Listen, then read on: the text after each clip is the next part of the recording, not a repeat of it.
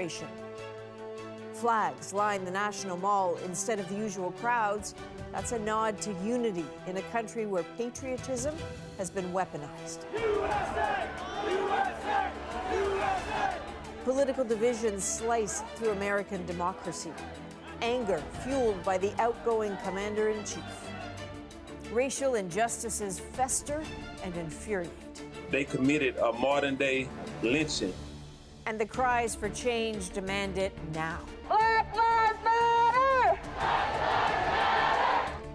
All this as Americans die by the thousands every single day of COVID-19. We're at war with the virus, not with one another.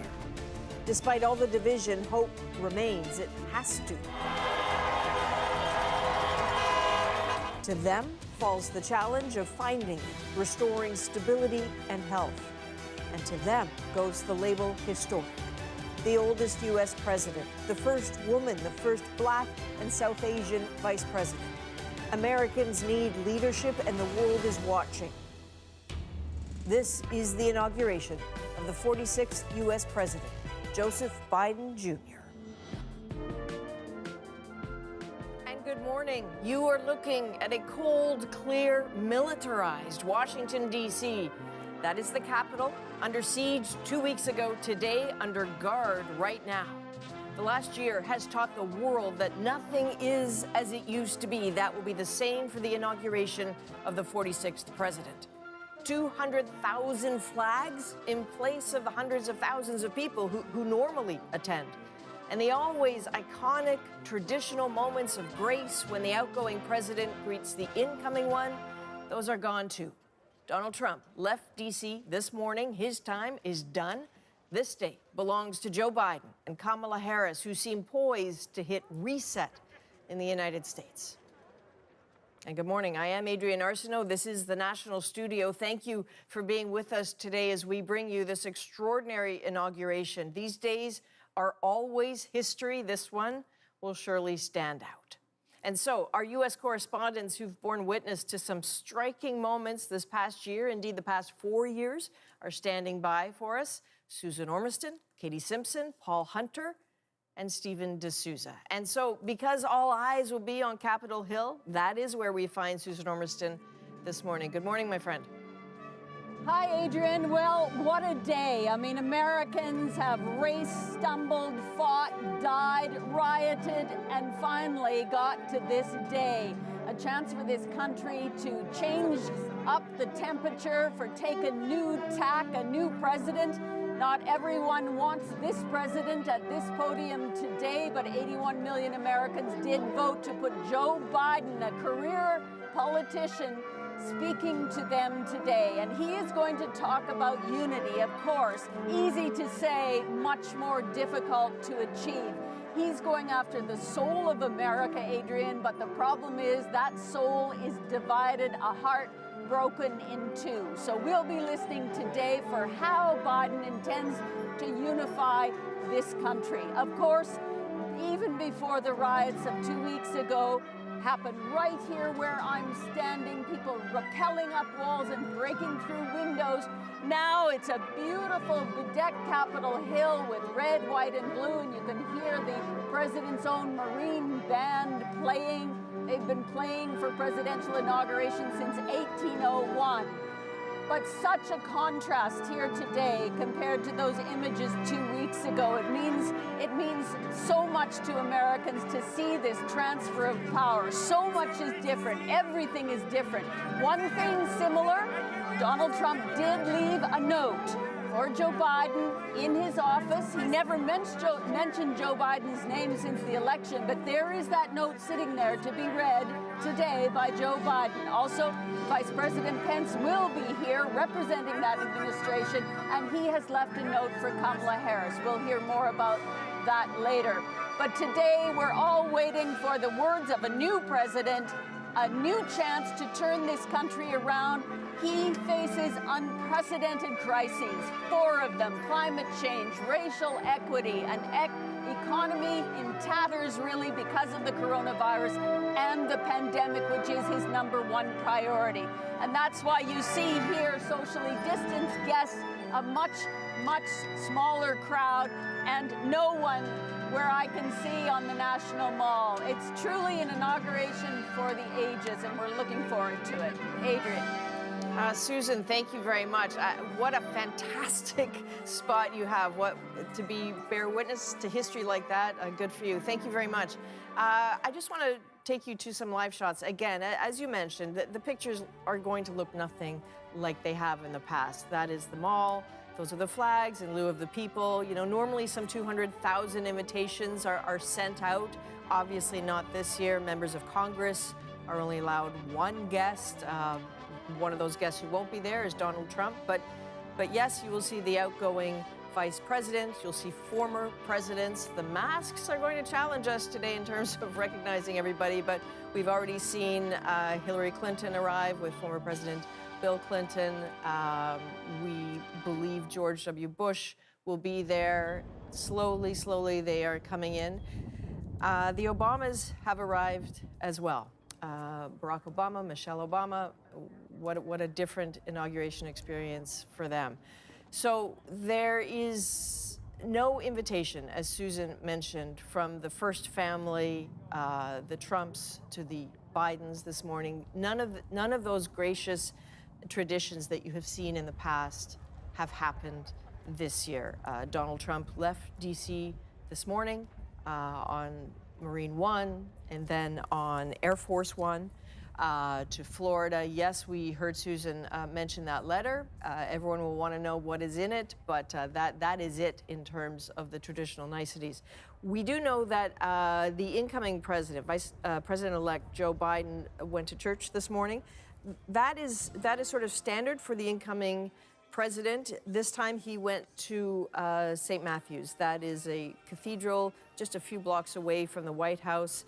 Notable, that is the place where John F. Kennedy's funeral was held. John F. Kennedy, of course, was the first Catholic president. Joe Biden will be the second Catholic president. So what you're seeing in the split screen there, just a few images, again, socially distanced at St. Matthew's this morning with the incoming First Lady, Jill Biden, and an attempt at reaching across the aisle. Mitch McConnell joined them this morning for their church service. So settle in if you can.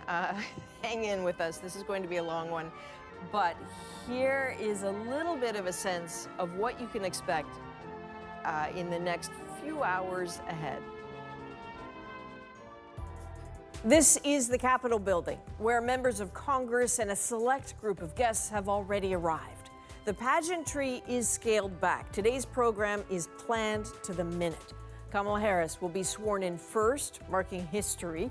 Then by noon Eastern, Joe Biden will place his hand on a Bible that's been in his family's since the 1890s, and he will take the presidential oath of office. One simple sentence, and the 46th presidency begins. President Biden then delivers his inaugural address. Now, this is a day for prose. The work of turning words into action comes later. The president and vice president and their spouses will then travel to Arlington National Cemetery in nearby Virginia. Former presidents Clinton, Bush, and Obama will join the new commander-in-chief for a wreath-laying ceremony at the tomb of the unknown soldier. One piece missing, the iconic parade. COVID's challenges canceled that weeks ago.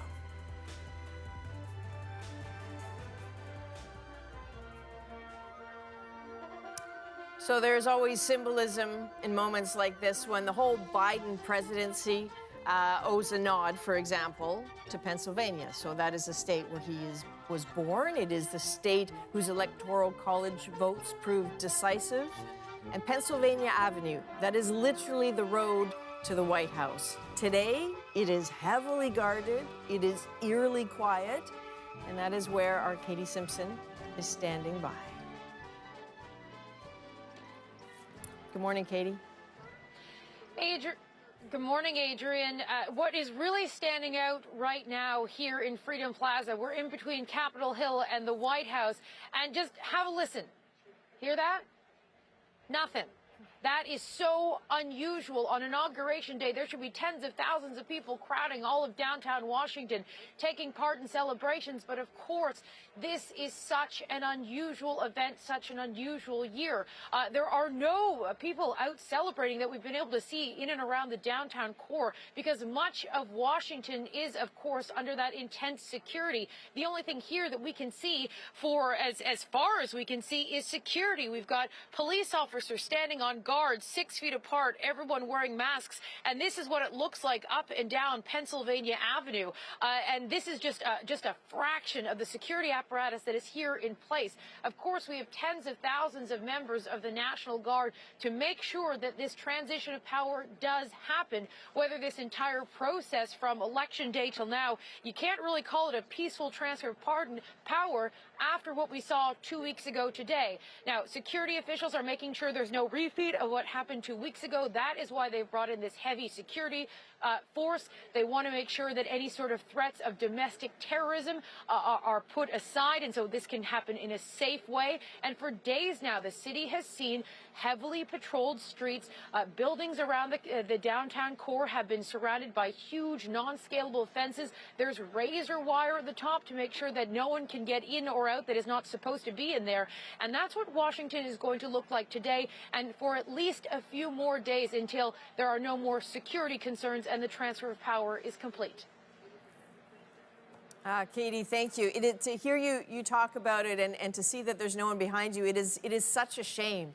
You know, this day is so special to be able to walk amongst people and ask them what they're hoping for and how they will hold their new president to account. And you know, you always encounter people who have traveled the length of the country to be there, and to not have that experience, I think, it's just such a terrible shame for everybody. This is the world right now. We're very glad that you are on top of it for us today. Thanks, Katie. So as we keep an eye on the split screen here, because what you're seeing, everyone, is again, more VIPs arriving for the inauguration. Mitch McConnell and his wife, Elaine Chao, who worked under the Biden administration, under the Trump administration, and quit not that long ago. In the brown coat there, that was Amy Klobuchar, who made a run for the president herself, has become very heavily involved in the inauguration organization. She has been a key figure in the last few weeks. So she certainly will have a role in today's program, too. You will hear from her a little bit later. So not far from the Capitol, geographically, not far from the Capitol, sort of kitty corner, if you will, is probably the best diplomatic real estate in Washington, D.C. That is the Canadian Embassy. It is strikingly beautiful if you get a chance to go down there. And the lucky soul, Paul Hunter, is there. Paul, I know you have a high helicopter view of where you are. I'm so curious if you can give us a sense of what you're seeing, what it feels like. Yeah, almost literally. We are above the fray, as it were. You know, when I look back to the Capitol building from this indeed privileged spot on Pennsylvania Avenue, the only embassy between the White House and the Capitol building, as you know, Adrian.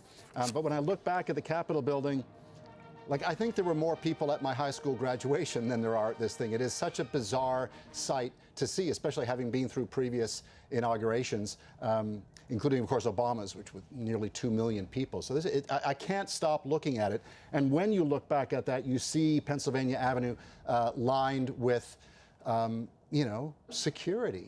And it's not 9/11. This is protecting Americans from other Americans. This is not a happy time in this country. It is a country in crisis. And as Trump left the White House today, you're reminded of all that, because it was, again, on his last moments as president, it was a graceless exit, I think, is a fair way to put it. He talked about himself. He didn't mention Joe Biden. Yes, maybe there's this letter awaiting in the Oval Office, but as it has been throughout the Trump presidency, it was about Donald Trump.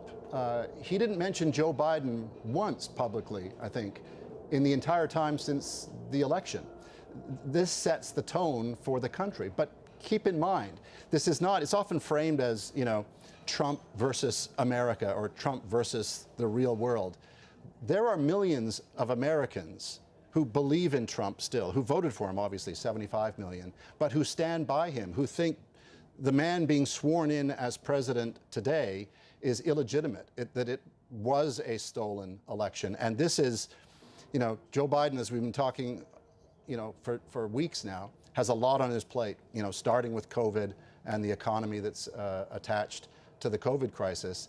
But he's got this divide. It's a real problem in this country, and it doesn't go away with his taking the oath of office. He'll have words today. You're going to hear unity a lot, but it's action. It's action on all these fronts, on COVID, on racial injustices in this country, on the divide, the political, partisan, fierce, deep divide in this country. All of it lands on Joe Biden's plate at 12:01 today, Adrian. All right, Paul, thank you very much. While we were listening to you, Paul, people might have seen a big black Suburban pull up. That was actually carrying Vice President Mike Pence to the inauguration. He will be there. As we know, Donald Trump will not. It's been interesting watching that relationship deteriorate in the past week or so between Pence and Trump. It took that long, but it certainly did deteriorate. We understand that there really wasn't any sort of meaningful goodbye. Mike Pence did not go to Joint Forces Base Andrews this morning to say goodbye to Donald Trump. He is at the inauguration. That is an image that certainly the Biden administration will hope makes a difference in terms of connecting with people. As Paul said, words will be lofty today. This is a day for prose. Tomorrow is the day for action. But in terms of Canada's relationship with its neighbor, Canada's already seen some action. Joe Biden has made it very clear that the Keystone XL pipeline will be done. A lot of Canadians were not surprised by that. It doesn't mean many of them enjoyed hearing that. So there are lots of questions in this country about what the incoming administration is going to mean for Canada. And so standing by to decode the messaging for Canada here, our chief political correspondent, Rosie Barton. So Rosie, help us out. What is your sense of what Canada is in for? Well, let me give you maybe a little primer on how our relationship is, what it looks like right now.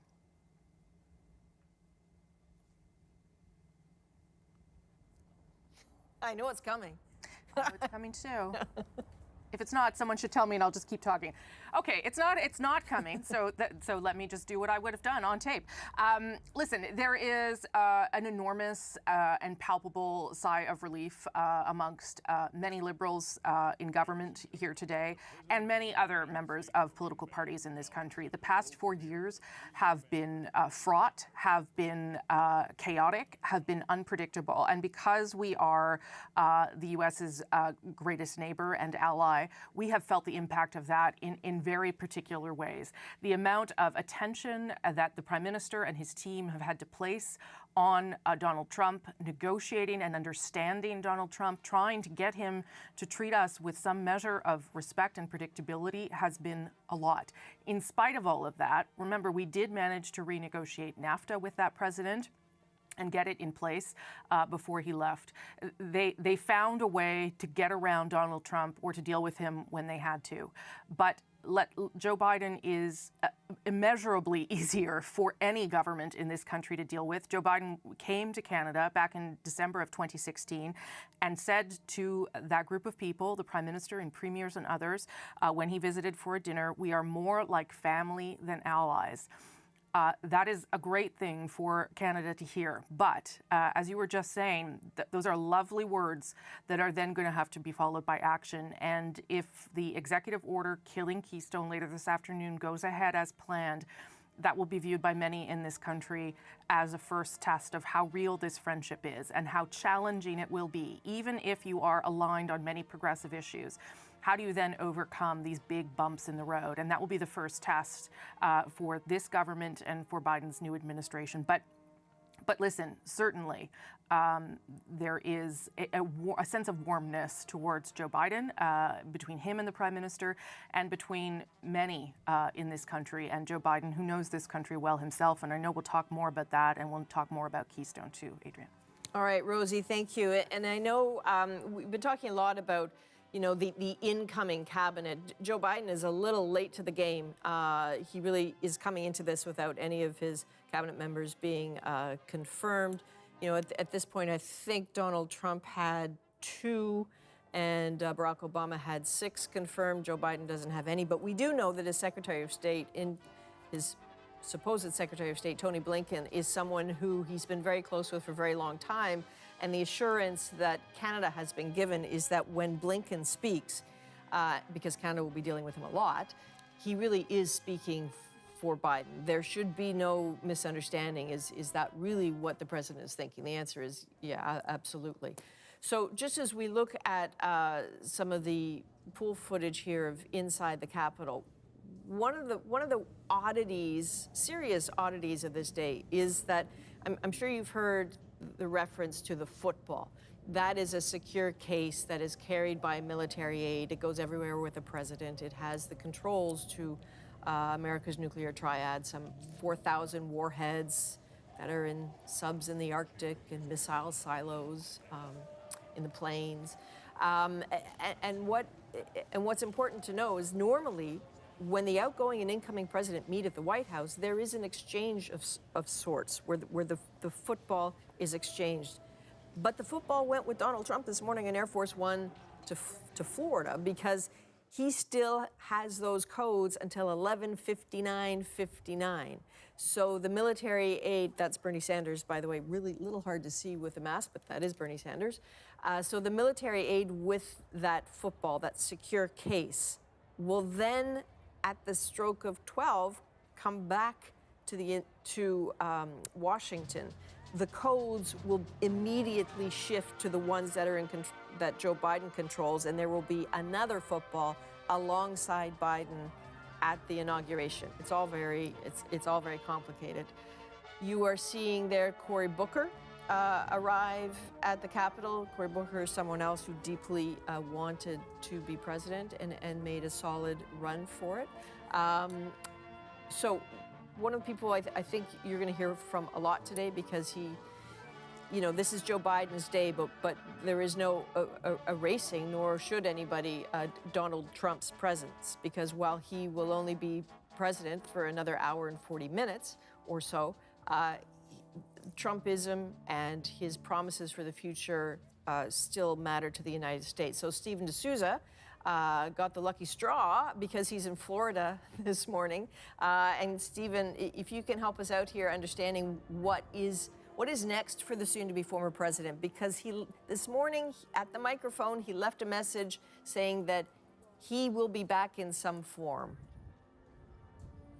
Yeah, that's the message that Donald Trump has sort of delivered pretty overtly in the last few days in all of the speeches he's given. And we're here in West Palm Beach. This is the path he'll take when he arrives at the airport just after 11 o'clock. And he's going to take his motorcade past all of these Trump supporters, hundreds of Trump supporters lining the route. Heavier security than we've seen in the past for these sorts of visits, but no immediate threats. Although we did see in front of Mar-a-Lago last night, they're putting up major concrete barriers. And the big question is, and it's something that Susan and Paul and you have all alluded to, is the deep fissures, this divided country, and the fact that there are so many people, more than 70 million Americans who voted for Donald Trump, and a large segment of those, especially the people we've spoken to here today, a lot of the people here especially do not see Joe Biden as the legitimate president. They firmly believe that Donald Trump won the election. This, of course, despite all the evidence to the contrary, the dozens of lawsuits that Donald Trump and his lawyers failed in courts of every level in front of judges of every political stripe.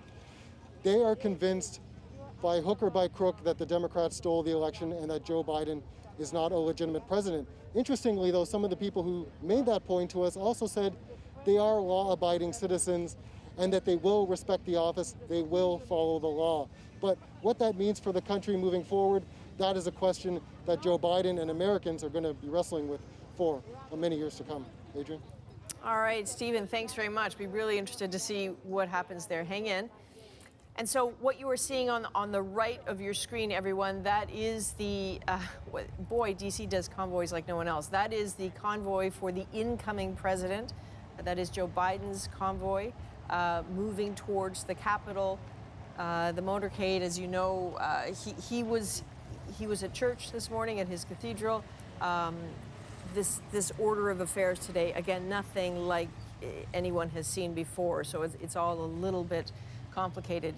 That Cadillac that just turned right there, that's what they call the Beast. That is the heavily fortified, one of the most fortified vehicles, passenger vehicles in the world.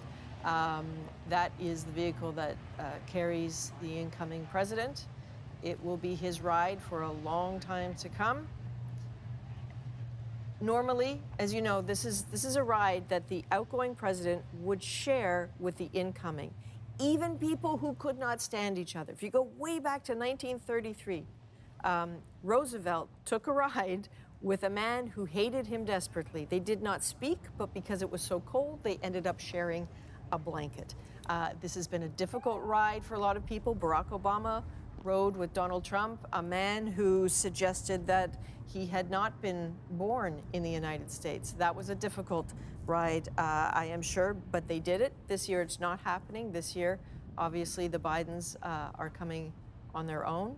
They will, however, be greeted not at the steps, but by Mike Pence, who is there. At the steps, though, you'll see a woman waiting. I believe that is Amy Klobuchar, who has a huge part to play in the inaugural coordination. But remember, this is a woman who also desperately wanted to be president and put a long run in to do that. Susan, from your vantage point, I'm not sure if you can see the cars arriving, but walk us through what you are seeing. Well, we are awaiting the arrival of Joe Biden and Kamala Harris, the president-elect and vice president-elect, to the Capitol. You know, think about this, Adrian. As you well know, this is not Biden's first trip to the Capitol. He's been coming here every year for 3 decades, and he knows this place extremely well. Probably, although history may correct me on this, one of the most experienced politicians on Capitol Hill to become president. He also knows the White House very well, having served 8 years as vice president. So he will come in as a familiar character in an entirely new position. And some have been speculating, wondering if this is the moment for Joe Biden facing these multiple crises as everyone hopes in his team that he will rise even further to his capacity as a seasoned and stable leader. Many Americans we've spoken to over the last few weeks are really desperate for less chaos, more stability, and presenting a picture of America to the world. So we're waiting for him and for Kamala Harris, of course, a real ceiling breaker, the first Black South Asian woman to become a vice president, truly a experienced politician in her own. And that's what we're watching for today, is these moments of firsts, Adrian. Susan, thank you. And so while you were speaking, President-elect Biden arrived with the future First Lady Jill Biden, as well as the future Vice President Kamala Harris and the future Second Gentleman, Doug Emhoff. They have all arrived now. They have been greeted by Senator Amy Klobuchar. Once they head inside the Capitol, that place that 2 weeks ago today was being stormed by people who wanted to, in some cases, overturn the election, today they will go in to be greeted by the congressional leadership. Let's just have a look at this. This is history.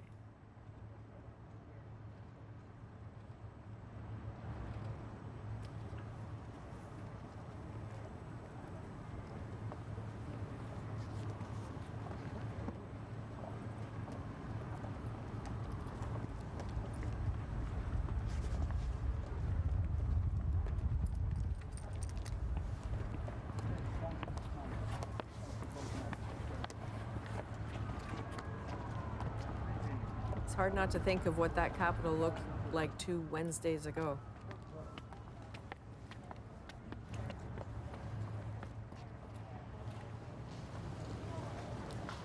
Just to orient you here, this is the east front of the Capitol. That used to be where inaugurations were largely held. Then they moved to the west front. That's what you'll be looking at for most of today, is the west front.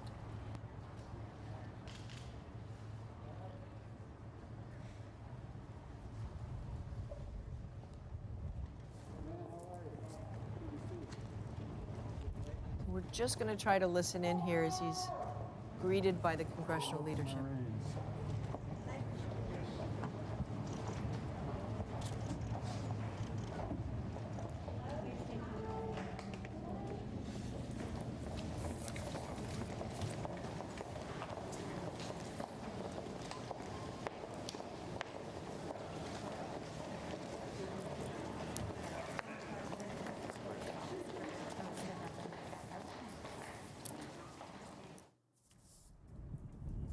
Okay, so we didn't hear anything. I think people were hoping to hear a little bit from them today.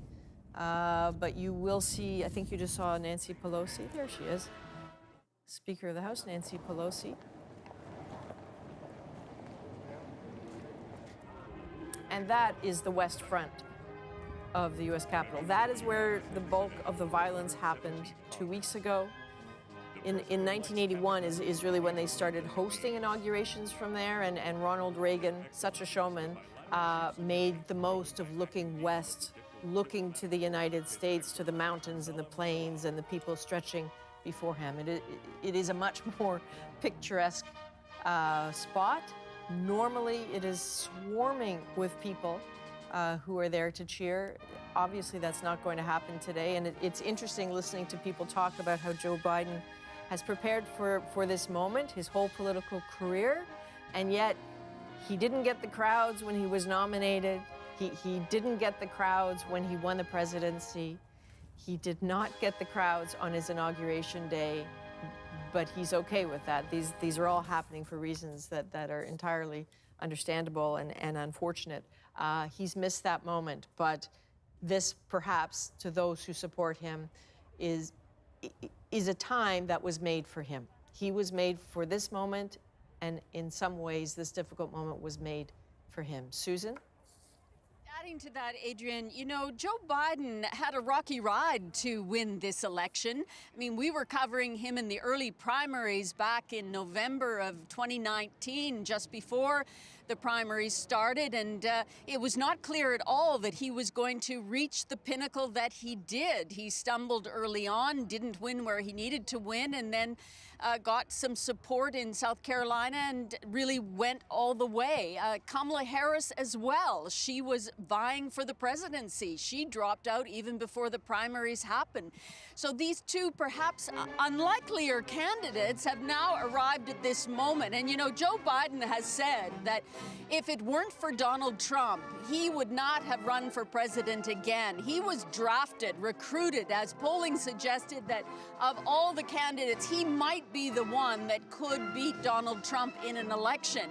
So there was a support movement pushing him along. And then Donald Trump would say that Joe Biden wouldn't have won if it weren't for the pandemic. Of course, he doesn't mention Joe Biden's name anymore at all, but that is his impression. And Trump actually said a night ago, I think, that he wished this new administration much success and that they would need a lot of luck. Luck is a very important word, the President Trump said, as if he was sort of suggesting that Biden was here because of luck. Well, no, he's because of crises, about mismanagement of the pandemic in this country, of the terrible, searing conflict of racial inequity, which spilled out onto the streets this summer.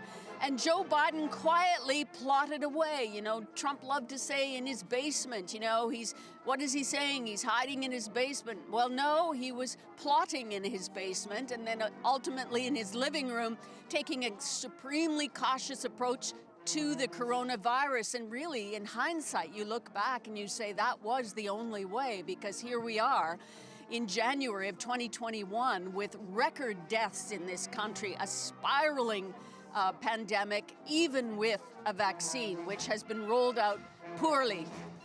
Watching him walk through the Capitol today, this morning, reflecting too that his road is still difficult. As of 12 o'clock noon today, sure, he has much on his agenda and some executive orders which he'll be able to complete today without congressional approval, but then he has to get support from the Senate. It's a 50-50 split now, which means that Vice President Kamala Harris can break a tie, but there's still the filibuster, which is a rule that means that more Republicans would have to climb aboard some of the policies, important policies. And in the House, they have a reduced majority, a reduced Democratic majority. So he has got a difficult legislative way as well. So we're going to let him have his moment now, have his celebration of a hard-won fight to get to this stage today.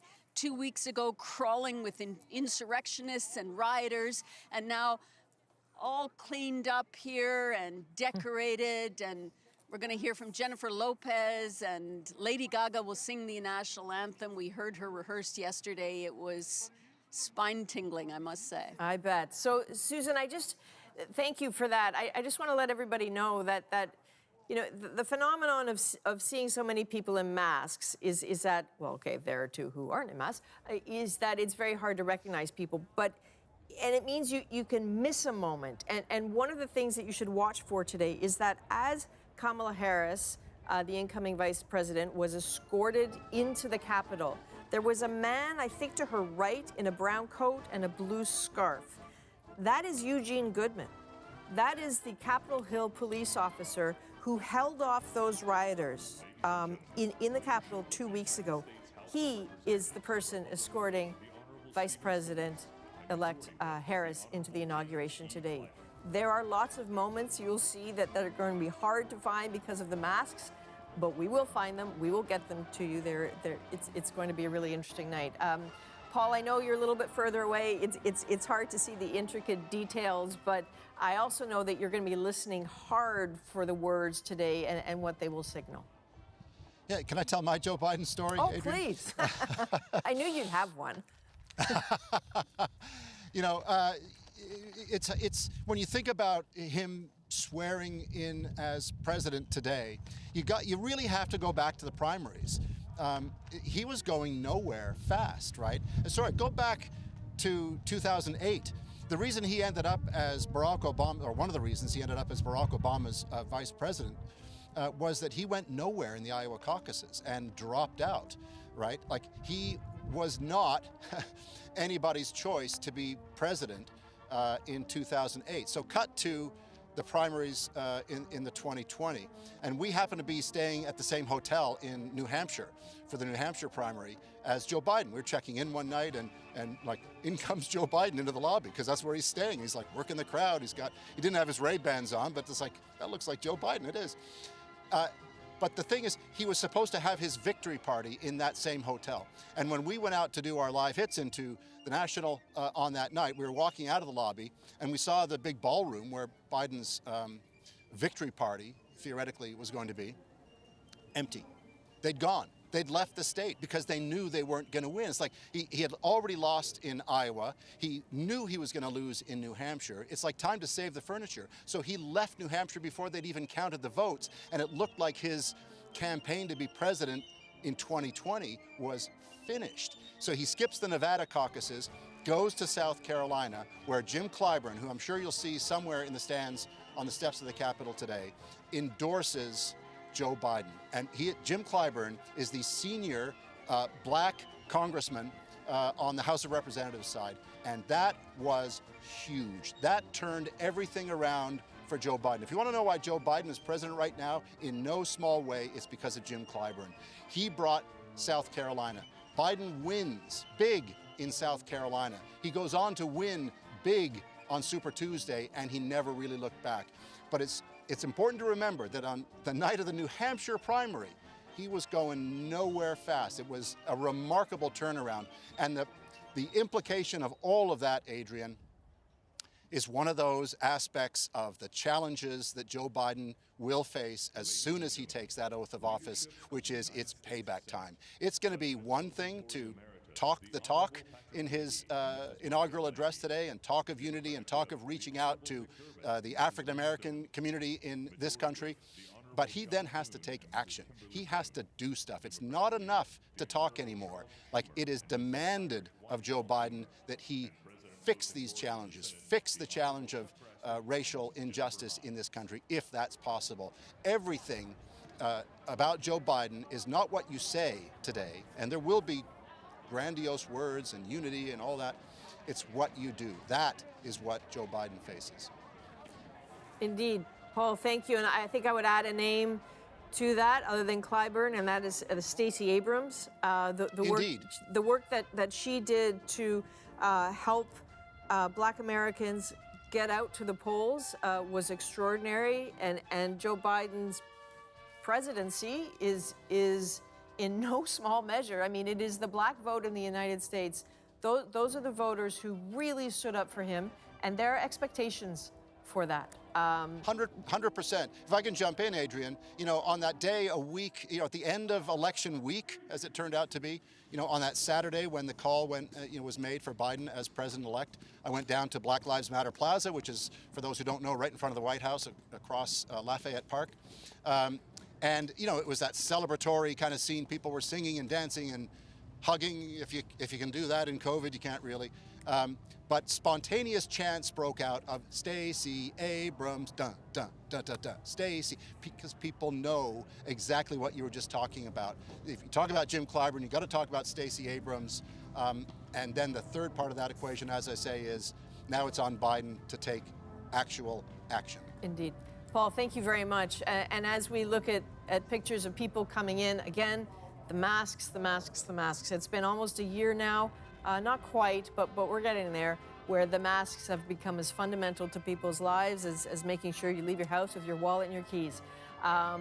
People may be learning to live with it, but a lot of people are dying because of it. And so it is everywhere. COVID is everywhere in the ceremony, and unfortunately. And because of that, let's bring in Dr. Georges Benjamin, the Executive Director of the American Public Health Association. Doctor, we really appreciate you being with us today. I just wonder, to what degree, I mean, COVID has changed everything here, but what is today's status with COVID in the United States? Can you put some perspective on it for us?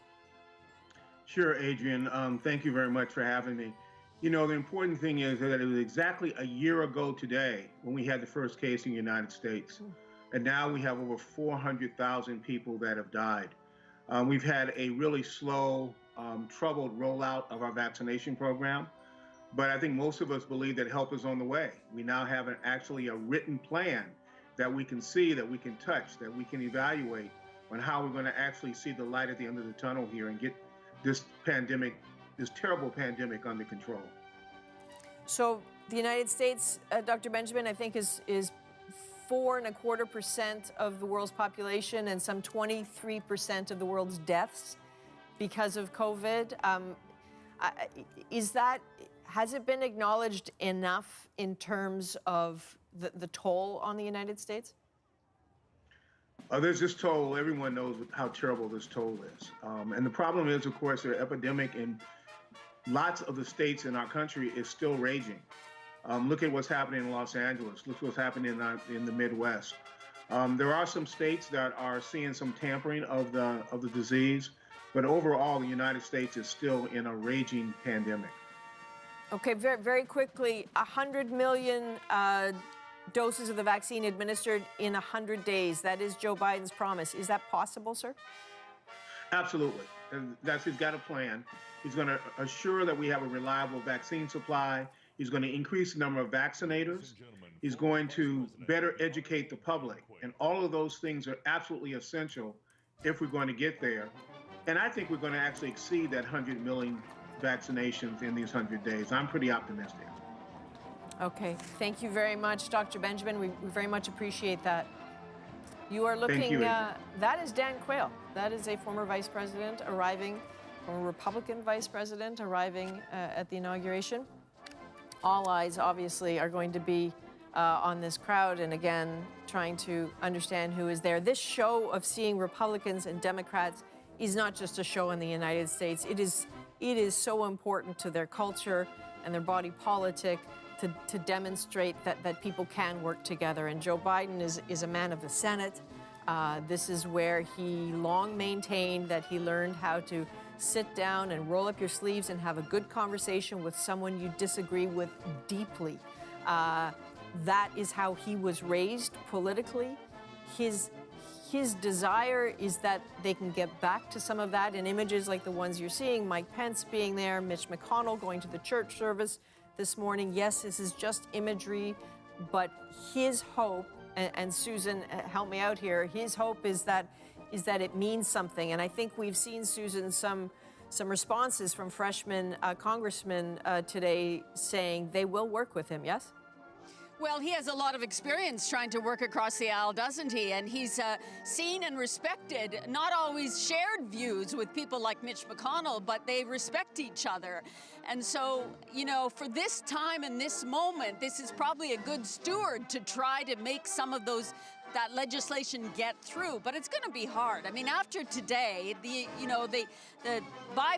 partisan fighting, bickering, it will rise up again, no doubt. And don't forget, we have a second impeachment trial that starts almost immediately of the president who just took off to Florida this morning. So there's no end to the turmoil here. What we're seeing is some of the VIPs come through the red curtain onto the stage there. And, you know, looking out, because of COVID and the social distancing, Adrian, it looks a bit like it's not ready, like this is a rehearsal, because the chairs are there spread apart and people are standing around, but eventually they'll all come together. And I want to point out, you know, the moments that will say something, not only to Americans, but to the world. The fact that 3 former presidents will be here.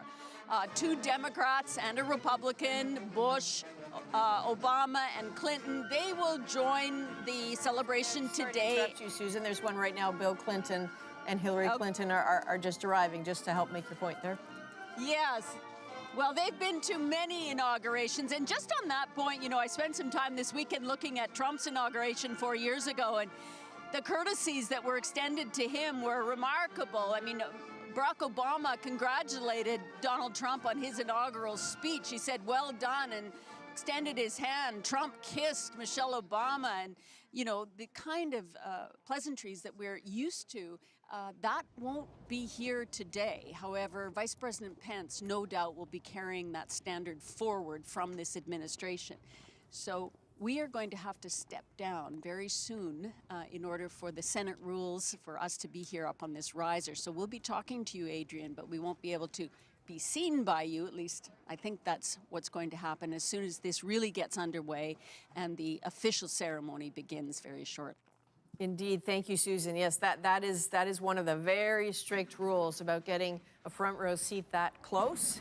You can look for only a certain amount of time, and then at some point the cameras have to come down. That is a standard sort of security concern. Thank you, Susan. I know we'll catch up in a little bit. As Susan was speaking as well, we saw a number of people arriving. Of course, former President Clinton and Hillary Clinton, but also you saw Ted Cruz showing up there. So again, like Mike Pence, there is this appearance of continuing with the traditions and hopefully continuing with the spirit of bipartisanship that Joe Biden speaks of. And keep an eye on Mike Pence. This is a man who may very well have political aspirations and has made a calculated decision in the last week or two to carve his own path. And so here again are the Clintons, Bill and Hillary arriving.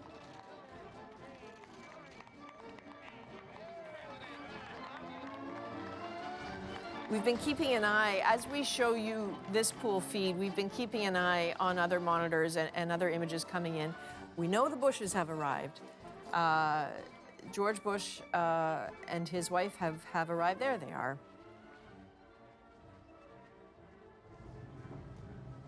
I think you're going to see all the surviving presidents here, minus Jimmy Carter, who is in his late 90s. He is an incredibly robust man, but I'm just not sure sitting out in the cold on Inauguration Day is in the cards for him today. During COVID, maybe not a good idea.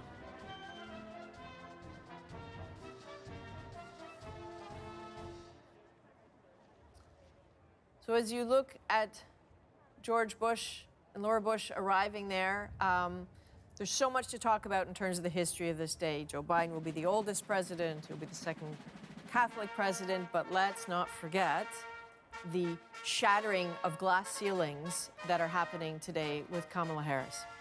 The first, just pausing for a second because, of course, that is the Obamas.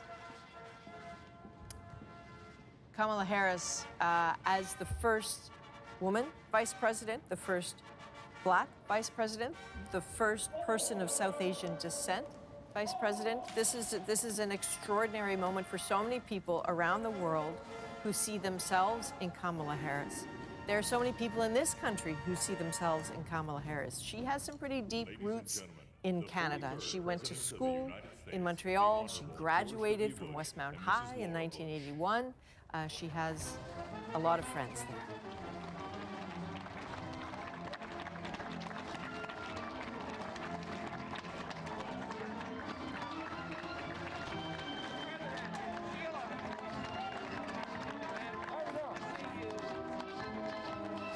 So while we watch this parade of former presidents come to stand in solidarity with the next president, just going to dip out for a moment to talk again about Kamala Harris with one of her dear pals, Wanda Kagan, in Montreal. I know Wanda, we spoke when this election happened, and I know how excited you were about the prospect of going to the inauguration.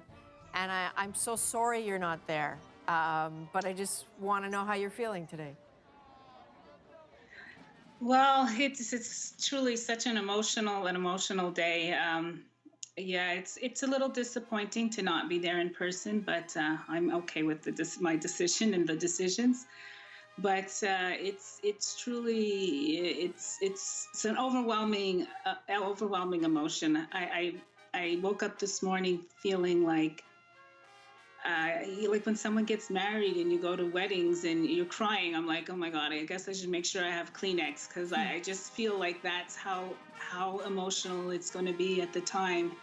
And yeah, especially having had us just very recent, like within days, catch up on different things. And, you know, it's really going to be emotional. So, Wanda, I know you were invited. I think you've been waiting for like an inauguration, you know, treat bag to come, and COVID in the mail, and it's not there. Yeah. When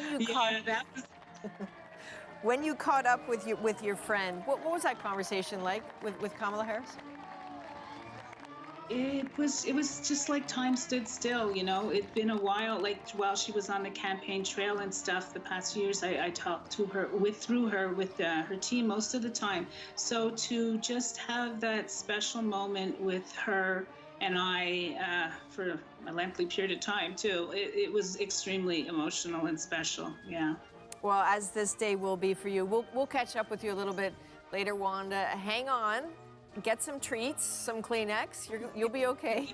We'll talk to you later. Okay.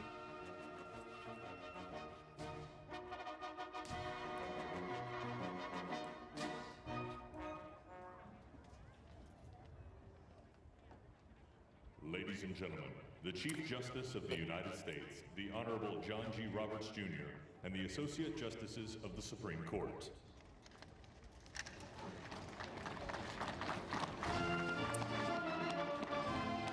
Chief Justice John Roberts, by the way, will be the man who will be delivering the, helping Joe Biden with the oath, swearing him in.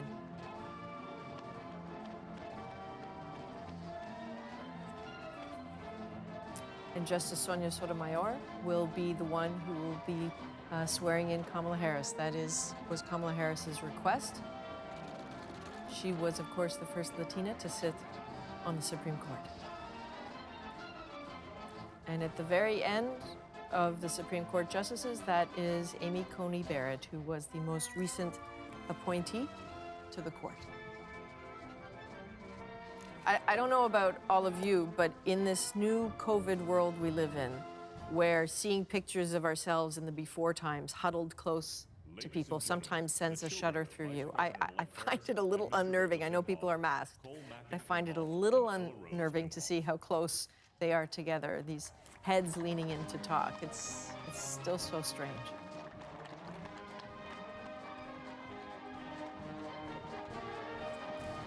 So you're looking there at Cole and Ella Emhoff. Those are the two people who refer to the incoming vice president as Mama. They are the children of Doug Emhoff. She is a woman they love dearly, and this is a huge day for them.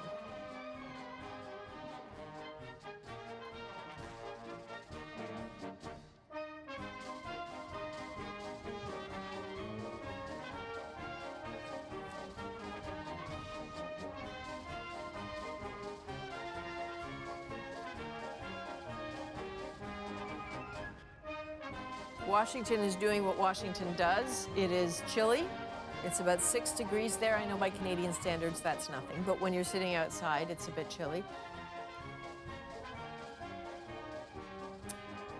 And in the, you just saw a man in a red baseball cap. That is Jim Clyburn. That is the man that Paul Hunter was referring to, who is owed so much by the Biden team for his work to get Joe Biden to this point, really.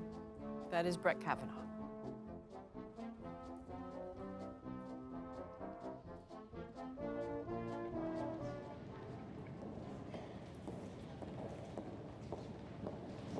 And this group here, this is Team Biden.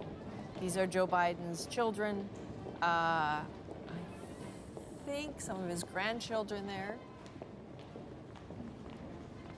He has a huge family. And from those who know him, they will say that the one thing you need to know about Joe Biden, not the one thing, but one of the important things, he's not a night owl. He starts his days very early, but when the kids and the grandkids come into a room, everything stops.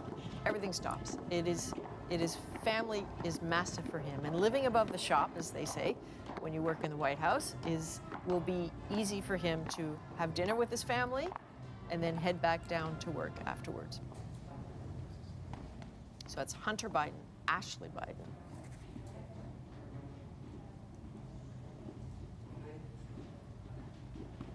Of course, the child who is not here today is Beau Biden, Joe Biden's beloved son, who was always telling him, "Promise me, Dad," which was the title of one of Joe Biden's books. "Promise me, Dad, that you will run." Running was something initially Joe Biden didn't want to do in 2016. He was still reeling from the death of his son. Running this time is something he said he came to terms with in part for his son. His son died at the age of 46. Joe Biden is about to be the 46th president. Don't think that number doesn't rattle in his head with some extraordinary significance today.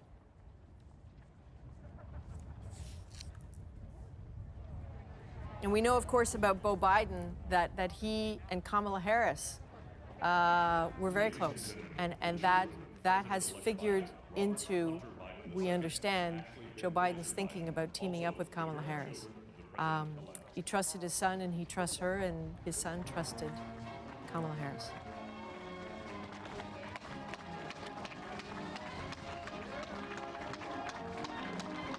That would be Team Biden arriving.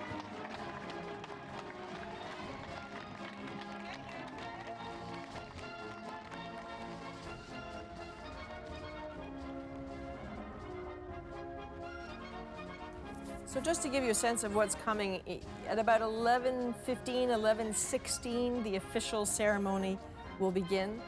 I promise you we will not talk throughout it so that you can sit and absorb this moment for yourselves. You'll hear the invocation, you'll hear some poetry, you'll hear this crucial speech in about 15 minutes from now. And there he is. This is an important gesture. This is Mike Pence, the outgoing vice president, VP, for 1 hour and 1 minute to go, and his wife, Karen Pence. I can tell you, as he walks through the Capitol right now, President Trump, who is in Air Force One, it's only called that for another hour or so then it becomes another plane until Joe Biden is on it. But he has just landed in Florida.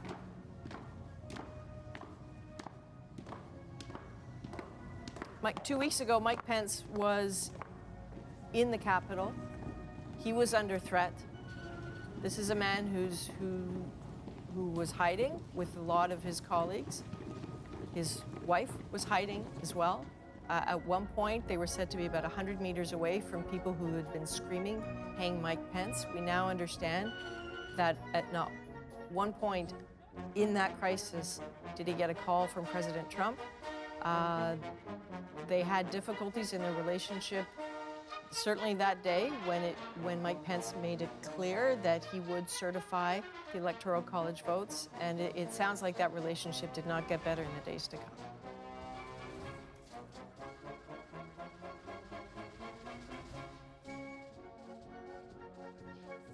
Paul, what are you making of who you're seeing here and how they're interacting?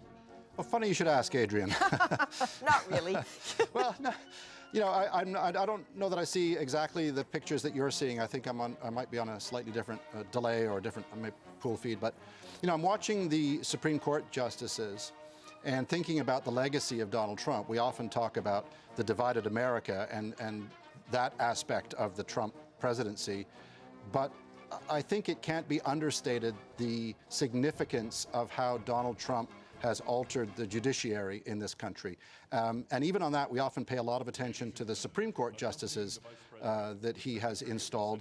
But the real impact is in the lower level judiciary, where he, with the help of Mitch McConnell in the Senate, has named, you know, judge after judge after judge, all conservatives. I mean, and that really will have an impact on American society for generations as those judges work their way up the system. It can't be understated, the significance of that. And I should add, conservative Americans, I'm not talking Trump Nation, but people who are conservatives appreciate that and like that and are grateful for that. And that, perhaps as much as anything, will be the true lasting legacy, if I can put it that way, of Donald Trump. That's what I'm thinking as I see the Supreme Court justices who get so much attention. Absolutely. They have so much sway in the course of the United States, and you're right. It will be interesting to see what happens to the status of that court and how many are on it, for example, in the years to come. Indeed. All right, Paul, thank you very much. While we still wait, I'd like to quickly bring in our panel. You will recognize these extraordinary people from our election coverage that I think was 14 years long. Aisha Mills is a Democratic strategist, a former fellow at the Harvard Institute of Politics. Kelly Jane Torrance, a Canadian and a conservative who sits on the editorial board of the New York Post. It is nice to see you both again. As we talk with you, Mike Pence is coming in, and it makes me wonder. Actually, Kelly, I wouldn't mind starting with you, if I may, given that we're looking at Mike Pence. As a conservative, what do you think you need to hear today? Well, that's a great question, Adrienne. And what I would like to hear is more of those calls for unity that Joe Biden has been saying. And, you know, hopefully he'll back it up with some real action. You know, he did not want President Trump to be impeached. I really don't think he did. He would like to get started from day one on his agenda. And I think that the impeachment, though I agree that President Trump bears some blame for what happened at the Capitol on January 6th, that was a small number of people. And, you know, a poll showed that only 5% of Americans think the rioters are patriots. The overwhelming majority, a vast majority, of Trump voters don't like those people and don't support them. And so one thing I've been worried about in the last couple weeks is this sort of move to deplatform conservatives and make anyone who supported President Trump, you know, not feel like they can be in polite company. Most right-wing Americans are good people. They voted for Donald Trump not for his terrible rhetoric, but for his policies. And I think Joe Biden has said he wants to lead for those people as well, for all Americans. And so I'm hoping to hear some great calls for unity in his speech tonight and to talk about how every American's concerns count. not just those who voted for Joe Biden. Okay, Aisha, I can feel you through the screen. I feel like you have a lot to say. What's on your mind right now? Well, the first thing that I want to say is thank you so much to our Canadian friends who have bared with us as the United States has stumbled on the world stage with a lot of ridiculousness and foolishness that frankly has done us not only reputational harm, but, you know, many of us in this country are clear about the policy and political, you know, divides that we created with our friends and allies. So thank you so much for bearing with us through all of this. You know, one thing that I'll say, and on this day of just, you know, excitement and enthusiasm for the future, is that we will never forget the hypocrisy of conservatives, Republicans, who on one hand really got off on the power of a president who stoked perhaps the nastiest discourse in modern American history among the people, who literally stoked the underbelly of our society, the nasty racists, the, you know, people who wanted to topple the government, just the anti-immigrant sentiment, and did it with bully tactics, with ignorant language, with horrific tweets, all of which are, by the way, on the public record. We will never forget that. And so it's really rich for when they say things like, you know, we can't be in you know, kind company or with people, you know, anymore who want to just have civility because, in fact, they got off on the lack of civility. Today, though, is just such a monumental, historic day for so many reasons. The thing that I am sad about, I have not missed an inauguration in, I don't know, maybe the last 4 or so. And to miss the first Black woman being inaugurated as vice president and not be able to be there is really just sad for me. But I'm so excited that even in the wake of all of the nastiness that we have seen, we are actually still moving forward as a country. And we see that reflected today in this inauguration and who our leadership is. And that is also in the Congress. It's the most diverse Congress ever in history. The Senate was just won. The balance of power in our United States Senate was just shifted by a Jewish young man and an African-American preacher who were just elected. And we have Kamala Harris as our vice president. So progress, you know, is often hard, but it is still happening here, and we get to see it all on display. So for that, I am excited and grateful and looking forward to the future. All right. Thank you to both of you. I know we will check back in with you. I mean, certainly, you know, divisions within populations don't stop at geographic borders. Certainly in Canada, we understand that too. And I think so many people right now are trying to learn how to talk to each other again, how to maintain political conversation within their own families. We've seen lots of divides, and let's hope we can deal with that ahead. So we will check back in with you. We're about a minute and a half away from seeing Kamala Harris arrive and sworn in. We are looking there. There's an interesting collection here. There is Barack Obama and A-Rod. J-Lo's Jennifer Lopez's fiance. Are they married now? I'm not, honestly, I have not kept up. I'm not even gonna, yeah. So that is Barack Obama, that is Michelle Obama. This is going to be a night, a day of lots of music. You're gonna hear from Lady Gaga. You will hear from Jennifer Lopez tonight in lieu of the inaugural balls, which are always such an amazing thing because the first couple tend to go from ball to ball to ball, and it is such an evening where they dance their feet off. Those pictures of Nancy Reagan and Ronald Reagan dancing to the last second. That man on your screen right now, that man is extraordinarily important.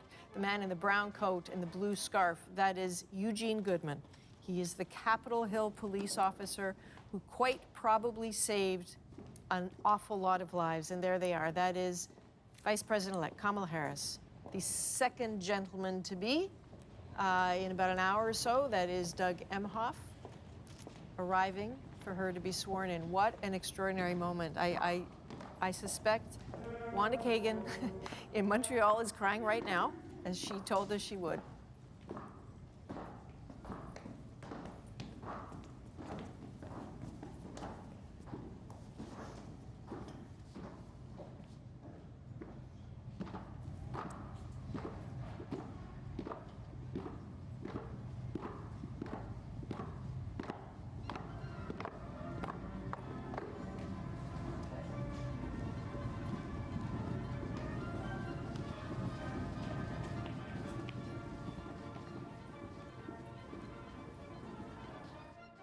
There are shards from glass ceilings crashing to the ground right now.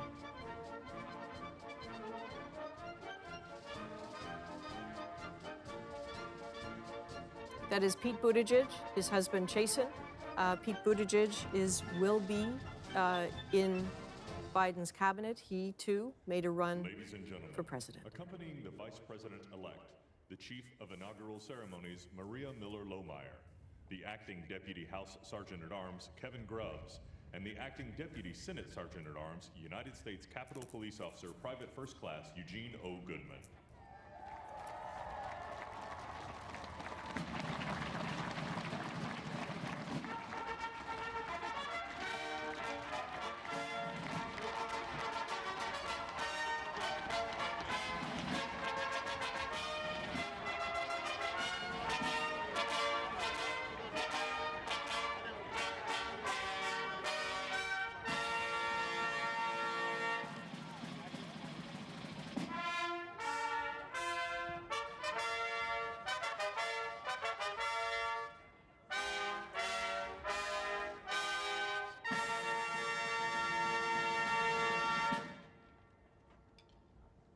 Ladies and gentlemen, the Vice President-elect of the United States, Kamala Devi Harris, and Mr. Douglas Emhoff.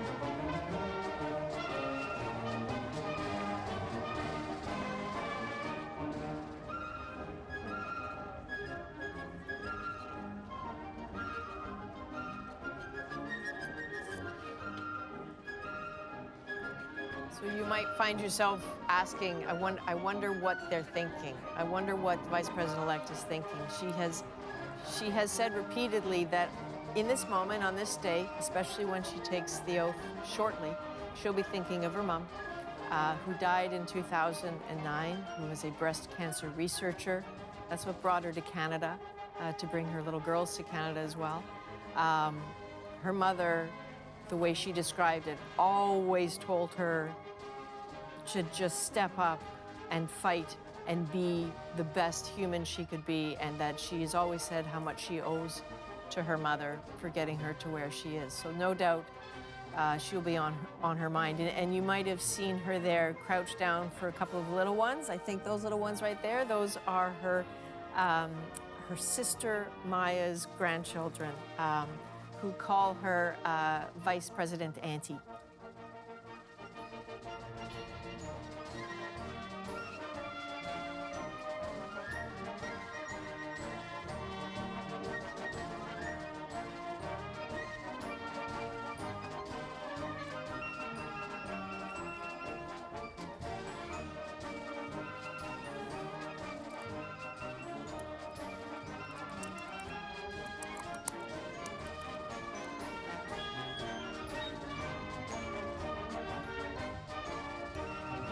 we just have a very brief moment. Congressional Committee on Inaugural Ceremonies. Staff Representative Alexandria Gordican-DeChico, accompanying the House Republican leader, the Honorable Kevin McCarthy. Staff Representative Bridget Brennan, accompanying House Majority Leader, the Honorable Steny Hoyer and Mrs. Yvette Lewis.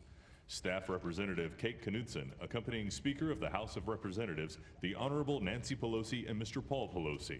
Staff Representative Lindsey Kerr, accompanying the Honorable Amy Klobuchar and Mr. John So you're Busworth. looking at the Joint Congressional Committee coming in. These are people who, obviously, for example, Nancy Pelosi, Mitch McConnell, these are people from both sides of the aisle. Again, this is part of what matters to the United States, this show of togetherness on this of all days. And there he is, President-elect Joe Biden, the First Lady.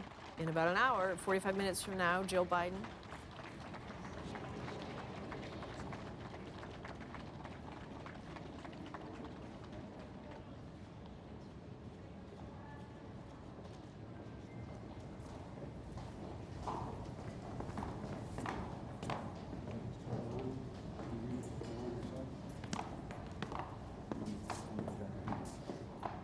We know he is a very emotional man. There is a lot in his head right now. There's a lot certainly in his heart. This man has been through so much. It's as if to hear him talk, his entire political career has led to this moment, and all the losses in his life have strengthened his heart for this moment. What he is facing as a U.S. president is unlike possibly what any other president has faced: the pandemic, a divided nation, an economy in trouble. It's a lot.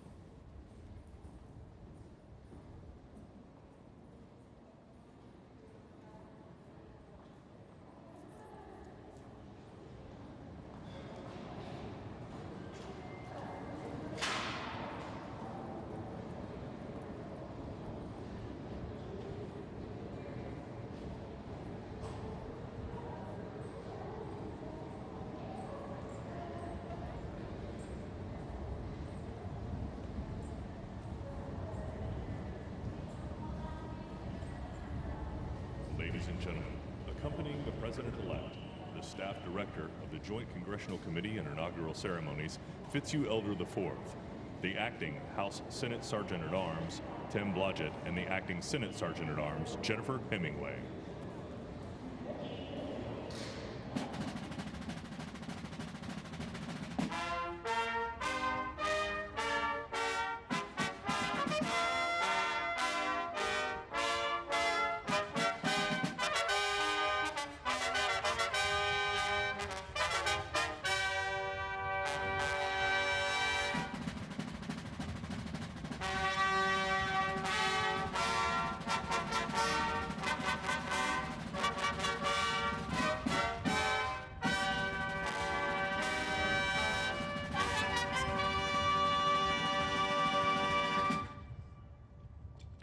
Ladies and gentlemen, the President-elect of the United States, Joseph Robinette Biden Jr. and Dr. Jill Biden.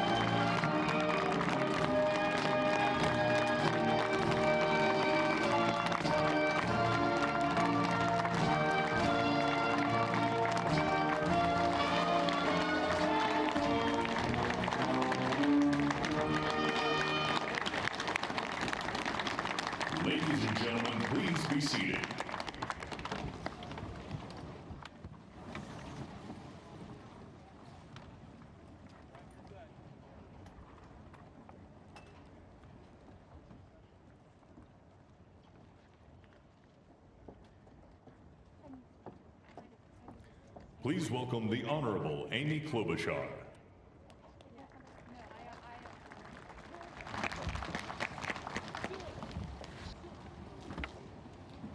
Vice President Pence, Mr. President-elect, Madam Vice President-elect, members of Congress and the judicial branch, former presidents and first ladies, vice presidents, leaders from abroad, and a whole bunch of Bidens.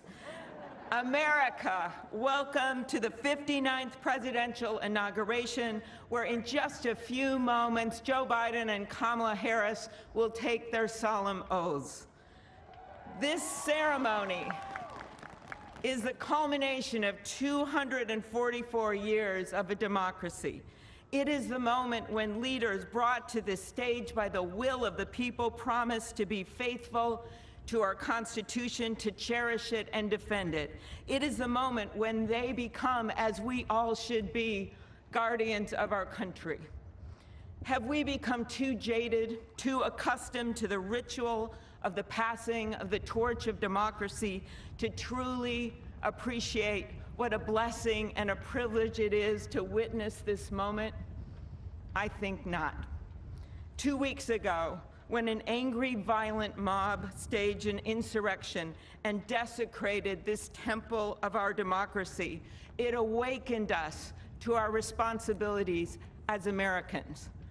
This is the day when our democracy picks itself up, brushes off the dust, and does what America always does: goes forward as a nation under God, indivisible, with liberty and justice for all.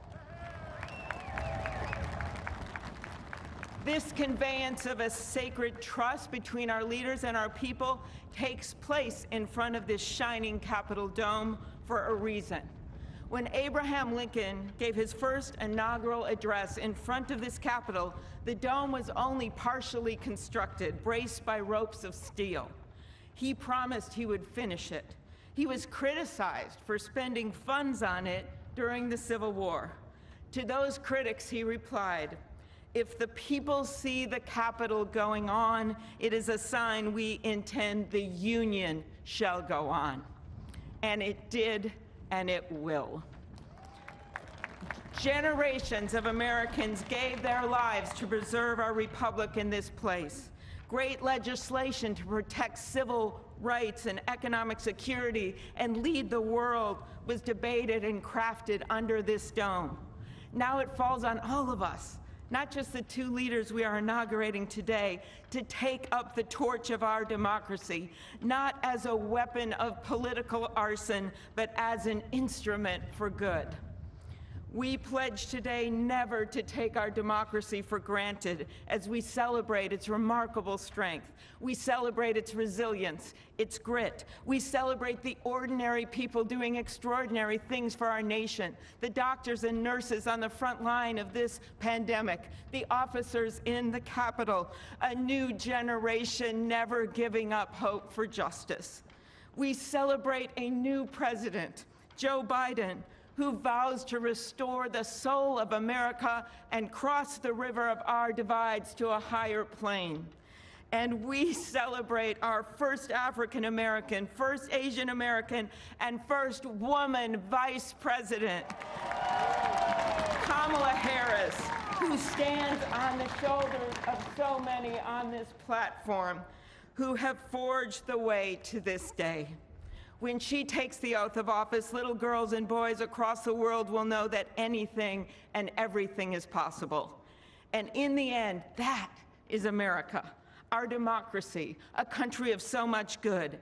And today, on these Capitol steps and before this glorious field of flags, we rededicate ourselves to its cause. Thank you. It is now my honor to introduce to you the senator who has worked with me and so many others to make this ceremony possible, my friend and the chair of the Inaugural Committee, Missouri Senator Roy Blunt.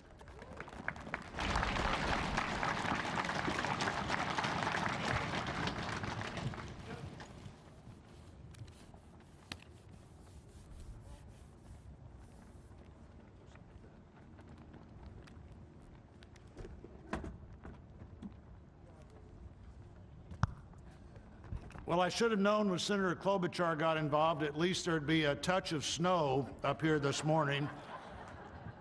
Of all the things we'd considered, I don't think snow was on my agenda till I walked out the door a moment ago. But thank you, Senator Klobuchar, and thanks to the other members of the Joint Congressional Committee on the Inauguration as we officially begin the 59th inaugural ceremony.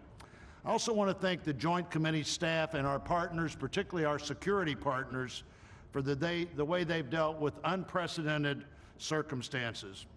When I chaired the inauguration 4 years ago, I shared President Reagan's 1981 description of this event as commonplace and miraculous.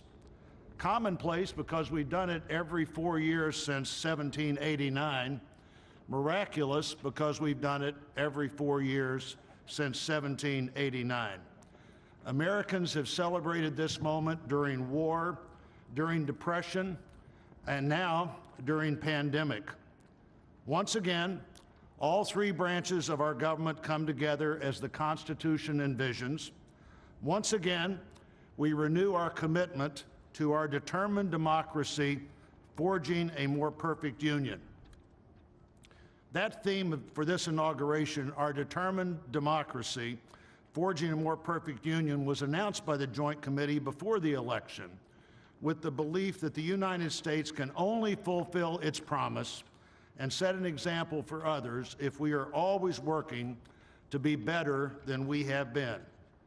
The Constitution established that determined democracy with its first three words, declaring the people as the source of the government. The Articles of Confederation hadn't done that. The Magna Carta hadn't done that. Only the Constitution says the government exists because the people are the source of the reason it exists. They immediately followed those first three words with the words to form a more perfect union. The founders did not say to form a perfect union. They did not claim that in our new country nothing would need to be improved. Fortunately, they understood that always working to be better would be the hallmark of a great democracy. The freedoms we have today, the nation we have today, is not here just because it happened, and they aren't complete. A great democracy working through the successes and failures of our history, striving to be better than it had been. And we are more than we have been, and we are less than we hope to be. The assault on our Capitol at this very place just 2 weeks ago reminds us that a government designed to balance and check itself is both fragile and resilient.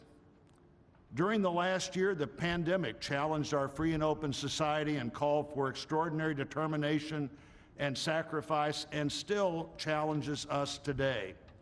Meeting that challenge head on have been and are healthcare workers, scientists, first responders, essential frontline workers, and so many others we depend on in so many ways. Today we come to this moment, people all over the world, as we're here, are watching and will watch what we do here. Our government comes together. The Congress and the courts join the transition of executive responsibility. One political party more pleased today and on every inaugural day than the other. But this is not a moment of division, it's a moment of unification. A new administration begins and brings with it a new beginning. And with that, our great national debate goes forward, and a determined democracy will continue to be essential in pursuit of a more perfect union and a better future for all Americans. What a privilege for me to join you today. Thank you.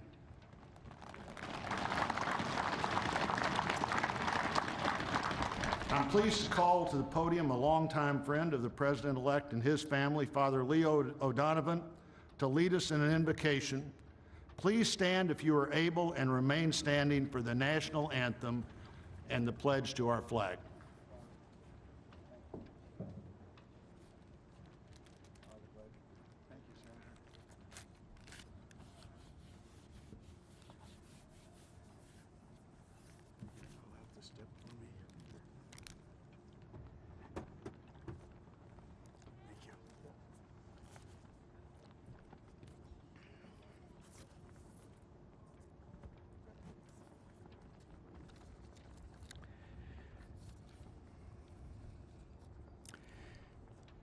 Gracious and merciful God, at this sacred time we come before you in need, indeed on our knees. But we come still more with hope and with our eyes raised anew to the vision of a more perfect union in our land, a union of all our citizens to promote the general welfare and secure the blessings of liberty to ourselves and our posterity. We are a people of many races, creeds, and colors, national backgrounds, cultures, and styles, now far more numerous and on land much vaster than when Archbishop John Carroll wrote his prayer for the inauguration of George Washington 232 years ago. Archbishop Carroll prayed that you, O Creator of all, would assist with your Holy Spirit of counsel and fortitude the President of these United States, that his administration may be conducted in righteousness and be eminently useful to your people. Today we confess our past failures to live according to our vision of equality, inclusion, and freedom for all.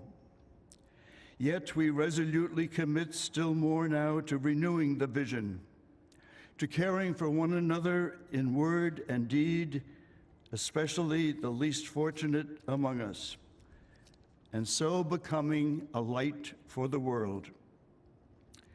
There is a power in each and every one of us that lives by turning to every other one of us, a thrust of the Spirit to cherish and care and stand by others, and above all, those most in need.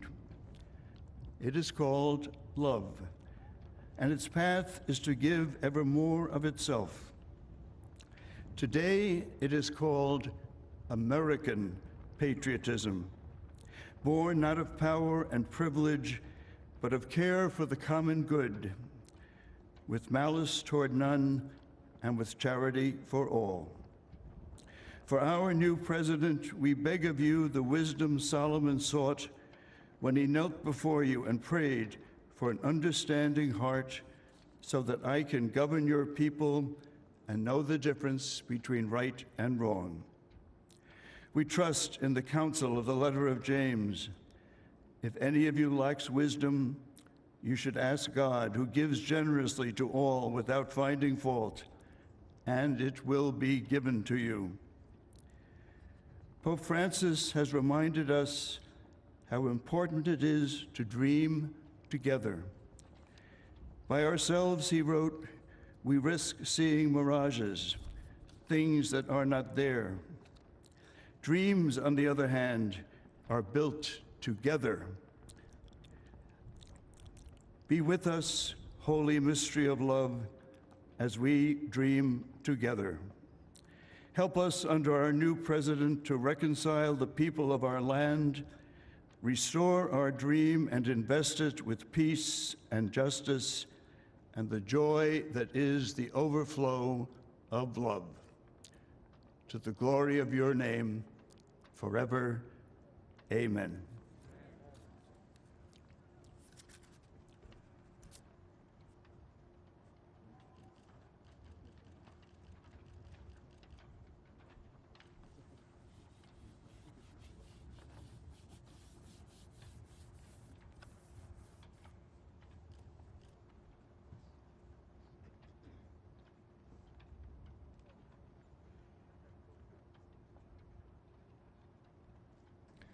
Ladies and gentlemen, please remain standing for the presentation of our national colors by the Armed Forces Color Guard, the singing of our national anthem, and for the Pledge of Allegiance.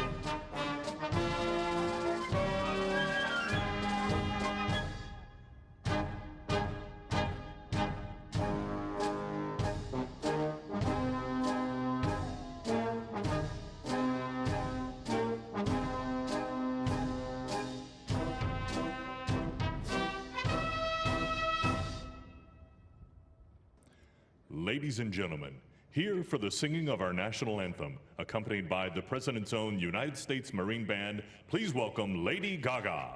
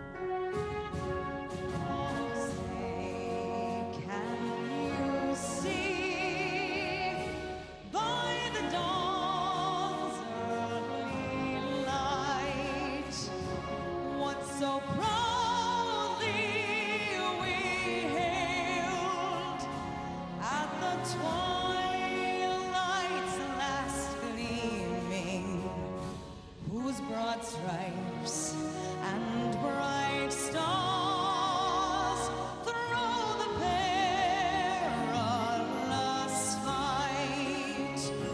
O'er the ramparts we watched were so gallantly streaming, and the rocket's red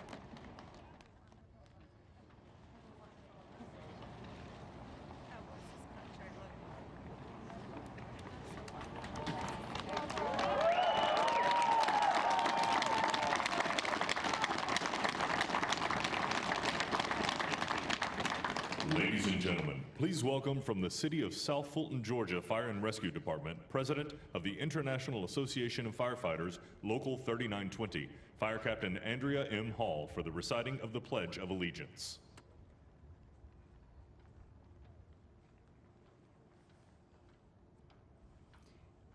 I pledge allegiance to the flag of the United States of America and to the republic for which it stands, one nation, under God, indivisible, with liberty and justice for all.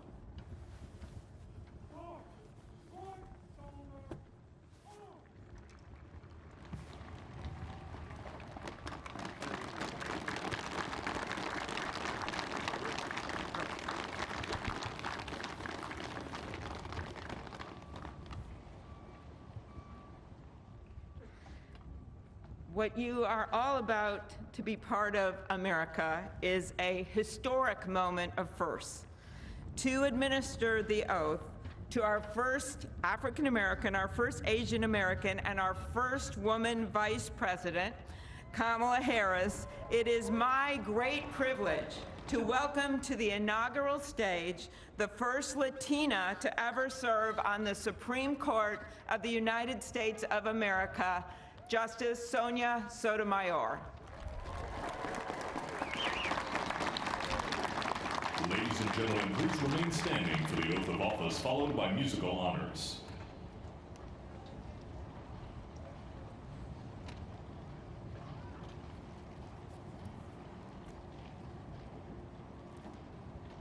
Please raise your right hand and repeat after me.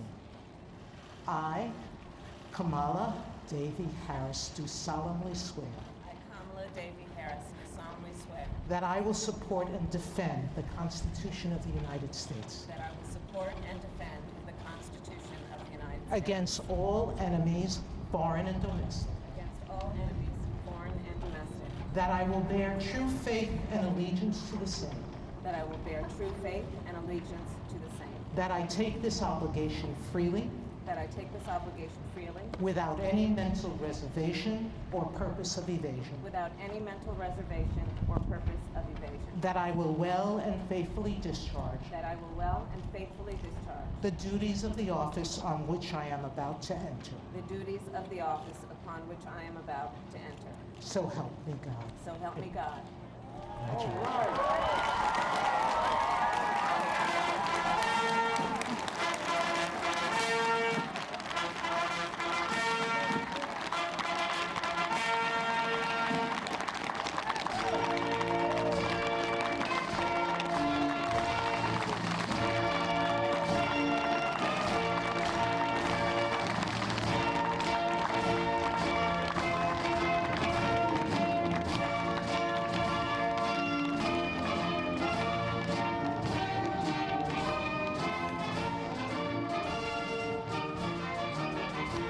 Well, that was extraordinary.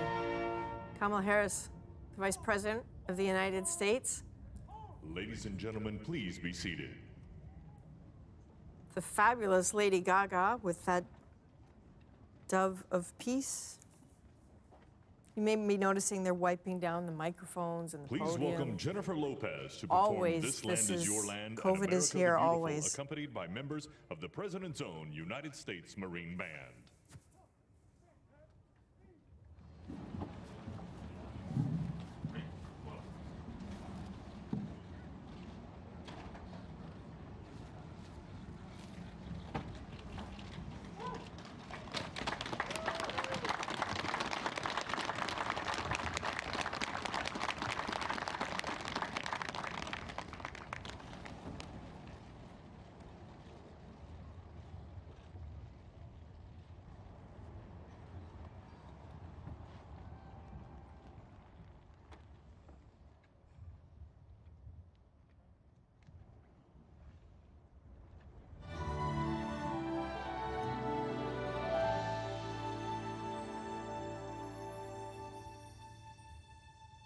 This land is your land.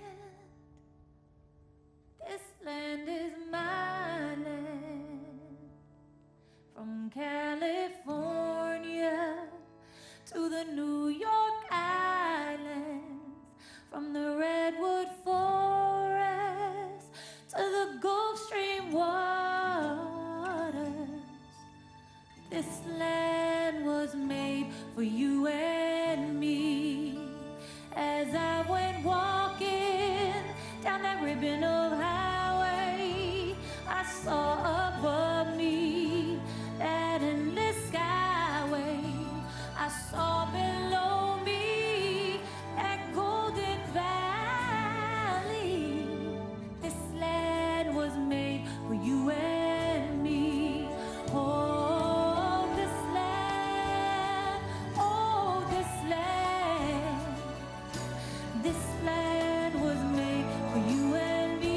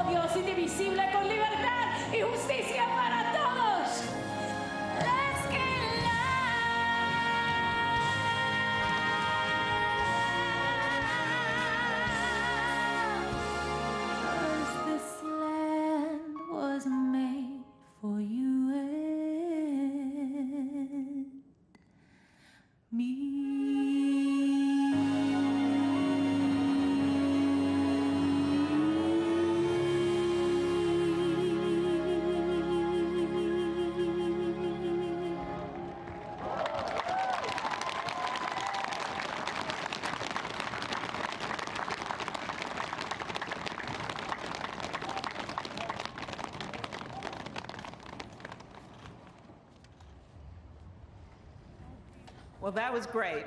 The sun is shining, and Mr. President-elect, this is the first inauguration in the history of America where J-Lo was the warm-up act for Chief Justice Roberts.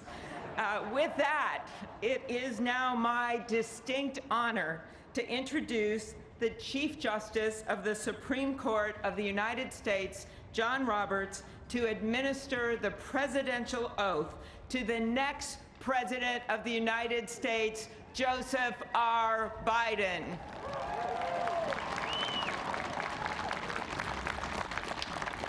Ladies and gentlemen, please stand for the oath of office, followed by musical honors.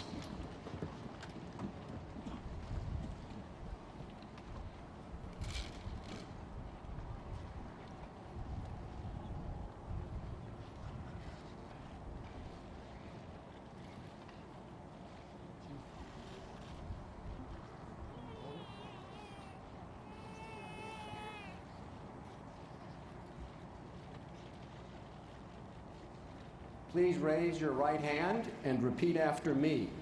I, Joseph Robinette Biden, Jr., do solemnly swear. I, Joseph Robinette Biden, Jr., do solemnly swear. That I will faithfully execute. That I will faithfully execute. The office of President of the United States. Office of President of the United States. And will, to the best of my ability. Will, to the best of my ability. Preserve, protect, and defend. Preserve, protect, and defend. The Constitution of the United States. The Constitution of the United States. So help you God. So help me God. Congratulations, Mr. President.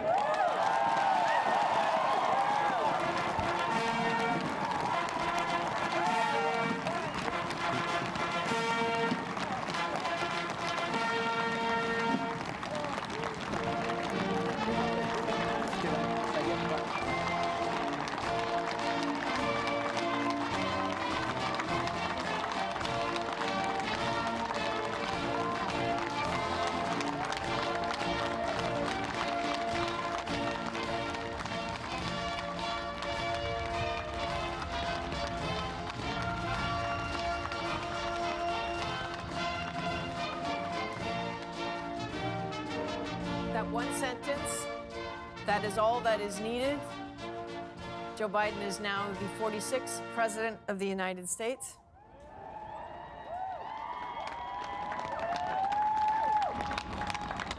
For an event where there are usually hundreds of thousands, it is oddly intimate in this era of COVID.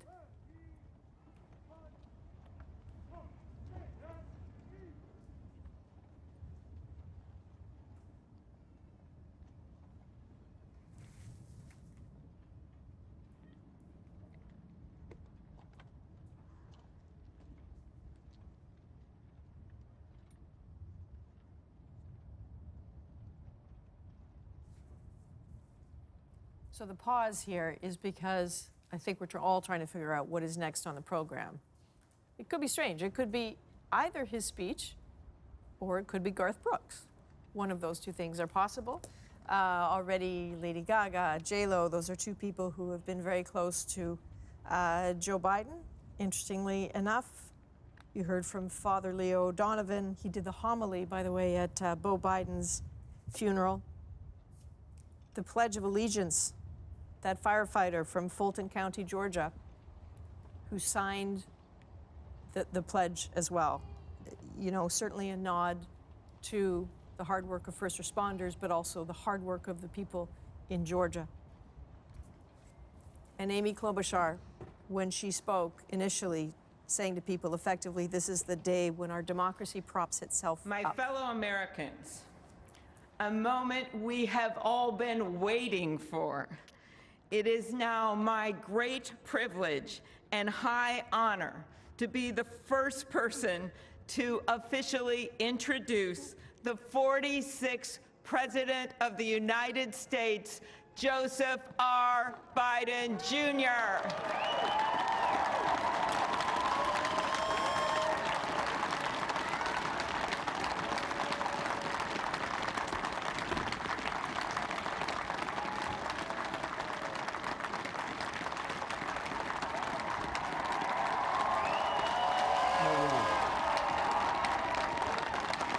Chief Justice Roberts, Vice President Harris,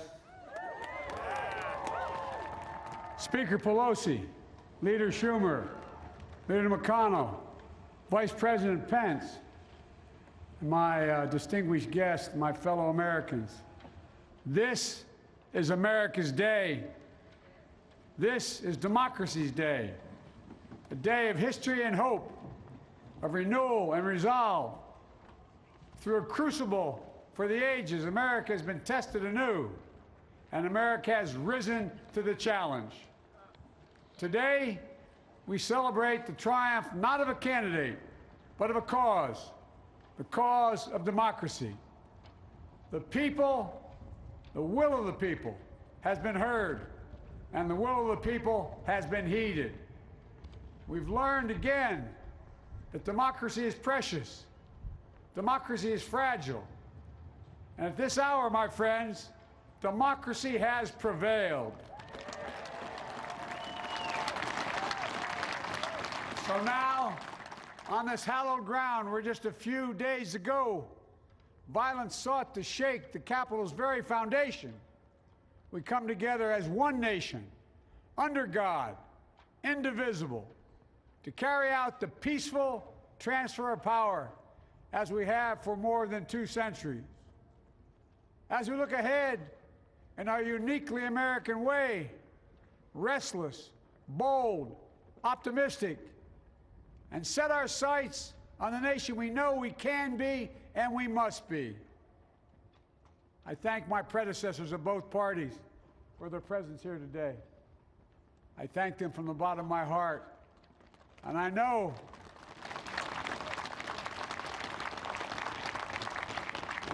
the resilience of our Constitution and the strength of our nation, as does President Carter, who I spoke with last night, who cannot be with us today, but whom we salute for his lifetime in service. I've just taken the sacred oath each of those patriots have taken, the oath first sworn by George Washington. But the American story depends not on any one of us, not on some of us, but on all of us, on we, the people, who seek a more perfect union. This is a great nation. We are good people. And over the centuries, through storm and strife, in peace and in war, we've come so far, but we still have far to go. We'll press forward with speed and urgency, for we have much to do in this winter of peril and significant possibilities. Much to repair, much to restore, much to heal, much to build, and much to gain. Few people in our nation's history have been more challenged or found a time more challenging or difficult than the time we're in now. Once-in-a-century virus that silently stalks the country. It's taken as many lives in 1 year as America lost in all of World War II. Millions of jobs have been lost. Hundreds of thousands of businesses closed. A cry for racial justice, some 400 years in the making, moves us. The dream of justice for all will be deferred no longer. A cry for survival comes from the planet itself, a cry that can't be any more desperate or any more clear. And now, a rise of political extremism, white supremacy, domestic terrorism, that we must confront and we will defeat. To overcome these challenges, to restore the soul and secure the future of America, requires so much more than words. It requires the most elusive of all things in a democracy: unity. Unity. In another January, on New Year's Day in 1863, Abraham Lincoln signed the Emancipation Proclamation. When he put pen to paper, the president said, and I quote, "If my name ever goes down into history It'll be for this act, and my whole soul is in it. My whole soul is in it. Today, on this January day, my whole soul is in this, bringing America together, uniting our people, uniting our nation. And I ask every American to join me in this cause.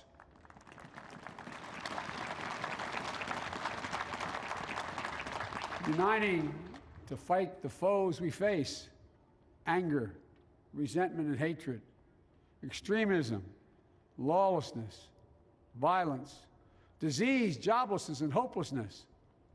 With unity, we can do great things, important things. We can right wrongs. We can put people to work in good jobs. We can teach our children in safe schools. We can overcome the deadly virus. We can reward work and rebuild the middle class and make health care secure for all. We can deliver racial justice, and we can make America once again the leading force for good in the world. I know speaking of unity can sound to some like a foolish fantasy these days. I know the forces that divide us are deep and they are real. But I also know they are not new. Our history has been a constant struggle between the American ideal that we're all are created equal and the harsh, ugly reality that racism, nativism, fear, demonization have long torn us apart. The battle is perennial, and victory is never assured. Through Civil War, the Great Depression, World War, 9/11, through struggle, sacrifice, and setbacks, our better angels have always prevailed. In each of these moments, enough of us have come together to carry all of us forward. And we can do that now. History, faith, and reason show the way of unity. We can see each other not as adversaries, but as neighbors. We can treat each other with dignity and respect. We can join forces, stop the shouting, and lower the temperature. For without unity, there is no peace, only bitterness and fury. No progress, only exhausting outrage. No nation, only a state of chaos. This is our historic moment of crisis and challenge, and unity is the path forward. And we must meet this moment as the United States of America. If we do that, I guarantee you we will not fail. We have never, ever, ever, ever failed in America when we've acted together. And so today, at this time, in this place, let's start afresh, all of us. Let's begin to listen to one another again, hear one another, see one another, show respect to one another. Politics doesn't have to be a raging fire, destroying everything in its path.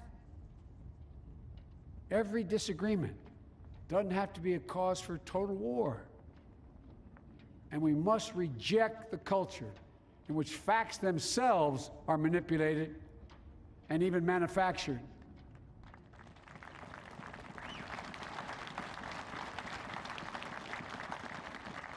My fellow Americans, we have to be different than this. America has to be better than this. And I believe America is so much better than this. Just look around. Here we stand in the shadow of the Capitol Dome, as was mentioned earlier, completed amid the Civil War, when the Union itself was literally hanging in the balance. Yet we endured. We prevailed. Here we stand, looking out on the great mall where Dr. King spoke of his dream.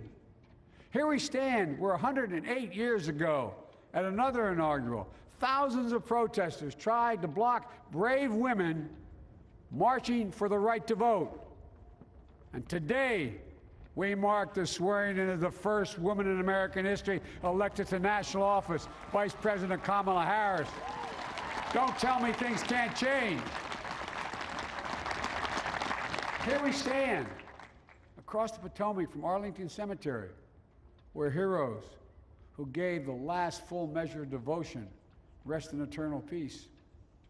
And here we stand, just days after a riotous mob thought they could use violence to silence the will of the people, to stop the work of our democracy, to drive us from this sacred ground. It did not happen. It will never happen. Not today, not tomorrow, not ever. Not ever.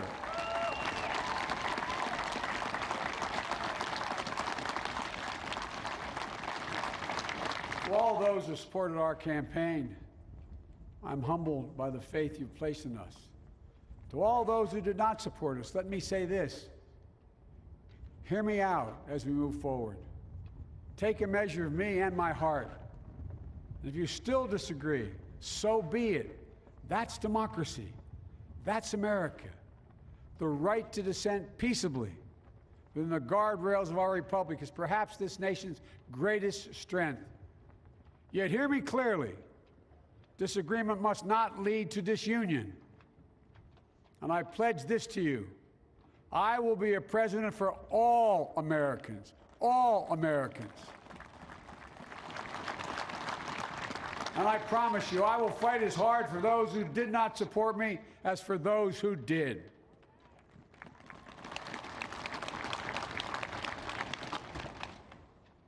Many centuries ago, St. Augustine, a saint of my church, wrote that a people was a multitude defined by the common objects of their love. Defined by the common objects of their love. What are the common objects we as Americans love that define us as Americans? I think we know. Opportunity, security, liberty, dignity, respect, honor, and yes, the truth. Recent weeks and months have taught us a painful lesson. There is truth and there are lies. Lies told for power and for profit. And each of us has a duty and a responsibility as citizens, as Americans, and especially as leaders. Leaders who have pledged to honor our Constitution and protect our nation, to defend the truth and defeat the lies. Look, I understand that many of my fellow Americans view the future with fear and trepidation. I understand they worry about their jobs. I understand, like my dad, they lay in bed at night, staring at the ceiling, wondering, can I keep my health care? Can I pay my mortgage? Thinking about their families, about what comes next. I promise you, I get it. But the answer is not to turn inward, to retreat into competing factions, distrusting those who don't look like you, or worship the way you do, or don't get their news from the same sources you do. We must end this uncivil war that pits red against blue, rural versus urban, or rural versus urban, conservative versus liberal. We can do this if we open our souls instead of hardening our hearts, if we show a little tolerance and humility, and if we're willing to stand in the other person's shoes, as my mom would say, just for a moment, stand in their shoes. Because here's the thing about life. There's no accounting for what fate will deal you. Some days, when you need a hand.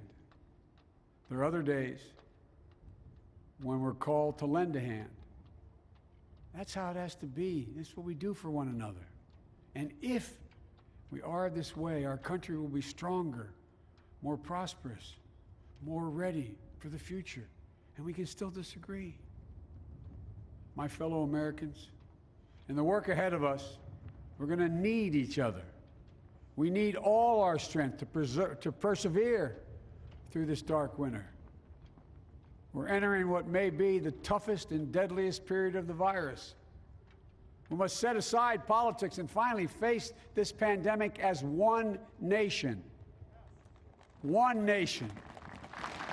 And I promise you this, as the Bible says, weeping may endure for a night, but joy cometh in the morning. We will get through this together. Together. Look, folks, all my colleagues I serve with in the House and the Senate up here, we all understand the world is watching all of us today. So here's my message to those beyond our borders. America has been tested, and we've come out stronger for it.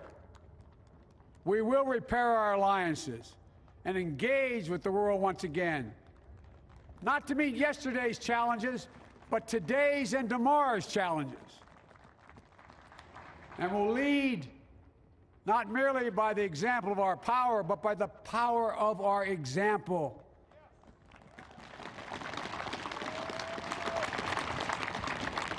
We'll be a strong and trusted partner for peace, progress, and security.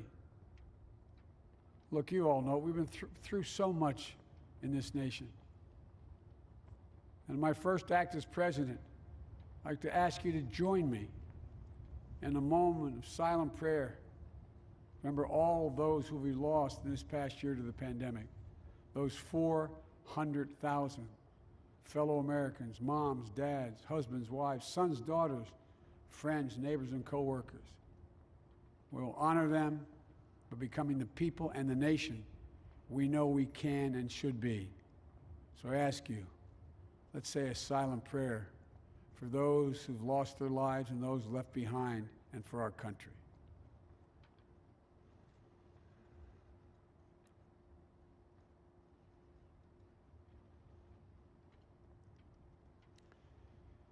Amen.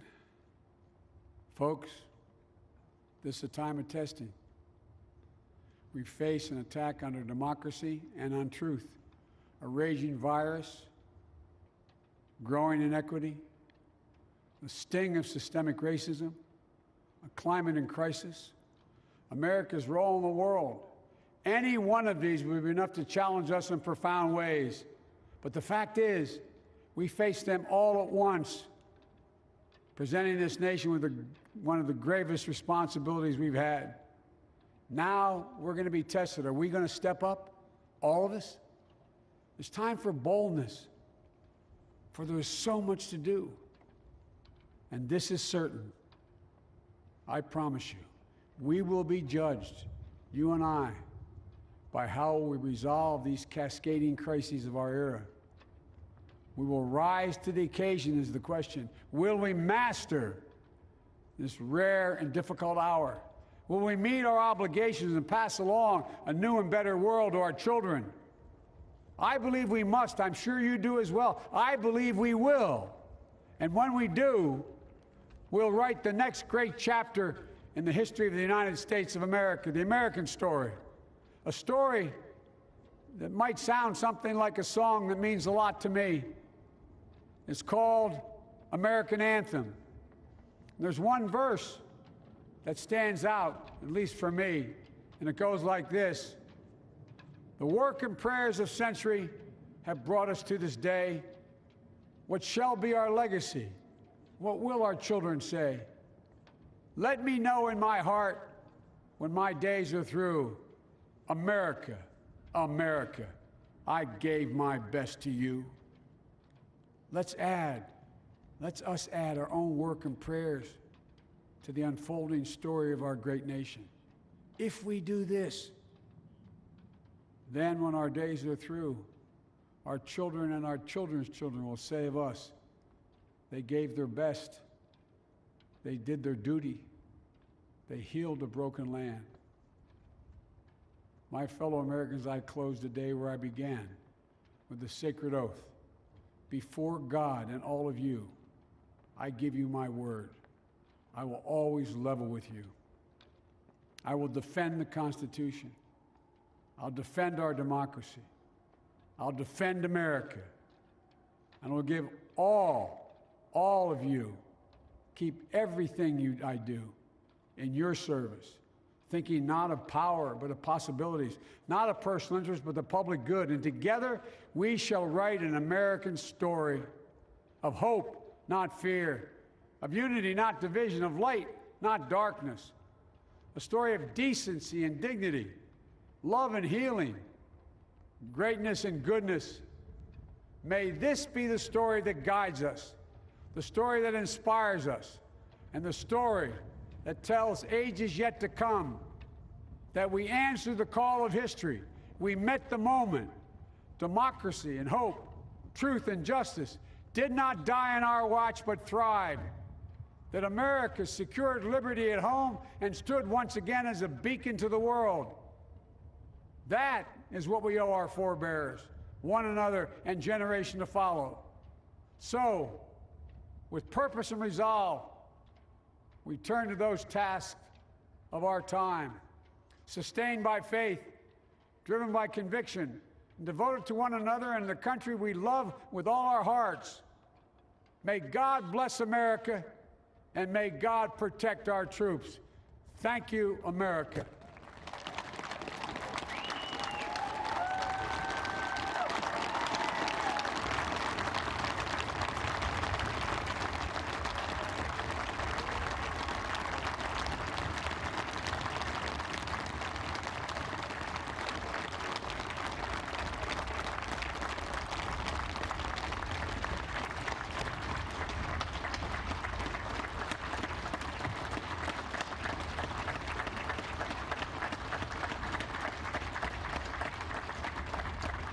Ladies and gentlemen, please be seated.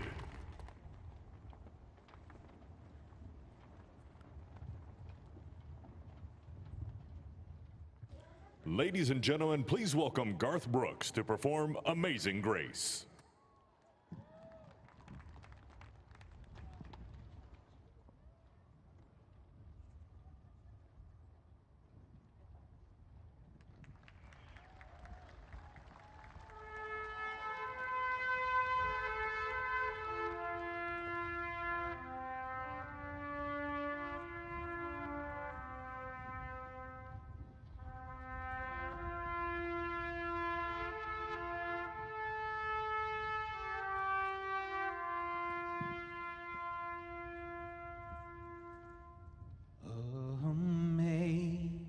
Amazing grace, how sweet the sound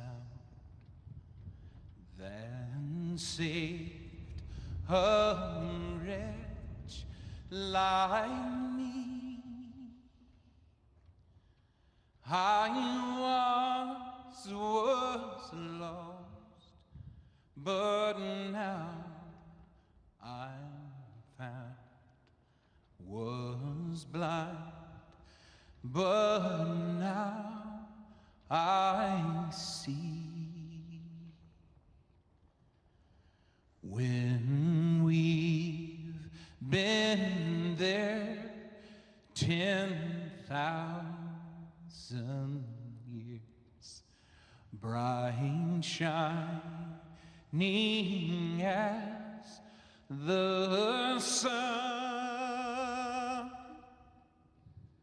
we've no less days to sing God's praise than when we first begun.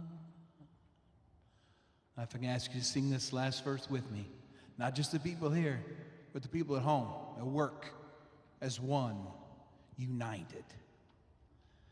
Amazing grace, how sweet the sound that saved a wretch like me.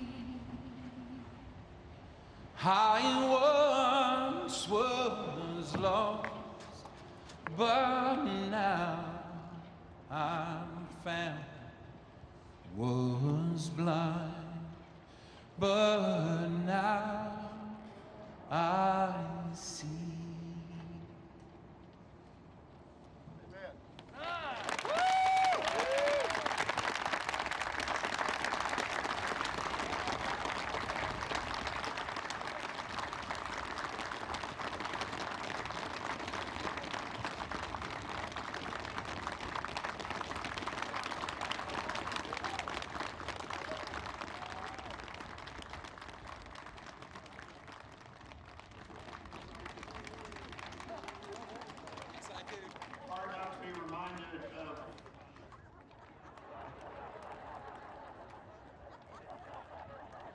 Well, there's an awful lot of hugging going on. All right, this is, you know, inaugurations are always extraordinary Hard not to be moments. reminded of President Obama's singing that same song at the Mother Emanuel Church.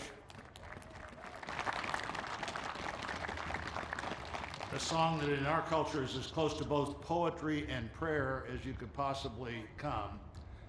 And we're going to finish with those two things. Let me introduce Amanda Gorman, our nation's first ever National Poet Laureate.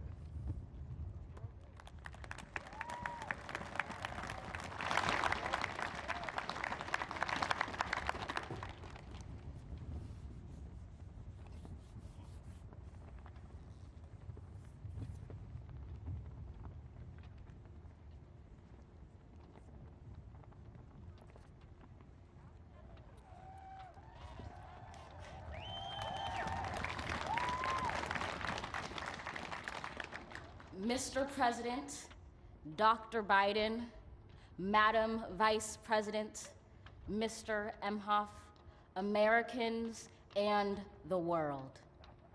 When day comes, we ask ourselves, where can we find light in this never-ending shade? The loss we carry, a sea we must wade. We've braved the belly of the beast.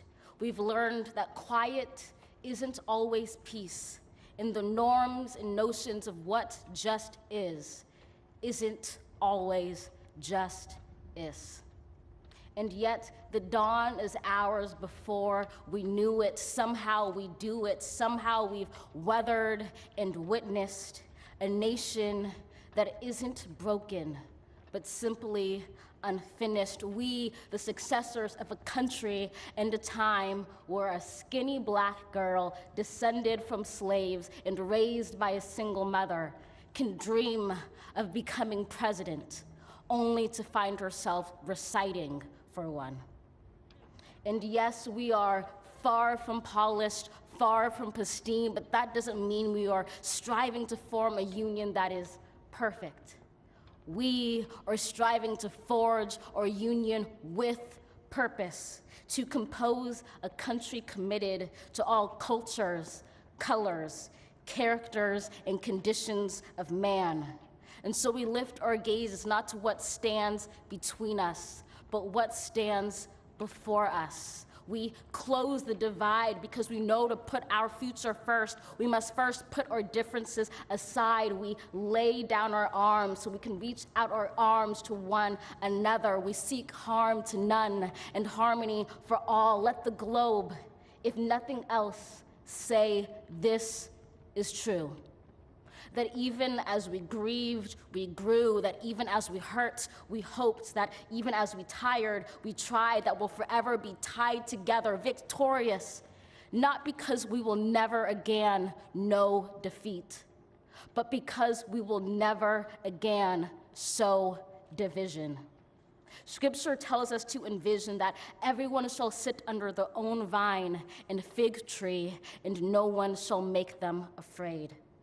If we're to live up to our own time, then victory won't lie in the blade, but in all the bridges we've made. That is the promised glade, the hill we climb, if only we dare it, because being American is more than a pride we inherit. It's the past we step into and how we repair it.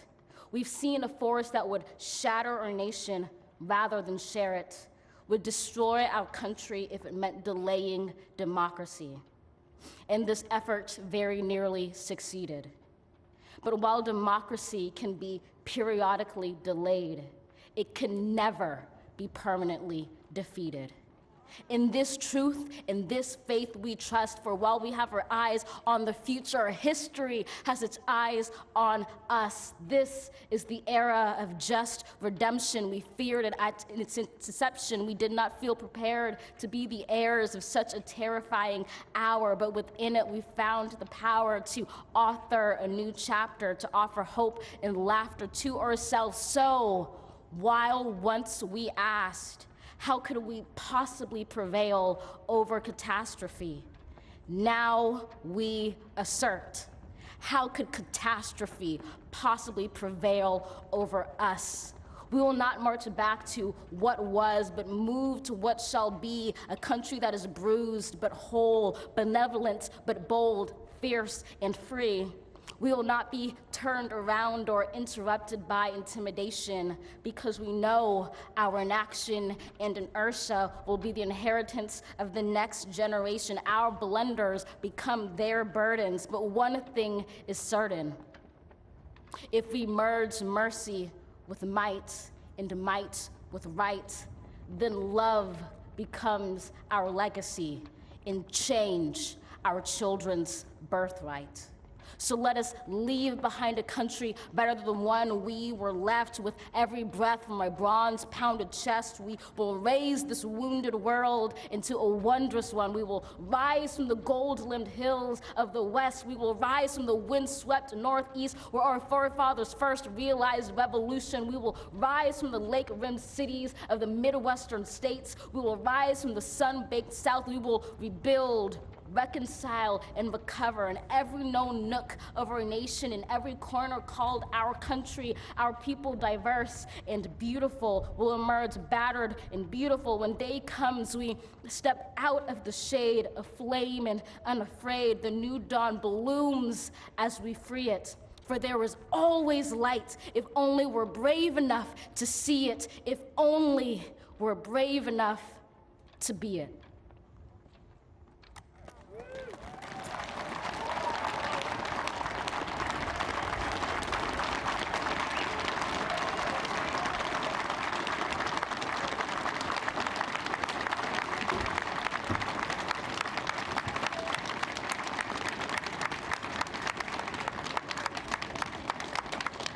Thank you, Amanda Gorman. Now for our benediction, I'm pleased to introduce Reverend Dr. Sylvester Beeman, the pastor of the Bethel African Methodist Episcopal Church in Wilmington, Delaware, a friend of President Biden for 30 years.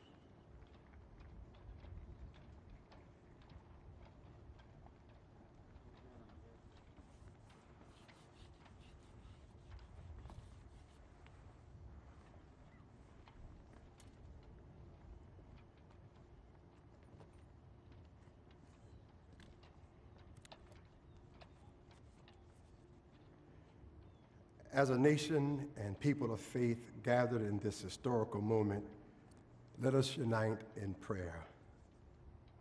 God, we gather under the beauty of your holiness and the holiness of your beauty. We seek your face, your smile, your warm embrace. We petition you once more in this celebration. We pray for divine favor upon our President, Joseph R. Biden, and our First Lady, Dr. Jill Biden, and their family. We further ask that you would extend the same favor upon our Vice President, Kamala D. Harris, and our Second Gentleman, Doug Emhoff, and their family. More than ever, they and our nation need you. We need you, for in you we discover our common humanity. In our common humanity, we will seek out the wounded and bind their wounds. We will seek healing for those who are sick and diseased. We will mourn our dead. We will befriend the lonely, the least, and the left out. We will share our abundance with those who are hungry. We will do justly to the oppressed, acknowledge sin, and seek forgiveness, thus grasping reconciliation. In discovering our humanity, we will seek the good in and for all our neighbors. We will love the unlovable, remove the stigma of the so-called untouchables. We will care for our most vulnerable, our children, the elderly, emotionally challenged, and the poor. We will seek rehabilitation beyond correction. We will extend opportunity to those locked out of opportunity. We will make friends of our enemies. We will make friends of our enemies. People, your people, shall no longer raise up weapons against one another. We will rather use our resources for the national good and become a beacon of life and goodwill to the world. And neither shall we learn hatred anymore. We will lie down in peace and not make our neighbors afraid. In you, O God, we discover our humanity. In our humanity, we discover our commonness. Beyond the difference of color, creed, origin, political party, ideology, geography, and personal preferences. We'll become greater stewards of your environment, preserving the land, reaping from it a sustainable harvest, and securing its wonder and miracle-giving power for generations to come.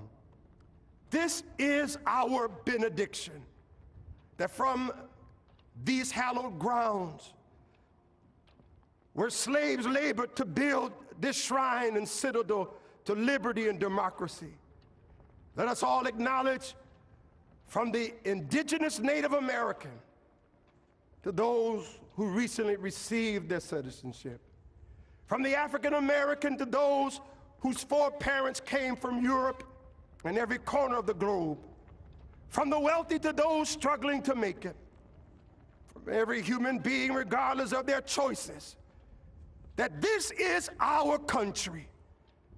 As such, teach us, O God. As such, teach us, O God, to live in it, love in it, be healed in it, and reconcile to one another in it, lest we miss kingdom's goal. To your glory, majesty, dominion, and power forever. Hallelujah. Glory, hallelujah. In the strong name of our collective faith. Amen. Please remain standing as the Armed Forces Color Guard retires our national colors.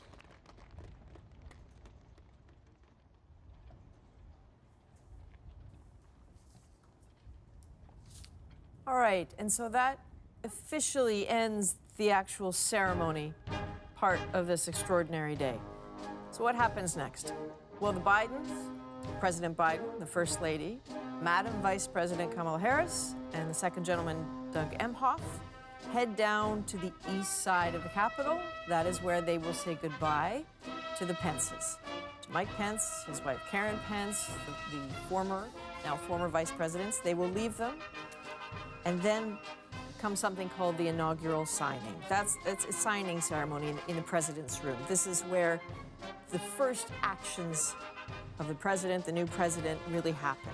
Nominations, executive orders. It's the business getting down to work. But for the moment, they're still soaking in. Ladies and gentlemen, please be seated and remain in your seats while the president and official party depart the platform. For safety reasons, your ushers will release your section in an organized manner, following the playing of our national march, The Stars and Stripes Forever.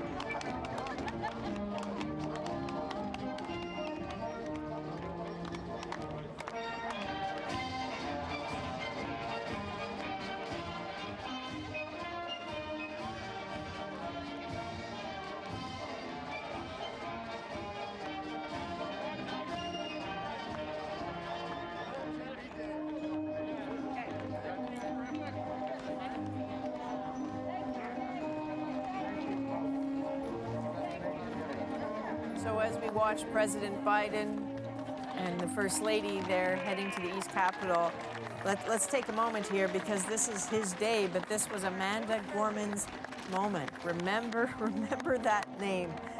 She's 22 years old. She is the youngest poet to ever speak at Inauguration. At just 16, she was named the National Youth Poet Laureate in the United States by the Library of Congress, an extraordinary woman. There's always light if only we're brave enough to see it, if only we're brave enough to be it. An incredible woman who clearly has designs on an incredible future, which is absolutely within her grasp. We know she wrote that poem, was still writing it as the siege was happening on the Capitol. There's no doubt it informed where she was going.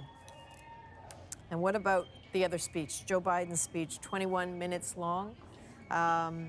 Something extraordinary in it, which was a moment of silence. I'm not sure we've ever heard that in an inauguration speech. This, of course, for the people who have died in the pandemic. That silence said a lot. But so did his words, his theme fundamentally that this is a time of testing, that there is much to do in this winter of peril and possibilities. He spoke a lot about the truth, about defending the truth. And he used the language of the Civil War when he spoke of trying to end what he called this uncivil war. He is very aware, as you can tell, that not everyone is going to be comfortable buying what he's selling. He said, you know, don't tell me things can't change, but we will be judged on how we solve these cascading crises. But let's start afresh and show respect, see each other as neighbors, not adversaries. It's a lot to do. Thank you.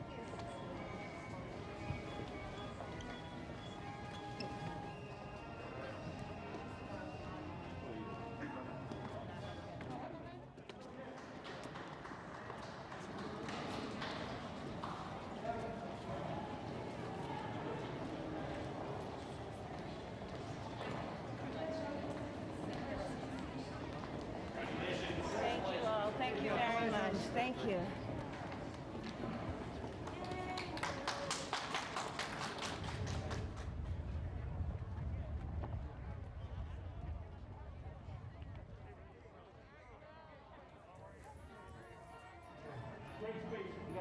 So as the Biden and Harris families head to the East Front to say goodbye to the Pences, let's bring in Susan Ormiston, who was watching from that fantastic perch. Susan? Hi, Adrian. A little hard to hear you, so forgive me. But yes, the sun did come out during the oaths. I'm not kidding. It rose out of the clouds, and now it's quite clear here. Joe Biden's speech was exactly what this president and his team needed to say to Americans today. It was a theme of unity through and through, and he resisted any temptation to blame the division on the previous president, even though many who follow him say he could. Instead, he said, hear me out. Take a measure of me and my heart. If you still disagree, so be it. Disagreement must not lead to disunion. And as you said, he said, we must end this uncivil war. That message really peppered throughout, that America is full of division, that it's not new. He said that outright. It has a long history, but that this administration wants to return to values, to decency, to stability, to disagreement with neighbors, but not leading to the rancor that we've certainly seen in the last month. I was struck, Adrian, about how many times it really pointed at the last even month in the history of this country, with the pandemic raging again, a full-blown second wave, third wave of this, and also the riot here at this Capitol where we're standing here. He addressed those both, and he asked Americans to come with him, to join with him. He tried to draw a big circle around all Americans and say we have to fight these crises together or we're never going to get through it. So I think people will hear a message of stability here, an end to the chaos, not an end to the division. Joe Biden said himself, I know that this may sound foolish to many people who hold their beliefs very strongly, but he is making an appeal to change the course at this critical moment. He said the world is watching, this country is facing multiple serious crises, even one would be difficult enough. And he really put it out there to Americans to stand up and help move through these. I think it was the tone that was needed for this country at this time, and he delivered it well. And it hit the right temperature, I think, Adrian. All right, Susan, thank you very much. Just again, the pictures you're looking at here, some of the goodbyes are still happening. They are near the East Front now because the Pences will be leaving shortly. Everything then moves inside. You know, some of the lovely niceties of inaugural moments just won't be happening. There isn't going to be that lunch, you know, that congressional lunch that happens. That's always sort of a moment of relaxing. But this is the world now. Now, also absolutely no sense of how that went down with Americans, because we didn't really hear a lot of crowds. It's interesting to hear what political pundits think, but this is really up to the American people now. And so good old Thomas Dagla, who is in Washington, has managed to find the one place where people have been able to stand and gather and watch. That's at Black Lives Matter Plaza, just outside the White House. Thomas.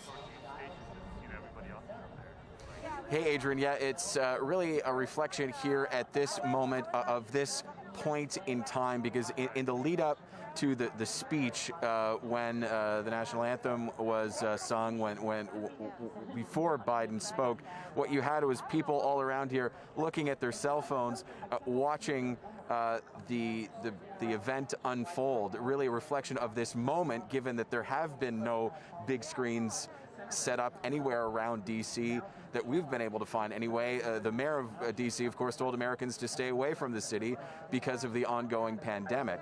So once Biden took the stage and delivered his inaugural address, they actually broadcasted here over the loudspeaker, and there were cheers at several moments. I jotted down one when Biden said, the dream of justice for all will be deferred no longer. That's what it's all about here, right? At Black Lives Matter Plaza, at some points, the epicenter of the fight for racial equality here in the United States, where just a few steps away, President Trump, now former President Trump, cleared away peaceful protesters to stage a photo op just a few steps away with a Bible in front of a church. So people here remember that. It's very fresh in the minds of people here in D.C., and they cheered on that moment during the speech. They cheered at the very end. And honestly, there are so few people out in the streets of D.C., it has been a refreshing moment to hear some emotion here, because it has been so rare in the past few days with the barricades going up and the police patrolling the streets, Adrian. All right, Thomas, I hear you. It's certainly looking from afar. I mean, it's a city I know well. I used to live in. I've covered inaugurations. There is such a clinical feel to the streets right now because of the militarization on them. It must be very strange. I certainly understand the impulse to want to be drawn towards people. Thank you, Thomas. And I wouldn't mind heading back now to Paul Hunter. Again, we joke about you having the high helicopter view, the man of perspective standing there on the rooftop of the Canadian embassy. But that's not just a geographic thing. Paul, you have been in Washington for what, 57 years now, I think? You've seen it all. Oh, be quiet. Can you put this in some perspective for us? How important were these words, and what's your sense of how they're going to go down? First of all, I second your shout out to Amanda Gorman. Mm-hmm. That was incredible. It was the perfect moment, I thought, for where this country is at and what this country has to think about right now with that poem. You know, I would say regarding Joe Biden's speech, indeed, he didn't name Donald Trump. He didn't blame Donald Trump. You know, but to borrow from Bob Mueller, neither did he exonerate him. I took a lot of what Joe Biden said as a direct repudiation of everything Donald Trump stood for, the divisiveness, the anger. He laid out the challenges that he faces, from COVID through to resolving once and for all, maybe, the racial injustices in this country, all of which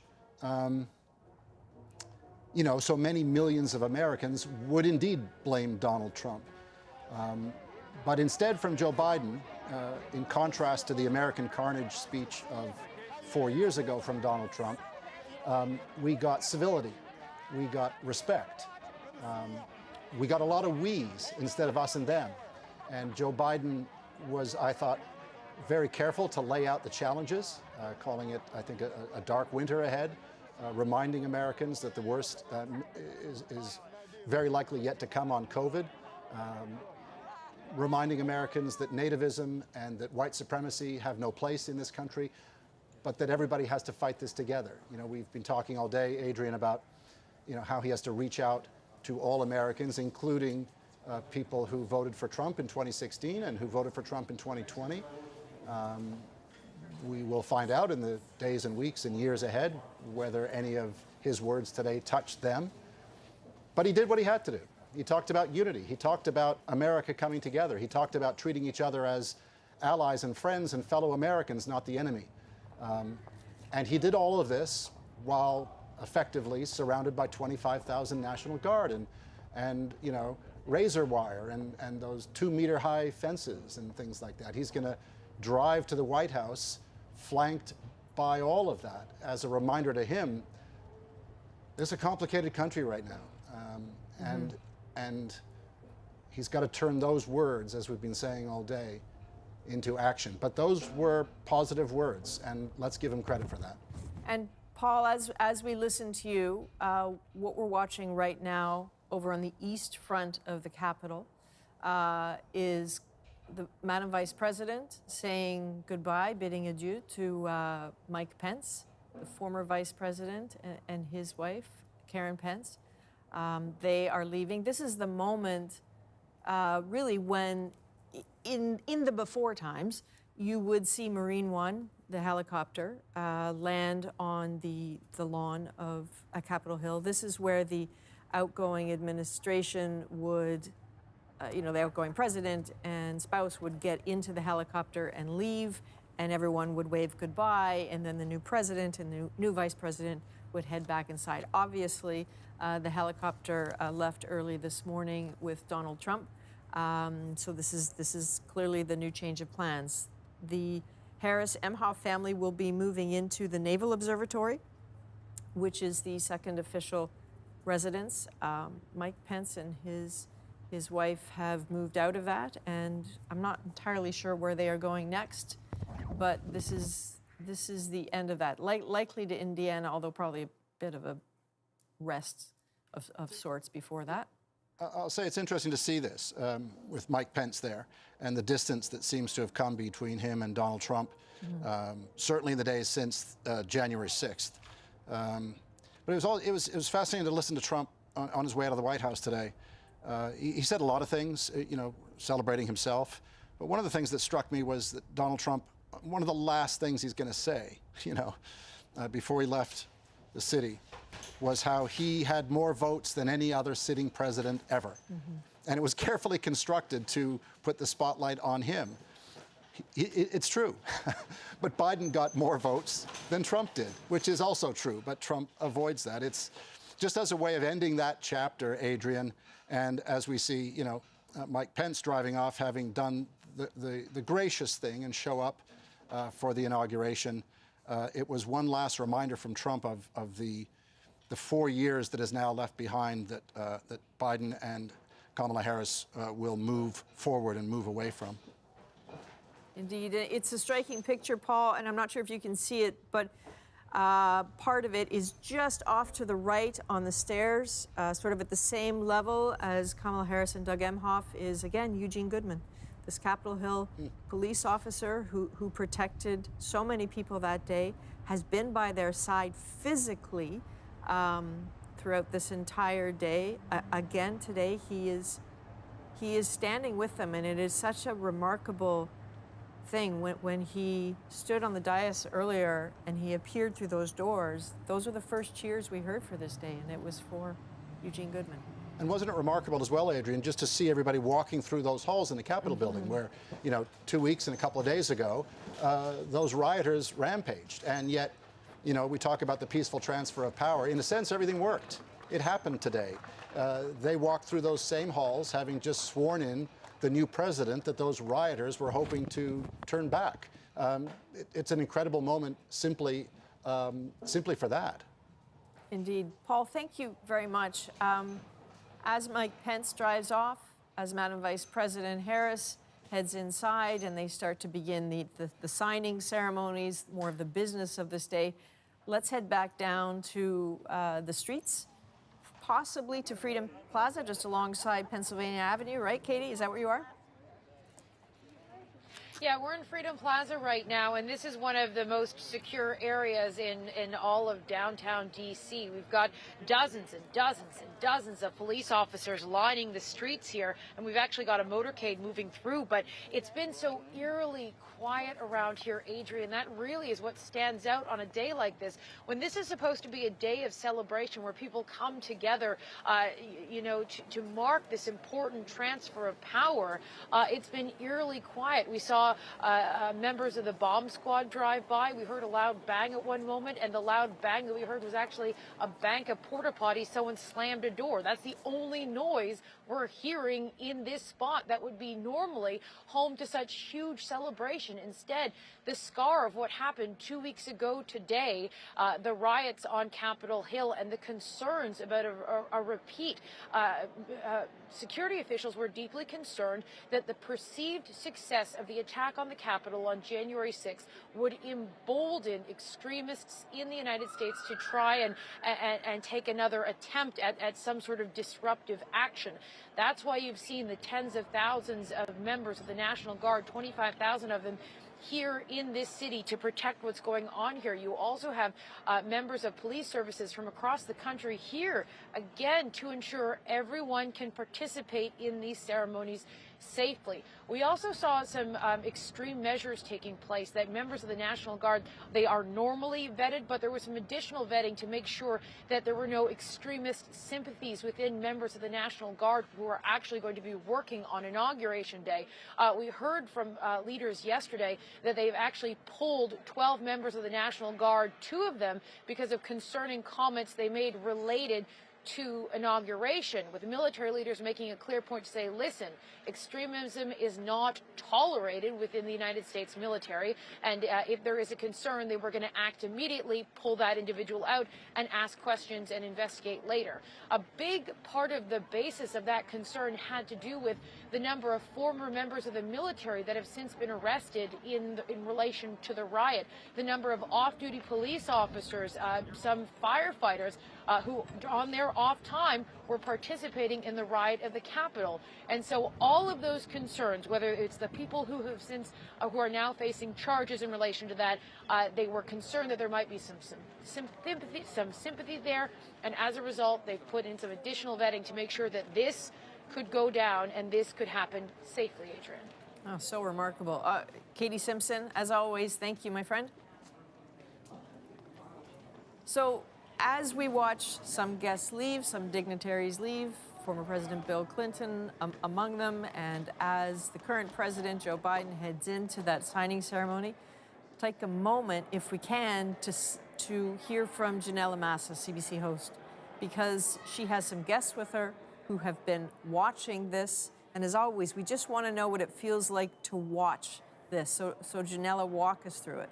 Well, Adrian, of course, one of the big headlines today, history in the making, or we're watching history, as Kamala Harris was sworn in as the first female vice president and also the first woman of color vice president. We know she's got a Jamaican father, an Indian mother, and so really it was an emotional moment for many who haven't seen themselves reflected in these positions of power before. And I want to introduce some guests who are watching all day today. today and have been watching Kamala's career as well. Sheikah Hamilton and her daughter Ivani join us from San Francisco, and Joanna Kagan is in Montreal. Thank you all so much for being with us, and I want to start with Sheikah. You've been campaigning with the Democrats. You campaigned for Kamala as well. And I actually saw you were tearing up, you were clapping. How emotional was this, watching this moment today? Just you asking me the question is making me emotional. I think on two levels. One, we've had a hard 4 years fighting for everybody's rights. And so it was emotional on that note. And then to see a strong, smart woman of color take this second highest office of the land, it is a momentous occasion that it's hard to hold back the tears. And Ivani, you've been going with your mom to these events and rallies since you were a kid, and you yourself are also half Black, half Indian, like Kamala. What is it like to watch someone who shares that dual identity to now hold this seat? It is so inspiring, and I'm really just in awe of her. I met her when I was a little girl, and throughout my life, I've had her to look up to, and it's exciting to know that little girls now can see themselves in her and see a woman of color as our vice president and know that they can dream big like she did.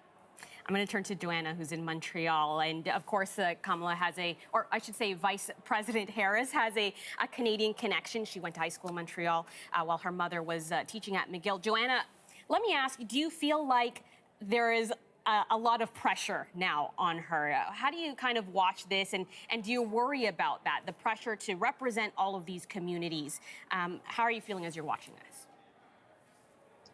Oh, for sure, there's a lot of pressure. And like Michelle Obama was one of the first to say it, when you are the first at anything, the bar is always set very high because you become the standard for those who will follow you after. So you do not have any room to make mistakes. And she will have to prove herself, and she will have to show to the world that women who look just like me and just like us, we can do it too.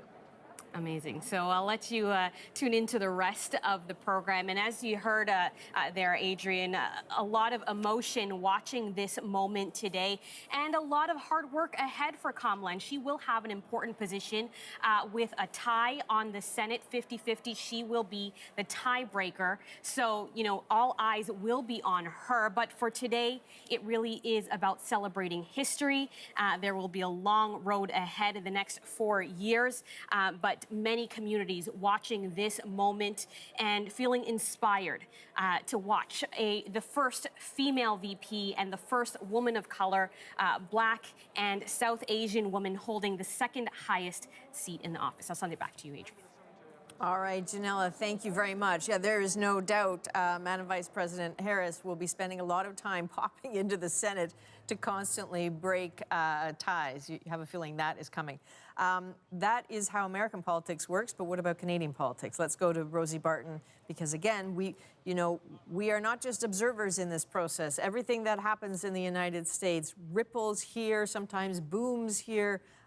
This matters to us, the posture, the demeanor, the words, the action, obviously. So what are your thoughts, Rosie? Well, first of all, I mean, the speech, I thought, by the new president was a message not only to unify the United States, but a message to the entire world that has lived through the past 4 years in a tumultuous state, just like Canada, right? I mean, at times, the previous president questioning the existence of multilateral organizations which defend peace, keep the peace in the world, and look after developing nations, for instance. He went after NATO. He went after the United Nations. Time and again, all of these organizations that Canada counts as so important to our existence were questioned by Donald Trump. So for Joe Biden to be here and to be signaling to the world that he is working towards stability, and later this afternoon to signal that by rejoining the Paris Agreement as one of his first acts, that's an important message for the entire world and all of the allies of the United States. But coming back here to what's happening from this country, already this afternoon, we are expecting a press conference from the Premier of Alberta, Jason Kenney, who will be talking about Keystone XL and the fact that that project will be canceled by Joe Biden again as one of his first acts as president. In spite of that, the Prime Minister, Justin Trudeau, who knows Joe Biden, is said to have a warm relationship with him, has released a statement about the inauguration of the new president, and I will show you part of that now. He says, on behalf of the Government of Canada, I congratulate Joe Biden on his inauguration as the 46th President of the United States. Canada and the U.S. enjoy one of the most unique relationships in the world, built on a shared commitment to democratic values, common interests, and strong economic and security ties. Our two countries are more than neighbors. We are close friends, partners, and allies. He goes on to say that Canada and the U.S. have worked side by side to tackle some of the greatest challenges we have faced in our history. We will continue this partnership as we fight the global COVID-19 pandemic and support a sustainable economic recovery that will build back better for everyone. We will also work together to advance climate action and clean economic growth, promote inclusion and diversity, and create good middle-class jobs and opportunities for our people while contributing to democracy, peace, and security at home and around the world.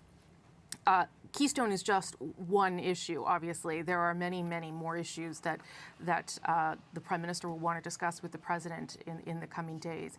COVID is the immediate challenge for the President there. More than 400,000 deaths, and as we've been talking about through the special, a pandemic that is spiraling out even as the country tries to vaccinate its population. The border between Canada and the U.S. Remains closed now. It's been going on a month-to-month basis, so it's closed until February 21st, I believe.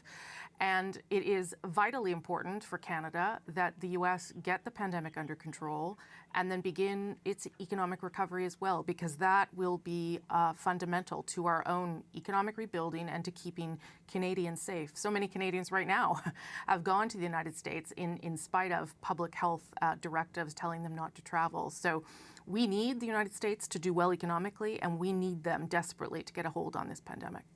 Absolutely. Rosie, thank you very much. You bet.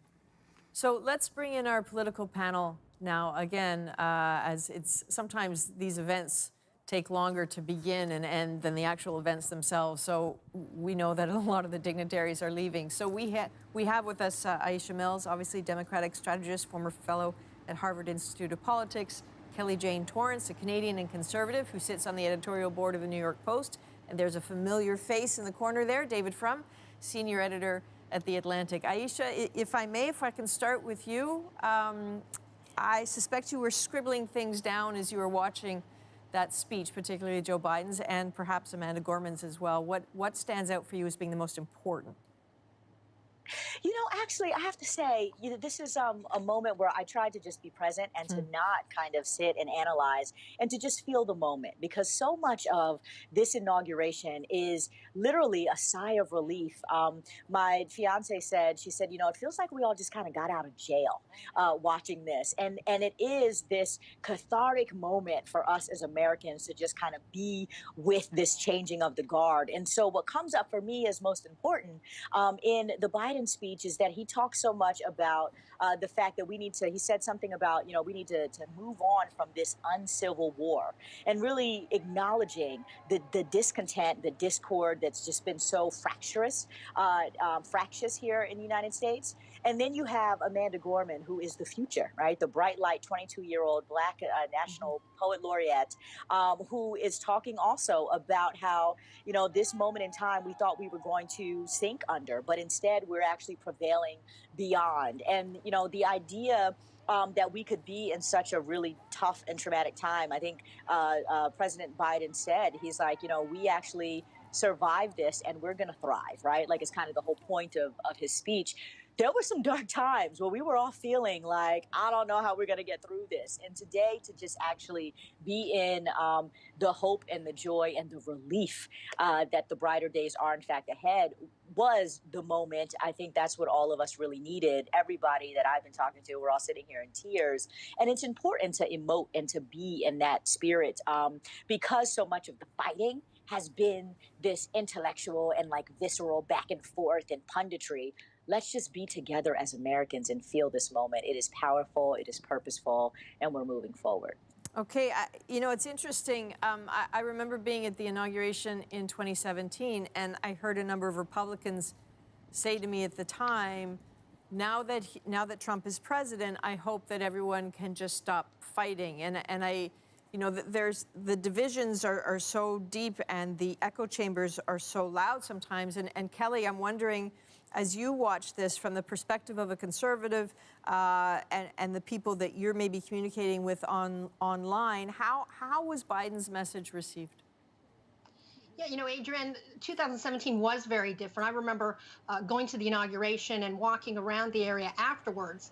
And there were Trump supporters, and there were also a lot of protesters, and you know, some damage was actually done to D.C. And so, yeah, that hopefulness you talked about was certainly there, and it didn't happen, did it? The one line that really struck me from Joe Biden's speech was politics doesn't have to be a raging fire, destroying everything in its path. So true. These are wise words, and I hope everybody takes those to heart. You know, for the last 4 years and more, that's what we've seen from both Republicans and Democrats. It's been really global thermonuclear war, to use an 80s movie reference.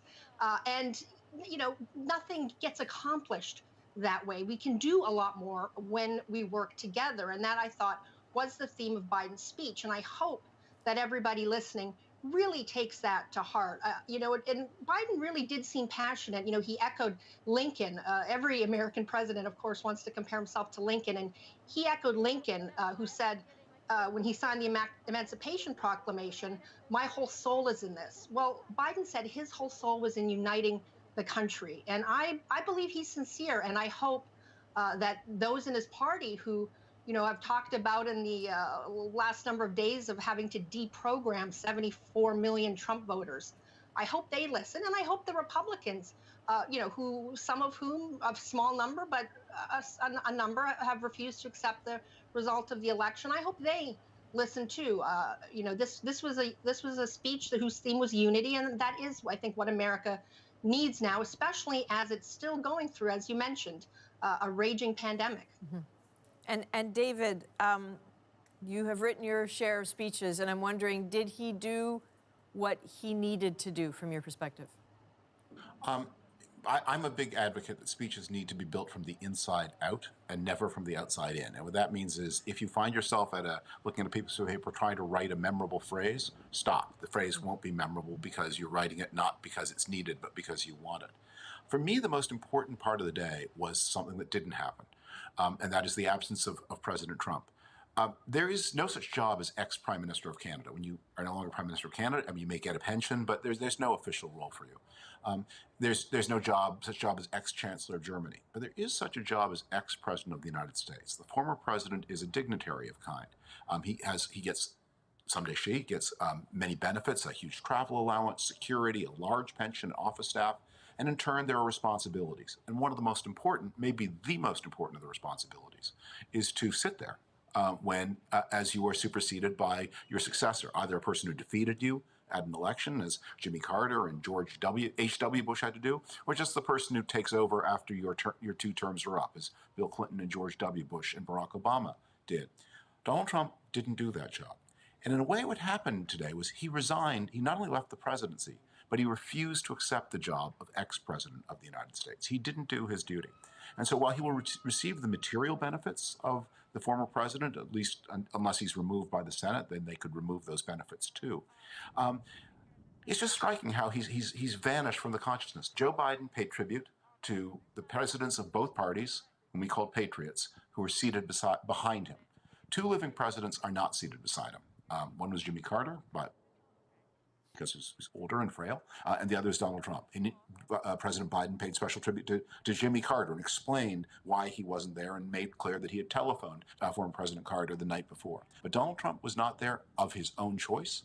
And in so many ways, when the country calls the roll on its former leaders, he won't be there because he abdicated that title and he could never live up to it. He was never big enough to be president, and he's sure not big enough to be an ex-president.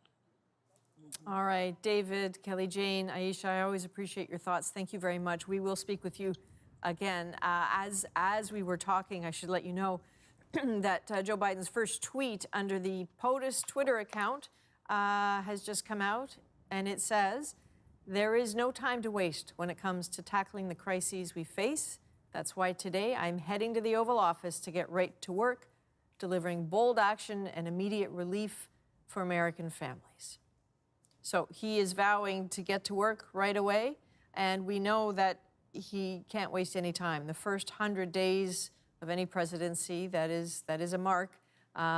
Many use to get a view of what's important to an incoming president. We've already heard him talk about wanting to tackle COVID-19 in a very aggressive way, but here's a little bit more about what we know about some of the Biden-Harris priorities.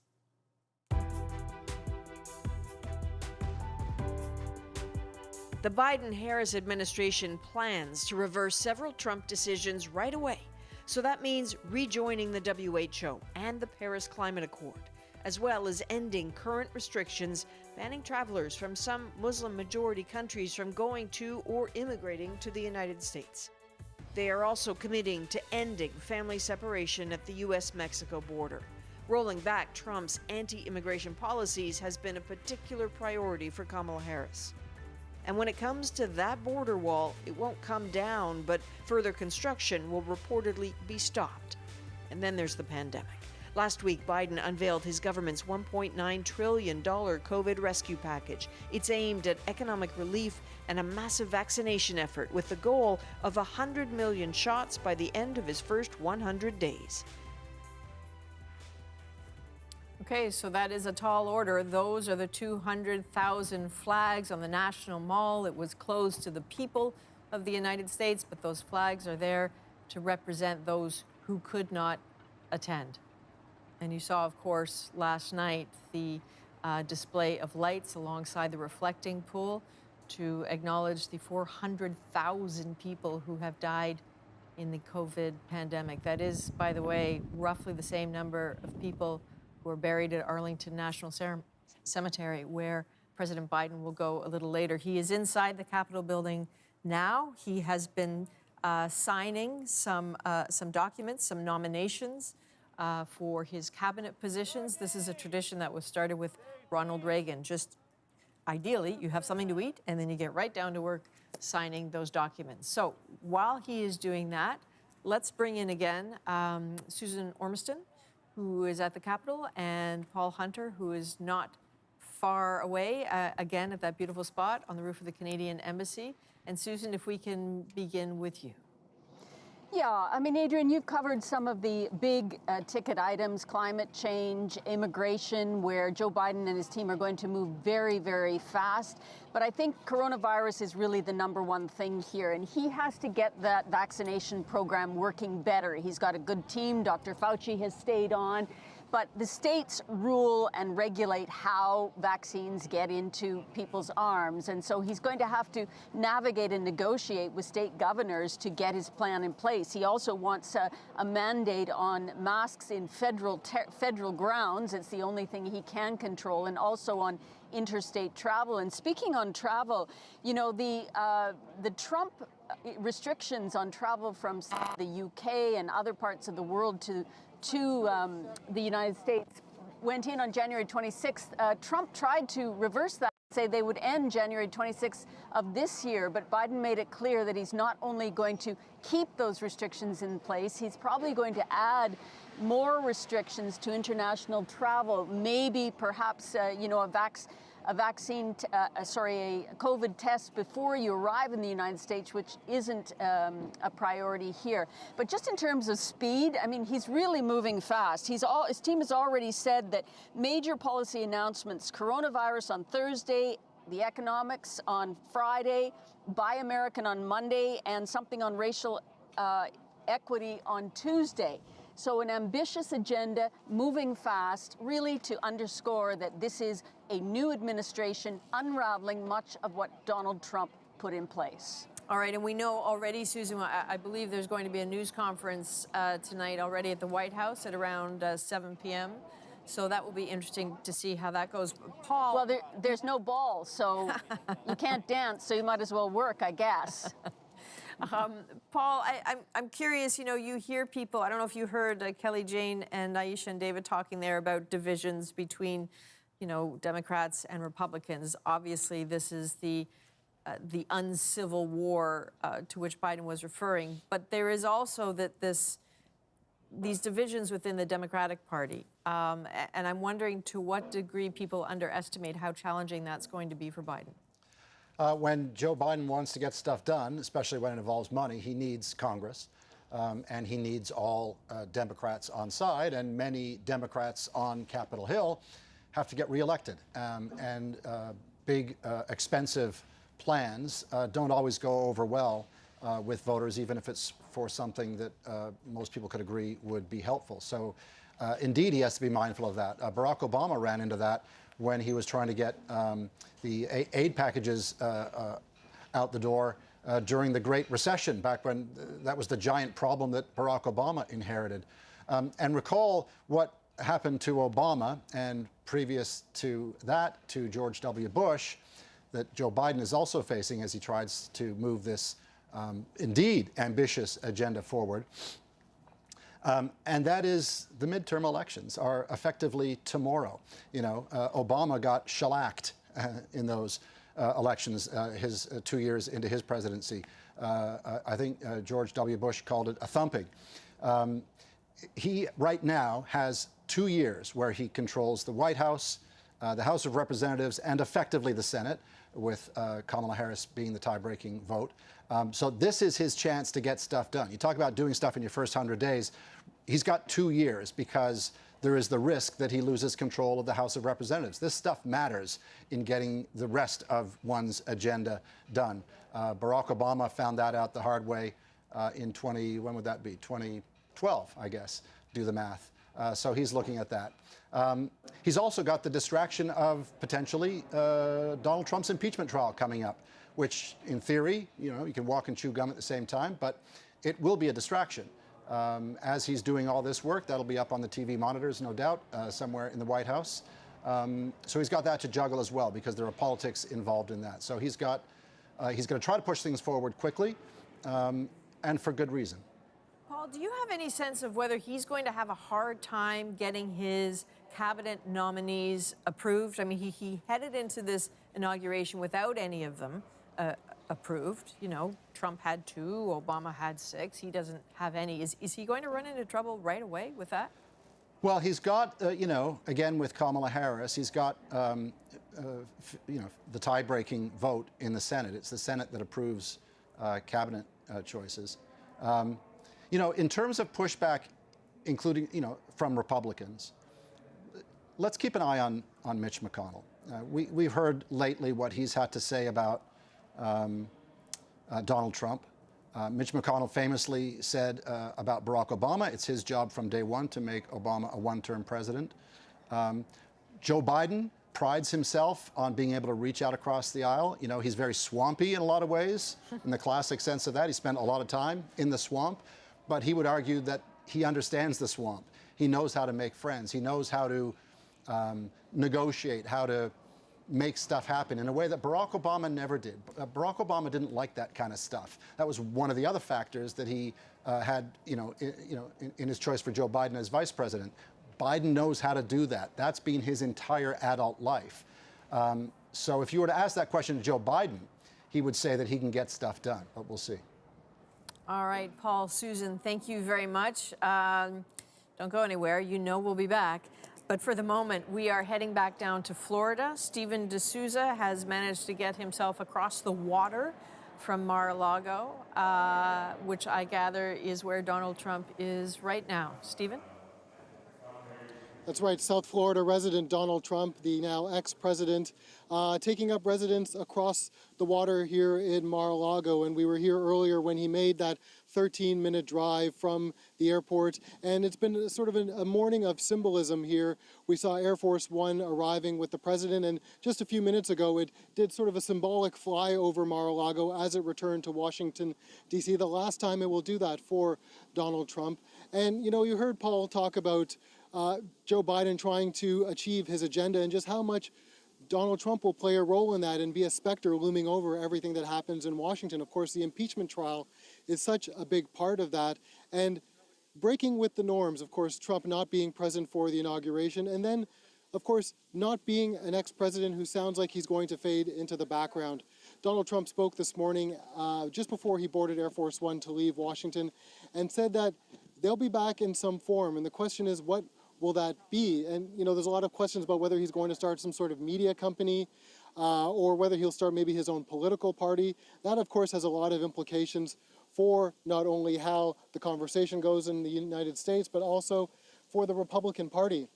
We were out earlier with a lot of Trump supporters, and in talking with them, of course, these are the diehard Trump supporters, many of whom don't see Joe Biden as a legitimate president, and they see Donald Trump still as having won the election. They still believe the lies, essentially, from the president that the election was stolen from him and that there was fraud. And so the question I was asking them is, well, how do you deal with the Republican Party? Is it all Trump, or are you still a Republican? And many of them say they want to see what Trump can do. They want him back again on the national stage politically, whether it's, you know, also Donald Trump Jr. or Ivanka Trump. They want to see the Trump political brand continue on, to continue, in their words, the movement that he started.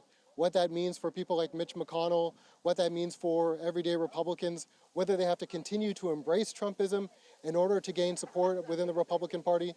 That's a reckoning, and those are questions that Republicans are going to be having to ask themselves as time moves on, because there is a large segment of Trump supporters who are going to treat the Biden government as an illegitimate government, although many people said to us that they will still follow the law. They do recognize that he was inaugurated today. So this is just one of the many challenges. And then, of course, Trump has a lot of legal challenges himself as well, which will no doubt dominate headlines. So wherever Joe Biden turns, he may still see Donald Trump. All right, Stephen D'Souza, just outside Mar-a-Lago. Thank you, Steve. On the right of your screen, they've gone. That was inside the Capitol, again, as they are preparing to head into the signing ceremony. This is the exterior, of course, of the east front of the Capitol. You know, because the crowds couldn't gather, we had to sort of dive into the archives to the last inauguration, where we saw, you know, striking crowds, not just for Trump swearing in and the inaugural address, but for the Women's March the next day. And so how, we wondered, are some of the people from those days perceiving this one? I am Alexis McDonald, and I attended the 2016 protests of the president-elect Donald Trump. I traveled to the inauguration from the University of Miami. It was a spur-of-the-moment thing. Like, I remember it like it was yesterday, honestly. I felt like I was a part of history. I understand that like 70 plus million people did vote for Trump, and that may seem like a lot, but not 70 million people like stormed the Capitol building. We have a two-party system, so half of people are going to vote one way and half people are going to vote another way. You know what I'm saying? But Joe Biden did win overwhelmingly. White supremacy is our greatest threat to domestic national security, and we just have to like need it out, because we're going to be an evolving country. The vice president is a Black and Indian woman. The country is changing. That gives me hope, you know, like we have to be hopeful in times like this. Like we just have to be bold. I feel like we have to be bold in change. All right, so again, this is the Capitol building. What we're waiting for is we believe that this ceremony will be live, so we're just waiting to find out if that actually happens. In about 25 minutes, according to the official schedule, what you're supposed to see happening is the Bidens and Madam Vice President Harris and Doug Emhoff passing in review on these steps of the Capitol and then heading to Arlington National Cemetery for a moment to go to the Tomb of the Unknown Soldier. Sometimes they are joined there with past presidents. Again, one of those images, not just for Americans, but for the rest of the world, that indicates a formal and peaceful and dignified transfer of power. Let's go back to the streets of Washington, D.C. Thomas Dagala is back in Black Lives Matter Plaza. Thomas. Hey, Adrian, it is uncommon to see people from Washington in the streets of Washington these days, especially on this day with the mayor telling people to stay away and watch the proceedings online. We've been running into people from out of town. Normally, you've had folks coming into town for the inauguration from just about every corner of the United States. We've ran into a teacher here, Veronica, who I know you're in the middle of a class online. Can I ask you, you've come from New York. Why did you absolutely want to be here in person? So I teach U.S. history and I teach U.S. government, and this is definitely something that I'm going to be teaching every year from now on. And I wanted to be here because we learn through primary sources, and we don't use textbooks anymore. And I like to have my students, especially my AP students, grab a primary source, look at it, and learn from that, and then give their opinion on that. And so this is a primary source. My daughter's in high school, so I said, let's just go. My husband wasn't happy. He was a little nervous. He thought it may be unsafe. I didn't think it would be because of this much security that's here. But I knew that this is where I wanted to be, so that next year when I'm teaching, I can show my videos, my pictures, my recordings. We interviewed a Trump supporter, and it was great footage. And Sydney, what are you taking away from this day, being here, hearing the speeches, and just taking it all in? I just think it's really great to just be here and experience what's happening right now. I think it's, nice to watch it on TV and hear about it later on, but it's great to have a first-hand experience. Obviously, we're not really close to it. We're not watching it with our own eyes, but we're here in the moment. We could say that we've been here. We could see how people feel about it. Again, talking to the Trump supporter over there. It's really great to just hear about this firsthand and not on the internet, on social media. It's just nice to be here. Well, thank you so much, and enjoy the day. It's a big day for so many people here, Adrian, who, many watching online, I'm sure, but a few in the streets watching or listening in person. Well, there's nothing like having a curbside view of history. That's amazing, and smart thinking of that teacher to be live streaming, and this is a living classroom. So thank you, Thomas. We'll be back to you at some point. Again, you're having a look on the right side of the screen. That is part of the rotunda in the Capitol building. We've seen some of the signing ceremonies already, signing nominations for cabinet positions, perhaps some executive orders. I have no doubt we will hear about those a little later. This is an administration that has promised to be transparent and truthful and answer questions. They will absolutely be held to account on that because words matter, but actions at this point matter significantly more. So what I think I wouldn't mind trying to show you, because this day was about some very quick moments that happened just about an hour ago. One of them, again, is the swearing in of Vice President Kamala Harris. Let's just have a look at that again, if we can. Please raise your right hand and repeat after me. I, Kamala Davy Harris, do solemnly swear.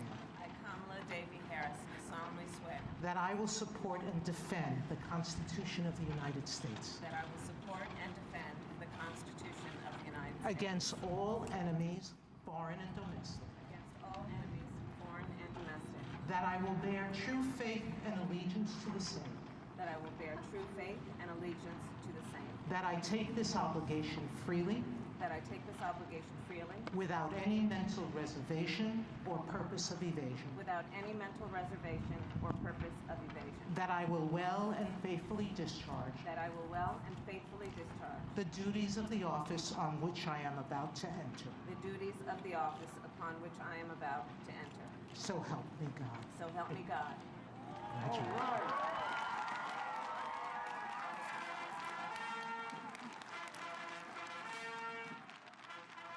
So imagine watching that moment. If that woman, Kamala Harris, the vice president, was your very best friend growing up, someone whose home you lived in, someone who stood by you, someone you spoke with just a few weeks ago, that is the experience of Wanda Kagan, a good friend of the CBC and the National. We speak to her all the time.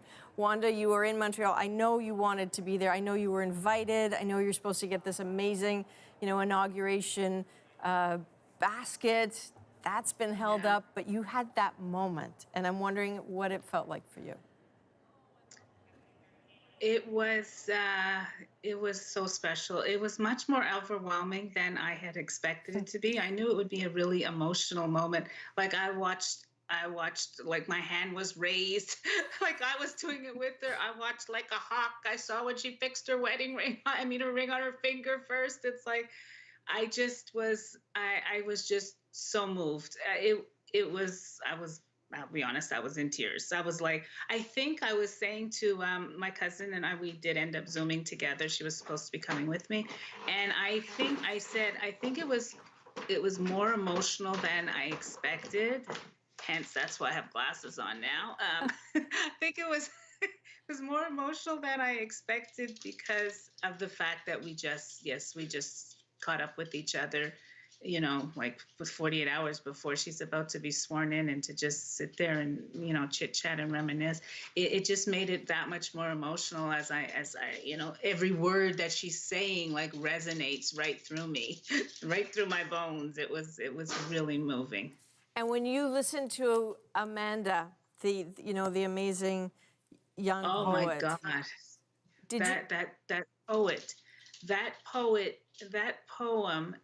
That poem, and just the way that she delivered that poem, every man, woman, he, she, they, black, white, yellow, could relate to her delivery of that poem. It was just like, I have goosebumps just talking about it again. It was really amazing. So when do you get to call Madam Vice President again on the phone? I mean, I'm not asking to be included in the call. I wouldn't mind, but I'm just wondering when you're going to talk to her again. I don't know. We didn't talk so much about when we would talk again as more about when will we be together to see each other again after the pandemic and things stabilize a little bit better. Oh, fantastic. Well, listen, the best to you, Wanda. I know from speaking in the past that she had an enormous influence on you, and you had an enormous influence on her. And I wish you all the best. Thank you very much. Thanks for having me on the show. You bet. So we're going to take a bit of a quick break. We will be back in 2 minutes. There is much more ahead. Hi, my name is Lynette Volano, and I'm from Pennsylvania. And I did go to the inauguration in 2017. I think for the whole nation, his presidency was exactly what he said it was going to be.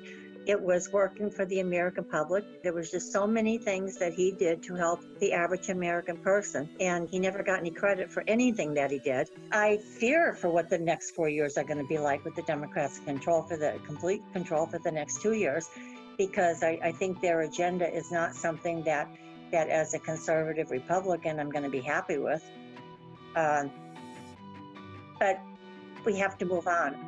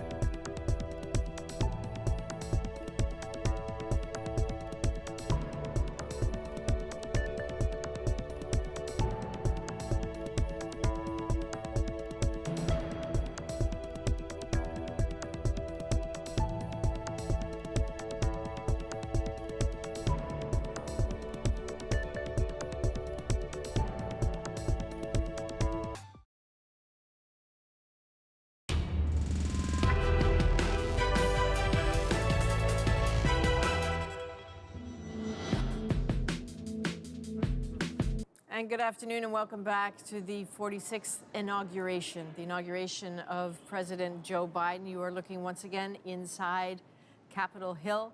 The congressional leaders they're in this moment where they present gifts, welcome gifts to President Biden. We know that outside the building, outside the rotunda that you're looking at there, the pass and review are getting ready. So they are getting ready so that when President Biden and Vice President Harris come out to review them, those troops are ready.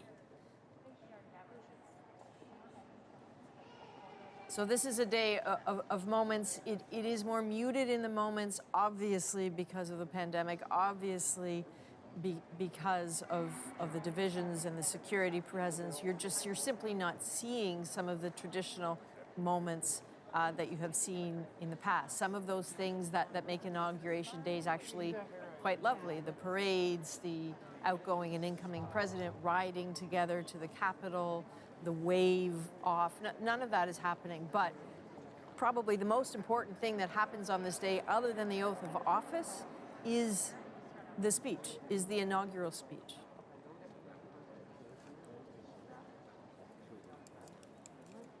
So if I may, just for a moment. There is nothing wrong with America that cannot be cured by what is right with America.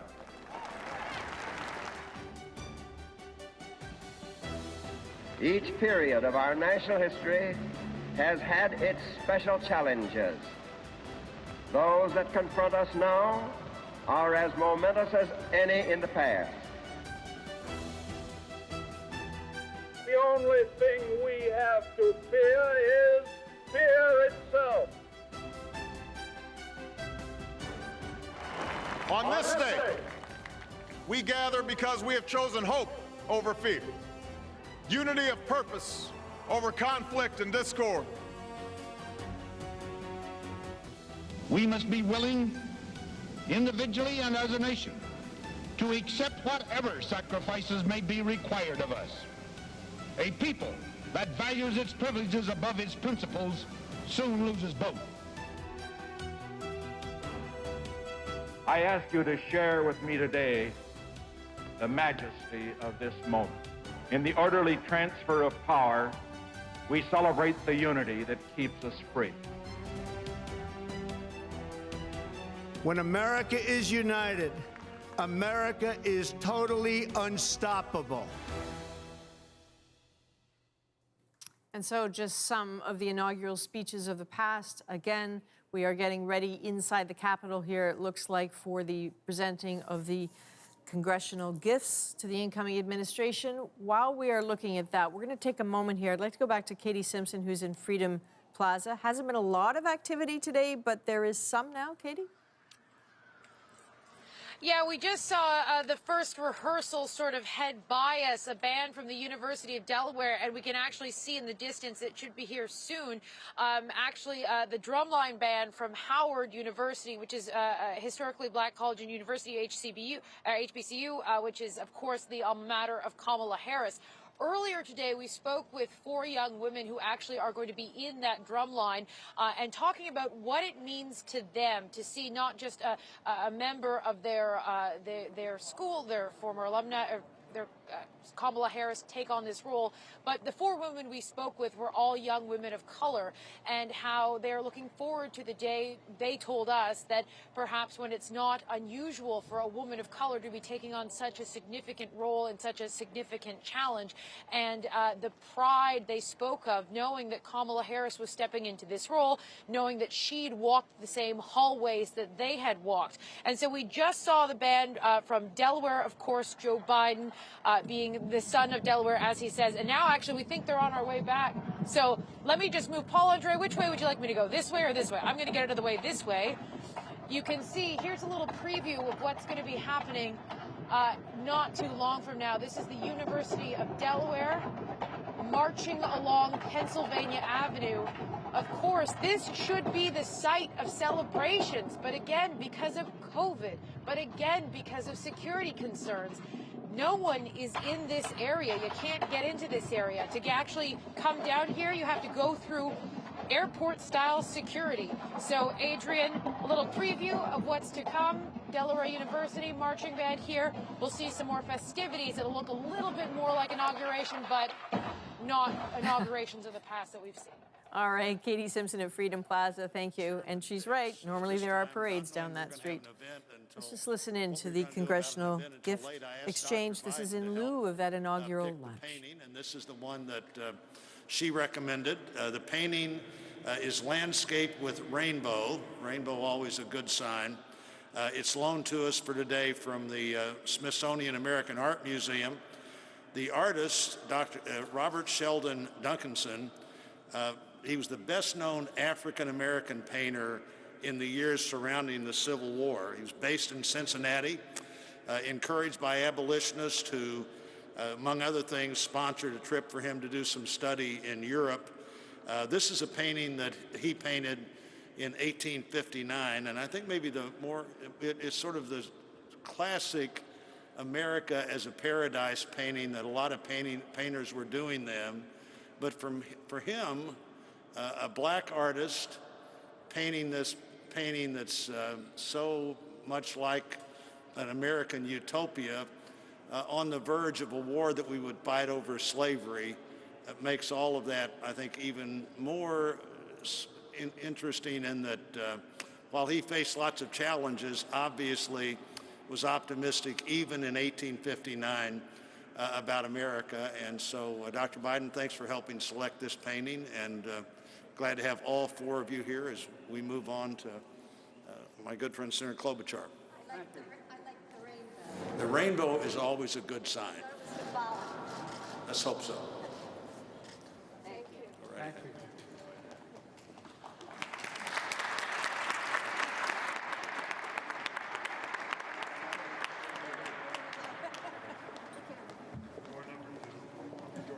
Door number 2. Oh, we are. Good. Mr. President, First Lady, Madam Vice President, and our very first second gentleman, on behalf of the American people, it is our honor to present these custom-made crystal vases commemorating your historic inauguration. Lennox, which you know is a great company, American company, has handcrafted these gifts for the past 9 presidential inaugurations. It is a good thing I don't have to hand them to you personally. They each weigh, with the base, 32 pounds, but combined 64. But Jill, I know, is very strong and could take them both. Exactly. But the Lennox company is actually based in Bristol, Pennsylvania, which you know, Mr. President, is a mere 132 miles from Scranton, since we know today all roads lead to Scranton. The team at Lennox has worked for months to capture the spirit of this inauguration and your incoming administration. Mr. President, your vase features the White House, and Vice President Harris's features the U.S. Capitol. The gifts represent the hope and the faith the American people have placed in you to move our country forward. Thank you. Thank you. Thank you.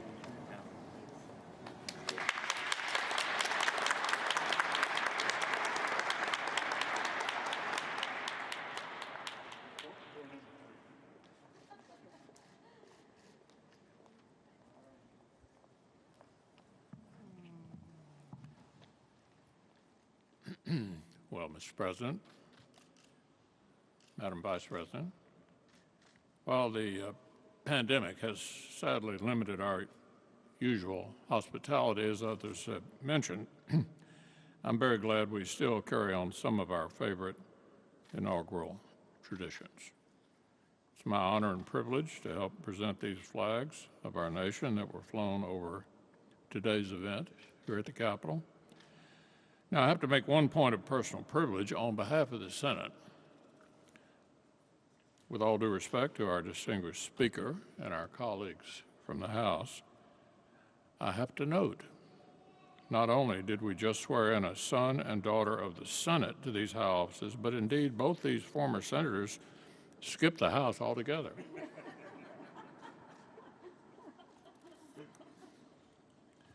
The Star-Spangled Banner is our greatest symbol of our endurance of the American idea. It flies over this building on triumphant days and on tragic ones, over all factions and all parties.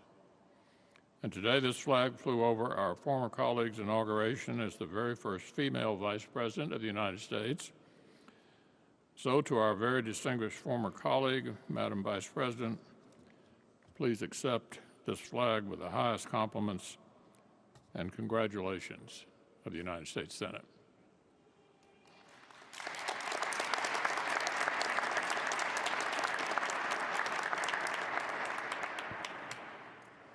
The distinguished leader of the Senate pointed out that he has hosted this lunch for members of the Senate who have become president and vice president. But I have the privilege of giving the flag to the President of the United States, the flag that was flown when you were sworn in, Mr. President.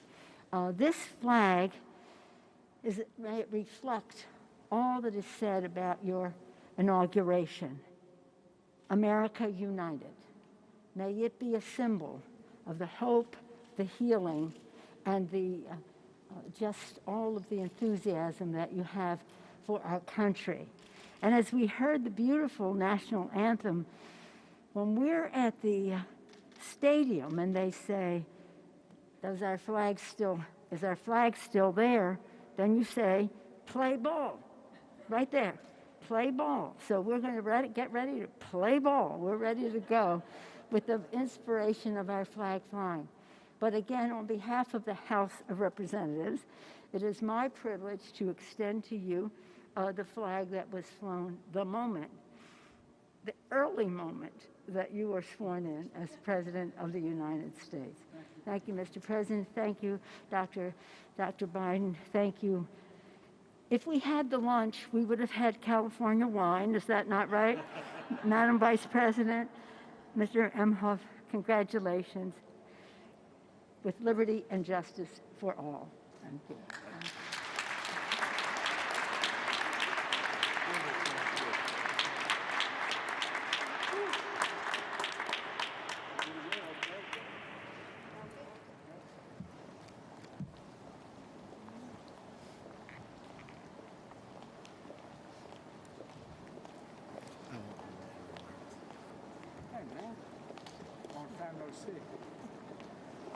Congratulations, Mr. President. Thank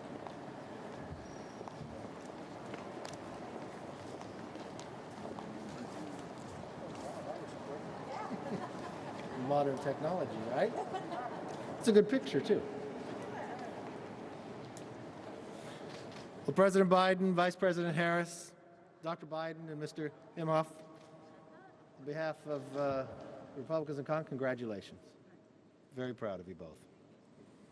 When President Washington was sworn in as the first president of the United States, only a handful of people saw the ceremony or heard the famous first inaugural address. Today, the inauguration is seen around the nation and indeed around the world. Yet the task facing the nation is no less momentous than it was in Washington's time. I listened to your speech today. You talked among the tension and division. Our task as leaders is to bind this nation's wounds and dedicate ourselves to the values of all Americans share together. With modern technology, just a few minutes ago, it captured in these pictures. History in the making for all the world to see.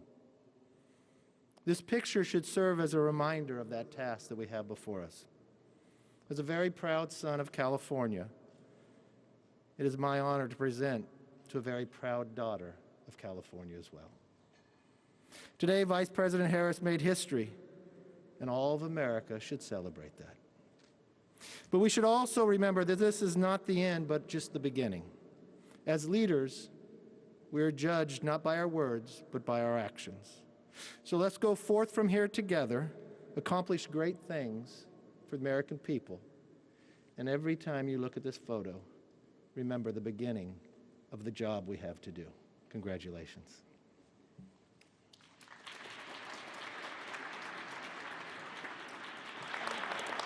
Madam Vice President, Mr. Imhoff, Dr. Biden, Mr. President. No, Joe, you're Mr. President. And we are so proud of that. Dr. Biden, he makes you call him Mr. President? Marriage is about to get rocky, I can tell. On behalf of the Joint Congressional Committee on the Inaugural Ceremonies, I too am proud. More than that, I'm ecstatic to present the two of you this picture. A testament to technology and a testament to history. Mr. President, in your speech, you talked about faith. You talked about tribulations, but you talked about victory. The Johnson brothers wrote a great hymn. You know it well, Mr. President.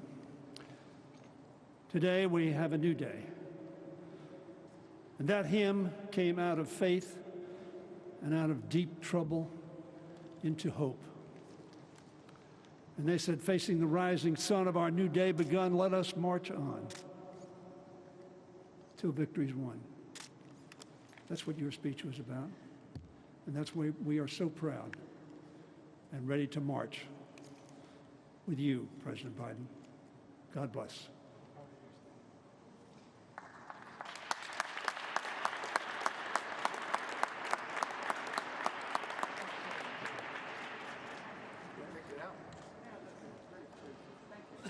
And they're both different. Yeah. Get the whole family in there. Put your head in there.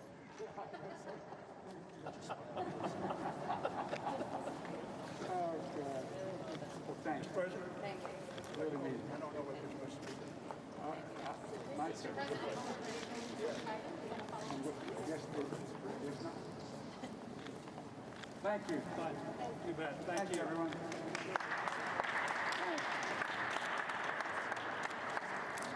So isn't this interesting? You know, circumstance has created a curious intimacy to an event that, a moment of the inauguration that's often in camera, away from the cameras. This inaugural lunch that's usually happens. The wine flows and the stories flow, and there's food from all parts of the United States. Reference there to California wine. You should know President Biden does not drink, just like his predecessor, Donald Trump. But certainly the First Lady was joking about the California wines.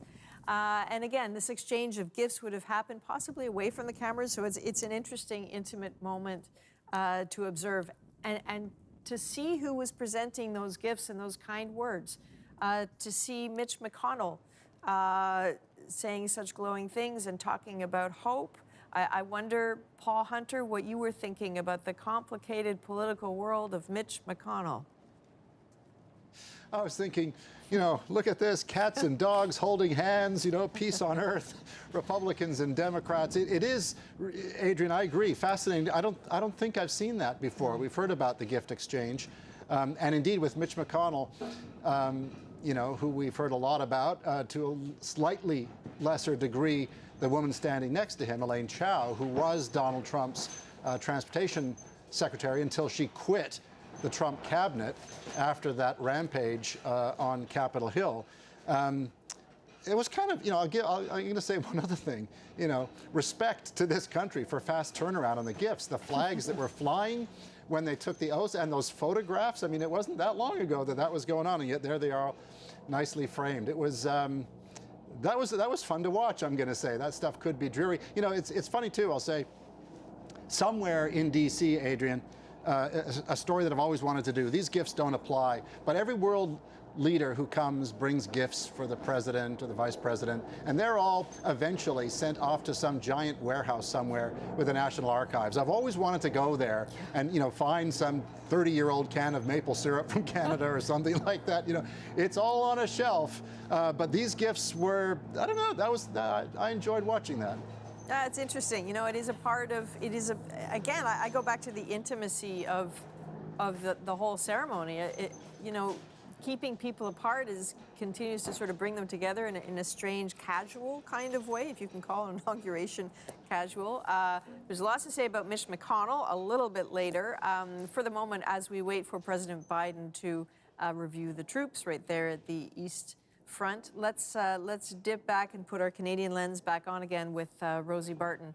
I gather that while everyone is being enchanted by the ceremony, there is actually work happening.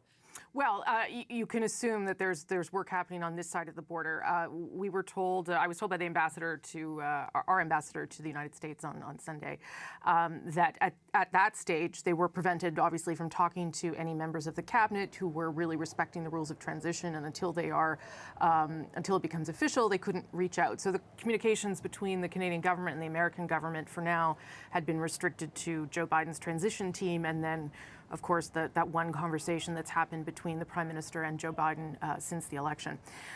You can well expect, though, that very first conversation, once everyone comes into office, will be around Keystone XL. And I'm sorry to belabor this as a problem, but it is something that is worrying a lot of people in this country. As that beautiful ceremony was unfolding, the company that runs Keystone XL, which was TransCanada and is now TX, laid people off, halted construction on the pipeline that had been ongoing, and was forced to lay off workers. If you want an immediate sign of how the change of administration has affected Canada, that is it. Later today, we'll hear from the Premier of Alberta, Jason Kenney, who will talk about his concerns. He has invested $1.6 billion into this pipeline. He has already mused about filing a lawsuit against the United States to get that money back, because this was money that he sort of gambled, hoping that it would go forward. The Prime Minister himself has already raised this with Joe Biden and will continue to. A couple of things, though, to note. As I said, the previous Secretary of State, John Kerry, and I remember interviewing him not long after they killed Keystone the first time round. He is still, he is again an integral part of the administration for Joe Biden. He is a special advisor on climate change, and he has been given a seat at the National Security Council inside the cabinet as well. His views on Keystone have not budged. His commitment to climate change has only perhaps gotten stronger because it is more urgent. So he will be a voice at the table, as will the new, almost sworn-in Secretary of State, Antony Blinken, who knows Canada well and is a friend to Canada. But yesterday at his hearings, at his swearing-in hearings, where they were questioning him on various issues, this did come up, and this is what he had to tell people. How does revoking permits for the Keystone XL pipeline without consultation or deliberations show respect and consideration to Canada, one of our closest allies? So this would be a decision for the President to make. The President-elect has said that he does intend to rescind the permit. So that doesn't sound very hopeful, does it? And we know that so much of what Donald Trump was done by executive order. Well, a lot of what Joe Biden will do later this afternoon will be by executive order to undo much of what Donald Trump has done. And while it is great news for this country, well, for this government in particular in this country, for the United States to rejoin the Paris Climate Agreement as a show of force, the Keystone XL part of this is extremely complicated. So we will begin to see some pushback from the Alberta Premier later this afternoon. It's unclear, though, I would say, Adrian, how far Justin Trudeau's government is going to do in publicly criticizing Joe Biden. I would say they probably want to give him a minute. The signal right now has to be we are rebuilding our neighbors and our allies. So for Justin Trudeau to hit too hard on this issue right now might send the wrong signal too.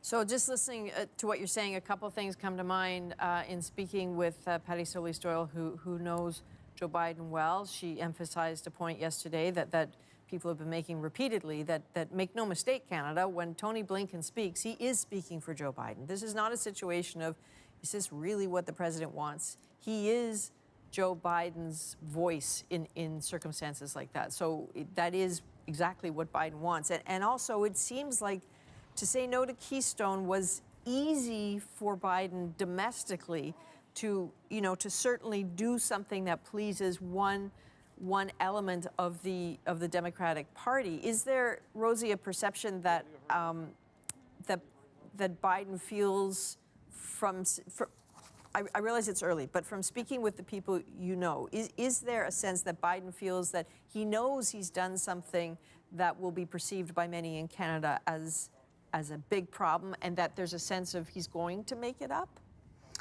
I don't know if it's exactly quid pro quo like that. I think there is a realization that this is something we will be unhappy with. I think that is certainly fair to say, Adrian. There are other things, though, that won't make up for this. Let's not put it in those terms, but where Canada will get support that it didn't have before. I notice we're popping up the word China on the screen, so let's just bring that up because you've done a lot of reporting on that as well. We have 2 Canadians currently in prison in China on unfounded, trumped-up charges for no reason, Michael Kovrig and Michael Spavor. We are now long past the time when they should have been released. Meng Wanzhou is going through a trial in this country, an extradition process to the United States. There had been reports about a month ago that the Justice Department was considering dropping those charges, and Meng Wanzhou could then return back to China. Nothing seems to have moved on that front since then. But does Canada anticipate and hope for Joe Biden's very vocal support on China? You can bet that Canada does. Okay, Rosie, again, thank you very, very much. You take care. We'll talk later. And very briefly, as we watch Joe Biden here, let's just listen in as he gets ready to review the troops at the east front of the Capitol.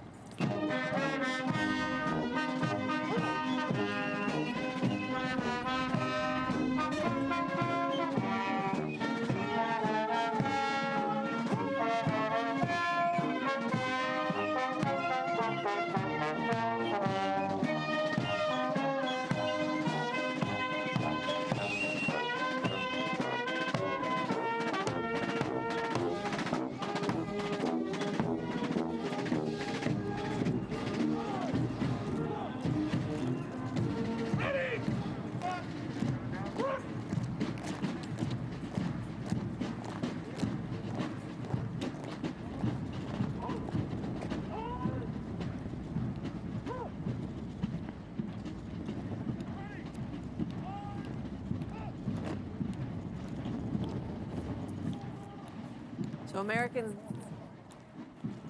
Americans love their parades. Normally, this would be followed by an actual parade, not this year. After the troops are reviewed, there will be a virtual parade of sorts.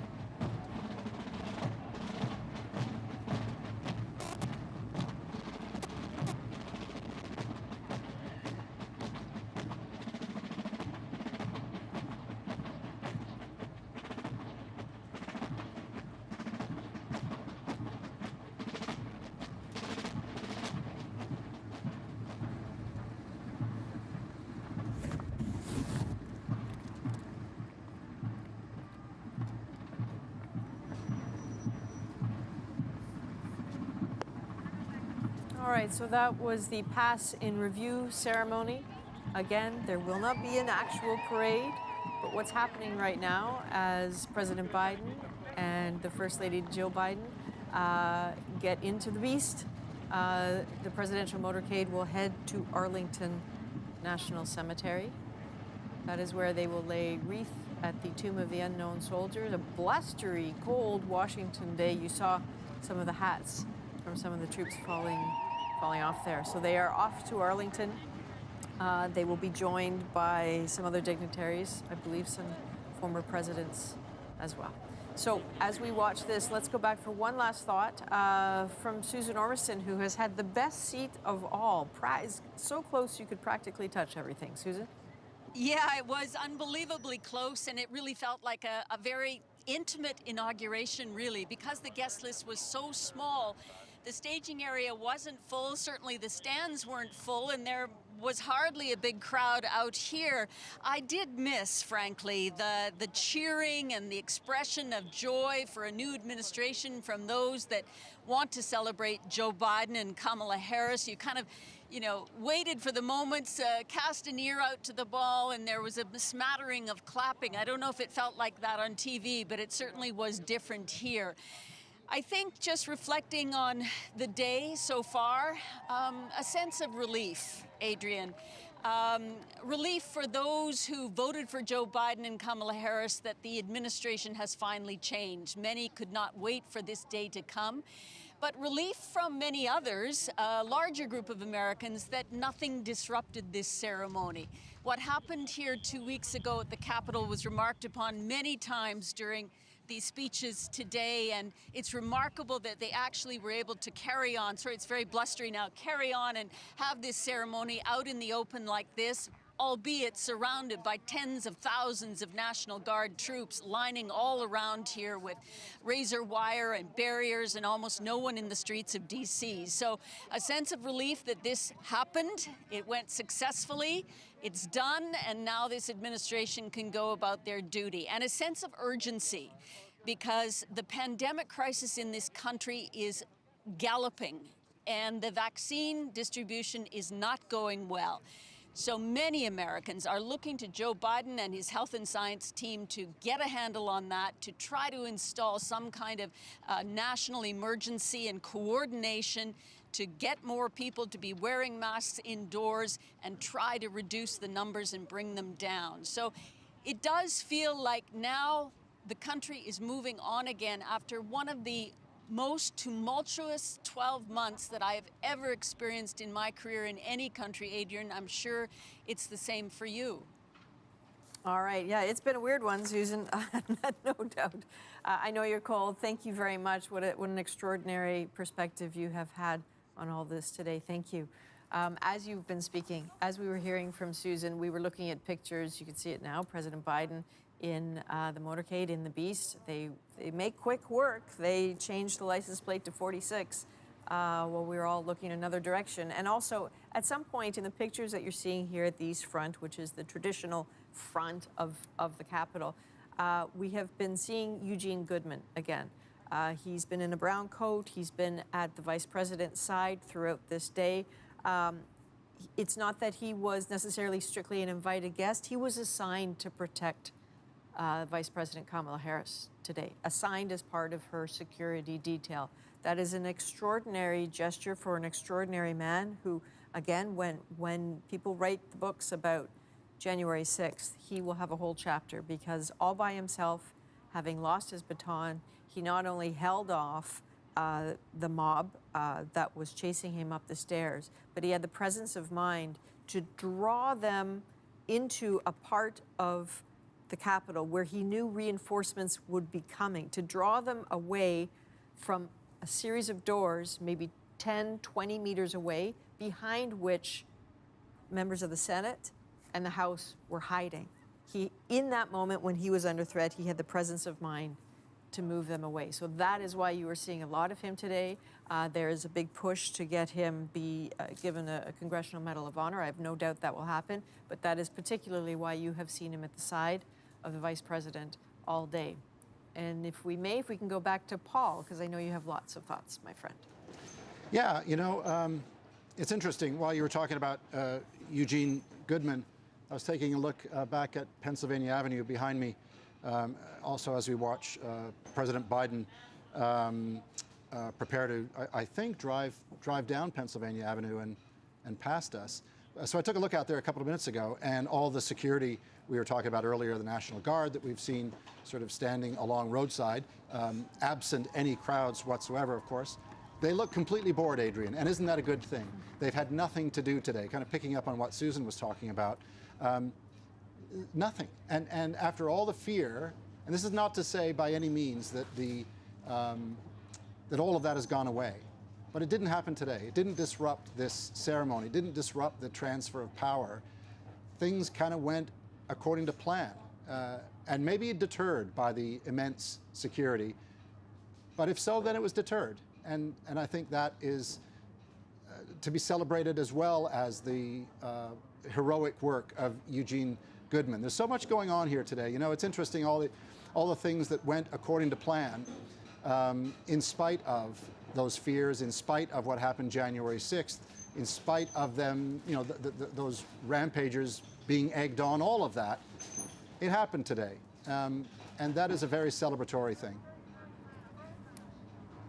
You know, Paul, as we, you're right, as we watch this, that the absence of news to report about this day in a year where there has been a fire hose of it is I think is welcome for everyone, not just in Washington. There were concerns that people would find that Washington was so fortified that there was no point, if you had terrible designs on the day, no point in trying to inflict that on Washington, D.C., that perhaps other capitals would be targeted. So people have been keeping an eye, law enforcement and journalists, of course, have been keeping an eye on other capitals. So far, this is a calm day. That is an important thing. The absence of something means something. I think. Go ahead. Sorry, Adrian, to jump in. I think what's also important to note is that as crazed as that day was, and as unexpected, and as outrageous, and as terrible as that day was, that, you know, they were very extreme Trump supporters. Correct. And there are, I think it's important to remember, there are many millions of others who didn't rampage on the Hill, but whose views are still wanting to be heard. And that is the test for Joe Biden. Not just that today went safely and, as you say, without any news, except for the swearing in of the 46th president, but that what do they think of all of this? What do the many tens of millions of Americans who don't agree with the policies and proposals and style of Joe Biden that he's reaching out to? That, I know we've talked about this a lot today, but just in context of January 6th, those were extreme people. But let's remember the many millions of others to whom Joe Biden still has to reach out to. Absolutely, and I don't think it can be said enough that, you know, I have, again, like you, Paul, I remember hearing people on the inauguration in 2017 saying, I wish Democrats would give him a chance. I wish Democrats would hear him out. This is a time to heal. It's been a difficult election. So much of what we're hearing right now, and there has to be a recognition on both sides that listening is not a performative act. It is an actual act, and I think there's a long road ahead for all of them. Indeed. I'm going to jump in again, Adrian. Of sorry. Course. But this is what makes this moment in American history, I think, so supremely fascinating. Because while, let's park that over there, over here are the many millions of others in this country, for whom today is this, I think one of your guests was talking about this earlier, this incredible feeling of relief that now we can get back to governing. Now we can do things right, if I can put it that way, is the feeling of a lot of Americans. And it's just the down comes the temperature, up goes the hope and aspiration that progress can be made on all of the problems that face Joe Biden. So you've got, that's the divide, right? The crowd over here that says, hey, you've never represented us and we don't even think really you're legitimate. And the crowd over here, many tens of millions who say, wow, finally, we can get back to being the kind of country that we thought we were. So that's where America's at right now. Absolutely. Mr. Hunter, it's always a pleasure to hear your insights. try to go inside and get warm if you can. Okay. Okay. All right. But Katie Simpson, she doesn't have a hope of getting inside and getting warm. She is still on Pennsylvania Avenue. I know where you are. You're right in Freedom Plaza. What are you seeing, Katie? Well, we're continuing to see some of the bands that are preparing for some events that are going to be happening a little later this afternoon. They're continuing to practice. But the one thing that's been constant today, and it's something that Paul actually mentioned, we've got the heavy police presence and officers, fortunately, looking somewhat bored. We saw some officers actually posing for photos up against the inauguration signs. And that's like, if that's what people are up to today, that's a sign that they're comfortable in their surroundings. That's a sign there's no imminent danger. And given what happened on January the 6th and the way things turned so quickly and the way that protest moved from the Washington Monument up to the Capitol and the way things changed so quickly, 2 weeks later, to see this city fortified and to see officers now in a position where, yes, there are tens of thousands of members of the National Guard here, but everything has gone according to plan today, and there had been so much fear and so much concern that that would not be possible. And again, that's why there is such that increased police presence here as a way to deter those who might want to protest here. You know, I know that some of my colleagues who have sort of been in and around the city over the past couple of days, you walk through this city and you have to go through checkpoints. You have to go through airport-style security to move around different parts of the Capitol, around, particularly in and around Freedom Plaza, as well as the Capitol. And it's incredibly alarming that the streets are quiet. It's an unusual sight.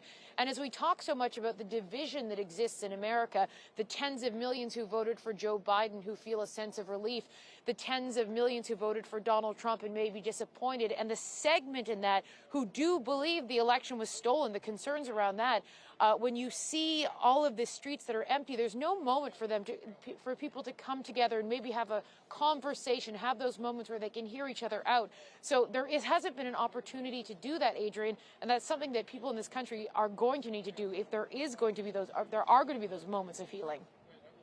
All right, Katie Simpson, thank you very much. If people are wondering, wait a minute, we saw the motorcade leave, but we haven't seen it go by Katie. That is because they've taken another route across another river, across the Potomac, to get to Arlington National Cemetery.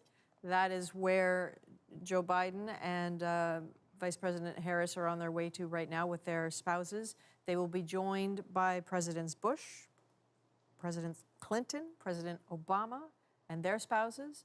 This is where they will lay a wreath together at the Tomb of the Unknown Soldier. Arlington National Cemetery, if you haven't had a chance to go there when we can all travel again, take a moment. It is an extraordinary place to see. It holds the remains of some 400,000 service people who died for their country.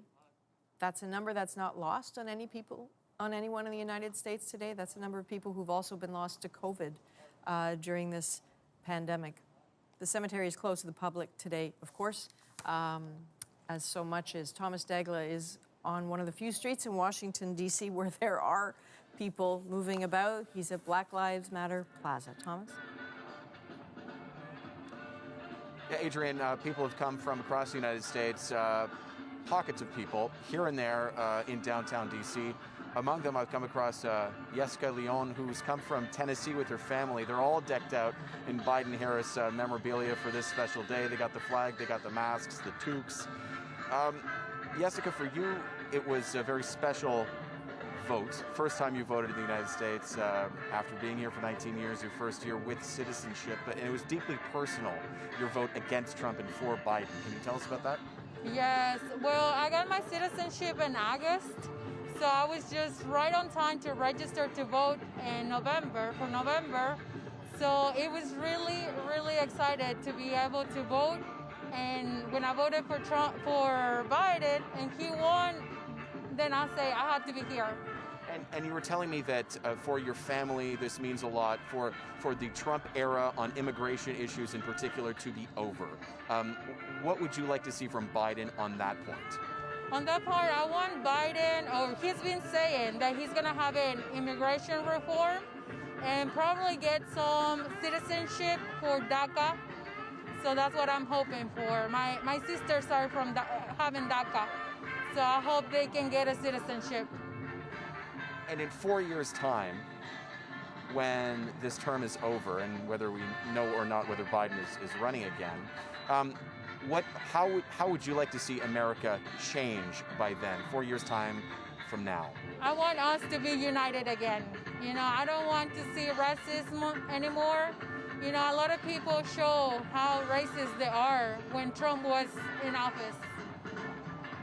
And hopefully things will change now. It's really good to talk to you. Thank you.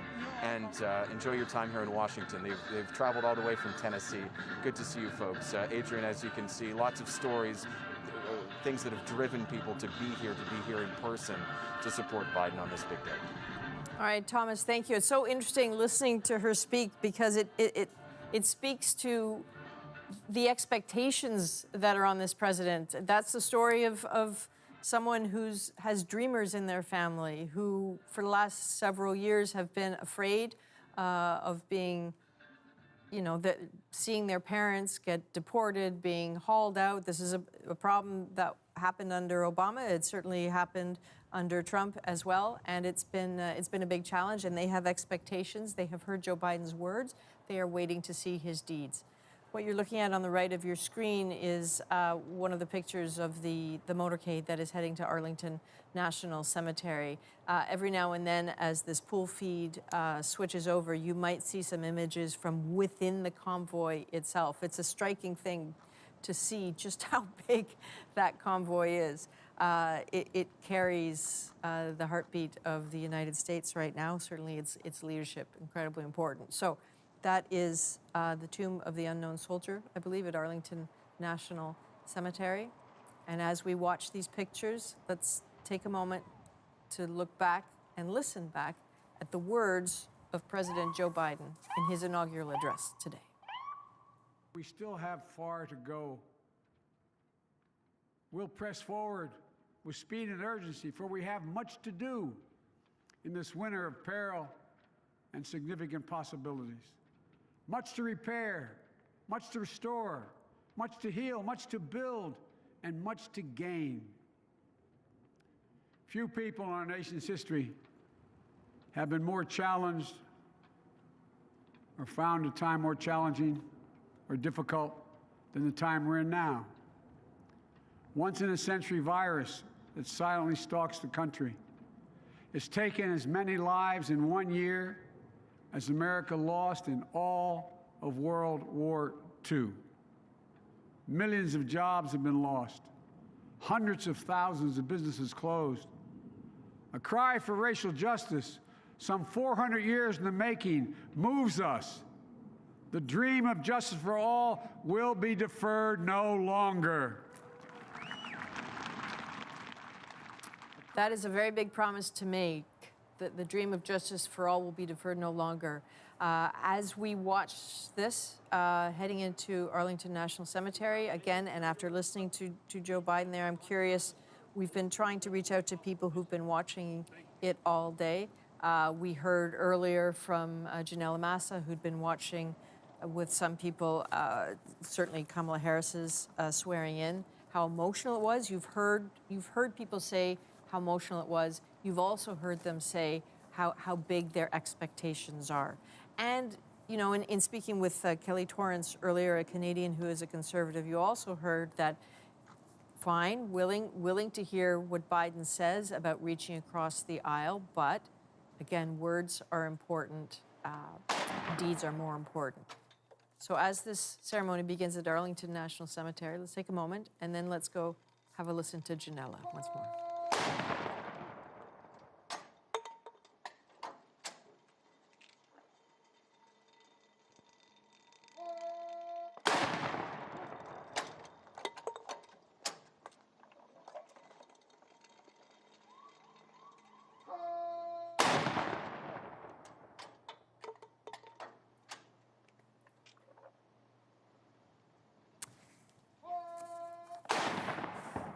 All right, so as the ceremony starts to get underway, as we watch this, I know Janella has been watching as well, and you have been speaking with some guests, Janelle.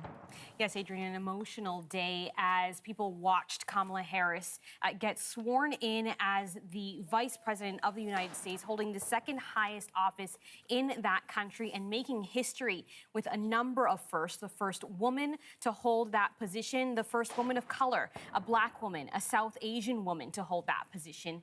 And, you know, it was emotional for many to see her take that oath, just, you know, almost as it was 4 years ago when Obama was also sworn in. That was a historic moment. But to see a woman, especially a Black woman, was something that many say, you know, they just were overcome with the feeling that, you know, this is something young girls can now aspire to. Some of our guests have been watching all day today, and I want to take a moment to introduce them. Sheikah Hamilton is in San Francisco with her daughter, Avani Hamilton. And I want to start with them by asking, you know, what are you looking for in these next 4 years? There is now a lot of work to be done. What are you hoping Kamala Harris, along with Joe Biden, will achieve? You want to go first? Yeah. For me, I think Biden and Harris will really prioritize breaking down systemic racism against Blacks. We've seen over the summer that it is still there, and in every part of our society, you know, Blacks are really not given full advantages and full rights like they should. And in things like police brutality, that is so important to me. And also hiring practices by companies and education and all the things that each citizen has a right to. You know, Black people deserve that, and they deserve to be treated equally. I want to bring in Joanna Kanga to the conversation. She's in Montreal, and she's been watching this as well. Joanna, we've been talking emotional it is to see this historic moment. What are you hoping, though, more than just having this face in this seat? What are you hoping in terms of action that this team will bring to the U.S.?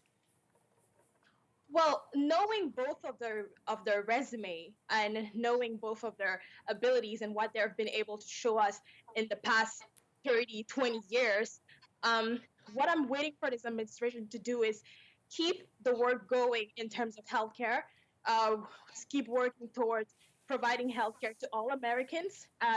We have to remember that Biden was part of the team who brought the Affordable Care Act to the 30 million Americans. I hope they will keep working on reforming the legal system, reforming the carceral system, working towards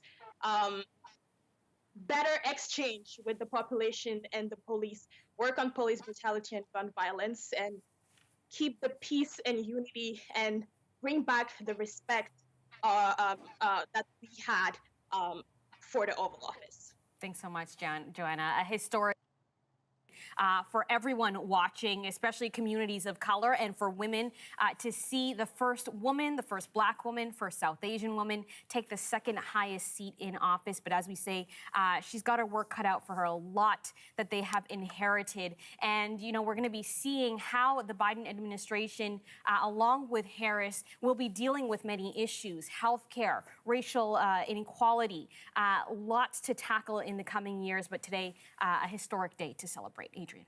All right, Janella, thank you very much, and thank you to your guests. So again, just on the right side of the screen, you are seeing once more Arlington National Cemetery. We know from keeping an eye on the motorcade that it is approaching the last few pathways up to the cemetery. So as they do that, let's take a moment to go back into D.C., back to the roof of the embassy, where Canada's ambassador to the United States is standing there. Ambassador Hillman, I don't know if you can hear me, but thank you very much for joining us. I can hear you. Thank you. An incredible vantage point you have, but also it feels like Canada might have just met the iron fist and the velvet glove that is Joe Biden. Well, I think he's a man who has a plan, and I you know, today at the inauguration, I think one of the things that I found really noticeable is the same themes that he had during his campaign and the same themes that he has emphasized since then as he's rolled out his plans and his policies.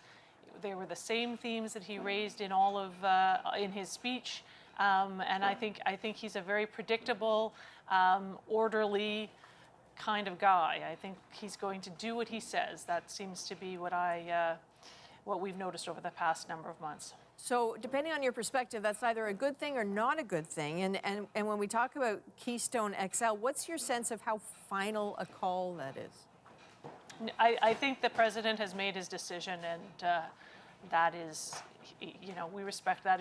That's the decision he's made. Disappointed? Of course we're disappointed. Of course we're disappointed. We worked hard over the past number of months trying to make the case for the Keystone XL, to bring the facts to the Biden team about how the project is good for Canada and it's good for the United States. And there are a lot of facts to support that. But he had made a commitment during his campaign, and he lived up to that commitment. And, you know, I think we have to accept that and move forward. What else have you been fighting for or presenting the facts on? Well, there's a lot. We've been bringing forward a lot of ideas around cooperation on climate, which is a huge priority for this government coming in, the administration coming in. And a lot of what they are looking to do aligns with what Canada has done or will be doing in terms of new technologies, in terms of emissions, in terms of getting to net zero by 2050. So there's a lot of work that will be, I think, very exciting there. We are thinking a lot about the resilience of our supply chains. We've just gone through a year almost now where our supply chains have been heavily tested through the pandemic, and building on the renewed NAFTA, the CUSMA. I think we've got a really good platform for working together to ensure the resilience of our supply chain. So we're thinking a lot about that. We're thinking about how to work together in the world on some of the toughest problems that we're facing, not only climate change, of course, but peace and security, some issues in those areas. So there's a lot. There's a lot that we're going to be able to do, and we've been putting plans together. We've been starting to test some of those ideas with those that are around the Biden team, and as of today, you know, we're right in there talking to some of his appointees or seeking to talk to them as soon as possible. They may want to take the rest of today to enjoy their day and celebrate, but as of tomorrow, it's back to work. Canada is knocking at the door. After 4 years, Ambassador, of I think, you know, observers might call it transactional governance with the Trump administration, does any of that hold over? Is there a sense at all that the Biden administration knows that what it did to Canada will hurt many in Canada, and so Canada maybe gets a win the next time? I think there's no doubt, and there could be no confusion on the part of the Biden team that you know, the project was very important to us. It's very important to Albertans. There are a lot of workers for whom this is very, you know, it's very disappointing news. We obviously made all of those points, and there's no question that they understand that. I think that this is a government this is an administration that values relationships, and relationships are, you know, they cross different topics. They're not just zero-sum games. So I think that we're going to see a group of people, and we know this because we've worked with many of these people before. So we know that there are people that look to build partnerships and alliances across multiple issues, and they care about the world, and they care about us, and they look forward to having a good, strong relationship with Canada. So that's really excellent news for all of us. And in terms of the agendas that you are trying to push, what's your number one priority? Well, I don't know. I hesitate to say number one. I mean, I think ultimately for all of us, our priority is fighting COVID. So getting a handle on the that is as a broad theme, that's the priority. What within that, I think there are many things that entails, but there's no doubt that for all of us, making sure that we are able to protect the health and safety of Canadians and the Americans do the same, and we are able to move forward from this virus. And if I may, one last, I know I said I only had one, but I lied. I actually have another one. I'm so curious about China and so curious about the two Michaels who are being held in detention. And I think there was a perception on the part of some Canadians that a new administration might mean a new approach. Are you getting any indications that that a Biden administration might mean a difference for those Canadians who are being held now? I have every indication that a Biden administration will work very hard with us on freeing the Michaels from their arbitrary detention. What exactly the parameters of that look like, it's too soon to tell, but there is no doubt in my mind that they will be very committed to working with us on that. Ambassador Hillman, you're very gracious with your time. It does sound like they are ripping the place apart right behind you there. Yeah. It's very a windy day in Washington. Okay, be careful. Thank you very much, Ambassador. Thanks.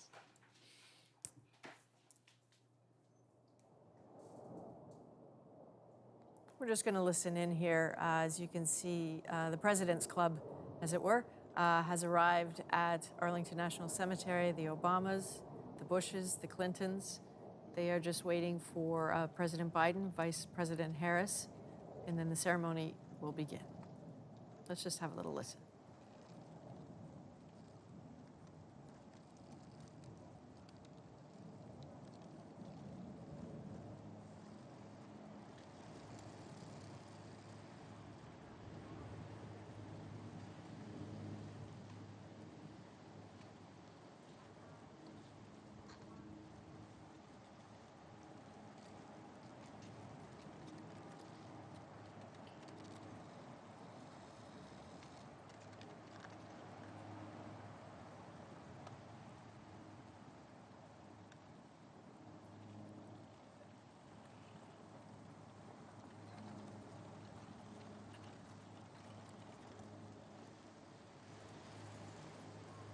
I'm not sure if they stopped along the way to get something to eat. It's not that far away. But while we watch this, Rosie, I know you're looking at it too. Any thoughts about after listening to the ambassador?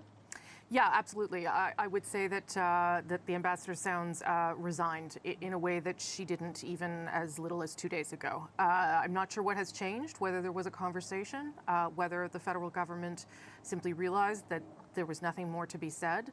But it would seem to me that the government is now resigned to the fact that they have lost this battle and that the Keystone Pipeline is gone. I've had a couple of tweets about why are you talking so much about this? Well, it's because there is a lot of money and a lot of jobs at stake and a lot of people who have lost their jobs already. That's the first part of why we're talking about it. But there are other things. Let's be clear that will not be as difficult as this, that we will get perhaps not as we've been talking about in return, but will happen. I think about bans to Arctic drilling, for instance. That is something that Canada is very deeply invested in. We expect Joe Biden to move forward on that, as well as methane and auto regulations. But I would say the next challenge, if this is indeed the end, and I'm sure the Alberta Premier will not have that same kind of language today, the next challenge ahead is if on Monday we're going to learn more about Buy American policies, Canada will want to know what that means. If the United States, and let's be honest, Democrats can tend towards protectionism just as much as Donald Trump. So if Democrats decide that procurement in a rebuilding of the economy moving forward means buying American, keeping those contracts and that spending inside their own country, we don't really know what that will mean for here. So that is the other sort of long game that our country is keeping an eye on. But for sure, Adrian, out of that interview, from the Ambassador Hillman, definitely, I think that they've seen the writing on the wall, and it's over. No, you're absolutely right, and it's so interesting to hear what you're saying about the Democrats because obviously it's true that's what they lean towards, but when you add the pandemic and the economic devastation of it, it is impossible and they would argue irresponsible for them to govern in any other way other than to protect American jobs and American workers, and we would expect nothing different from a Canadian government trying to say the same thing, that protection matters, of supply chains, of vaccines, of jobs, of workers. So I think it's true that Canadians need to buckle in. Yeah, for sure. Although the other thing that the ambassador will remind us of, that the government will remind us of, is that we do exist under a free trade agreement, right? And there are parameters inside that agreement which everyone has to live under. And that will, in some ways, protect us a little bit, even if the Democrats seem a little more protectionist under a pandemic. Again, we don't really know. That they haven't outlined that yet. But it is certainly another potential bump on the road, and it will be interesting to see now what further action can be taken on Keystone. It doesn't sound like there's political action, but is there legal action? This is a case that has been back and forth in various courts through many years. So potentially that's where this particular battle heads next. Interesting. All right, Rosie, thank you very much. Yeah, sure. And again, as we stay on these pictures. At Arlington National Cemetery. A lot is brand new about this Inauguration Day. You can understand that schedules are problematic. This is a new one. I'm not entirely sure where that motorcade is. Apparently neither are the former presidents who are standing there in the cold. Paul, you're also standing out in the cold. I know you're watching these pictures too, waiting. Oh. After listening to the ambassador, I know Paul's trying to get his microphone on after after being there on the rooftop with the ambassador. And I know you're taking your mask off, but as we watch Joe Biden and Kamala Harris arriving, Vice President Harris arriving. Very briefly, Paul, because we're watching these pictures, you too were listening to the ambassador. What are your thoughts? In full transparency, Adrian, I had to go to the bathroom. It's okay. I get that. Too much information. But we I were am talking watching. about the. Yeah, go. So fair enough. I totally get that. And now you've planted a seed in me. But as we talk here, we are looking at pictures of Arlington Cemetery. Can you talk about why this matters, that the former presidents are there with Joe Biden today? Look, as predicted, as everybody knew would be the case, Joe Biden, the central theme of his inaugural address was unity. And as in that series of clips of previous presidents, we should note that most presidents talk about unity during their inaugural addresses, but probably not for many years and presidents has it been so important as it is for Joe Biden and the challenges he faces. And this is a part of that. To see former presidents coming together. His message was about, that's what unity is, right? He didn't shy away from the hard problems that he faces, that this country faces, but he made every effort to say we, the people, can come together and we can defeat this. And this is the kind of thing that people have, in this country, I think have wanted to hear for a long time. That there is somebody who wants to work together. There's no us and them. It's America. It all sounds corny when you say it out loud, but this country kind of craves corniness, I think, in a certain kind of way, and craves the tradition that has been sort of laid out in this entire sort of inauguration, and the kind of respect and the tone and the civility and the Americanness of it all, right? I mean, part of the whole Trump 4 years has left this place exhausted, with the drama that played out in the White House every day, while outside the White House, thousands of people every day were dying. And I think a lot of people have had enough and are hoping that Joe Biden now turns the corner. And this kind of stuff we're seeing here symbolizes that. All right, Paul, thank you very much. Let's listen in to the ceremony at Arlington Cemetery.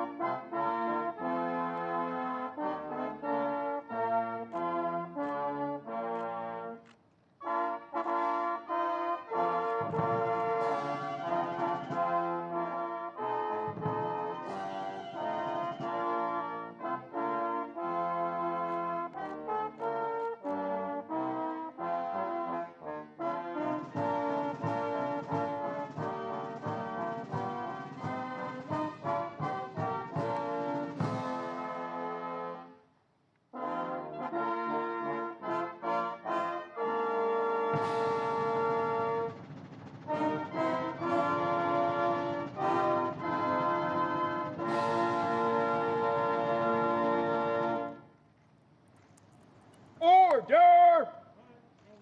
Arms!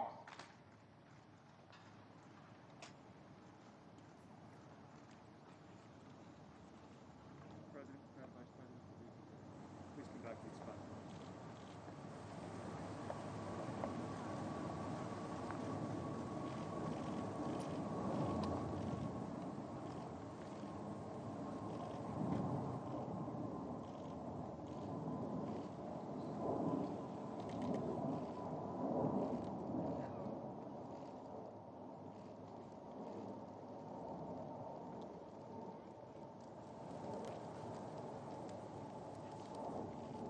Present arms!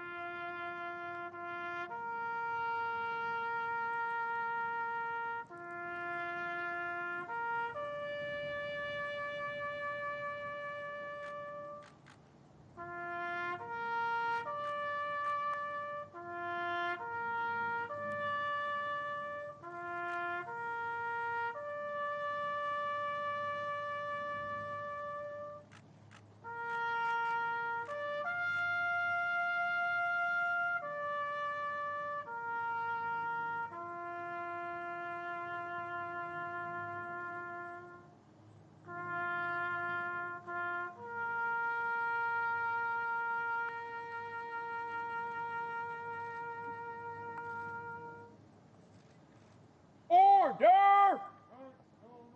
Arms!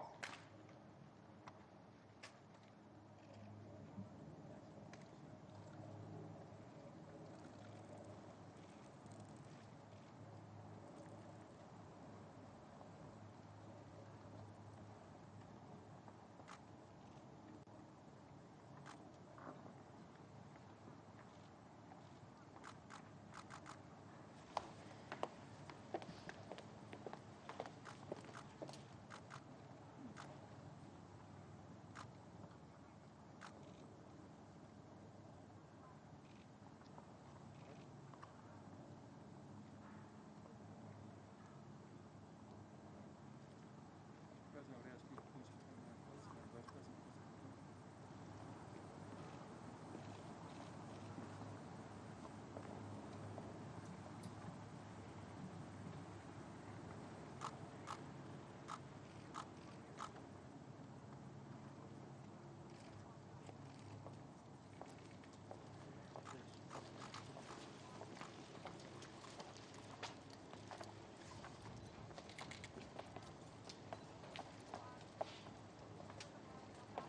all the way up the steps to the podium, please.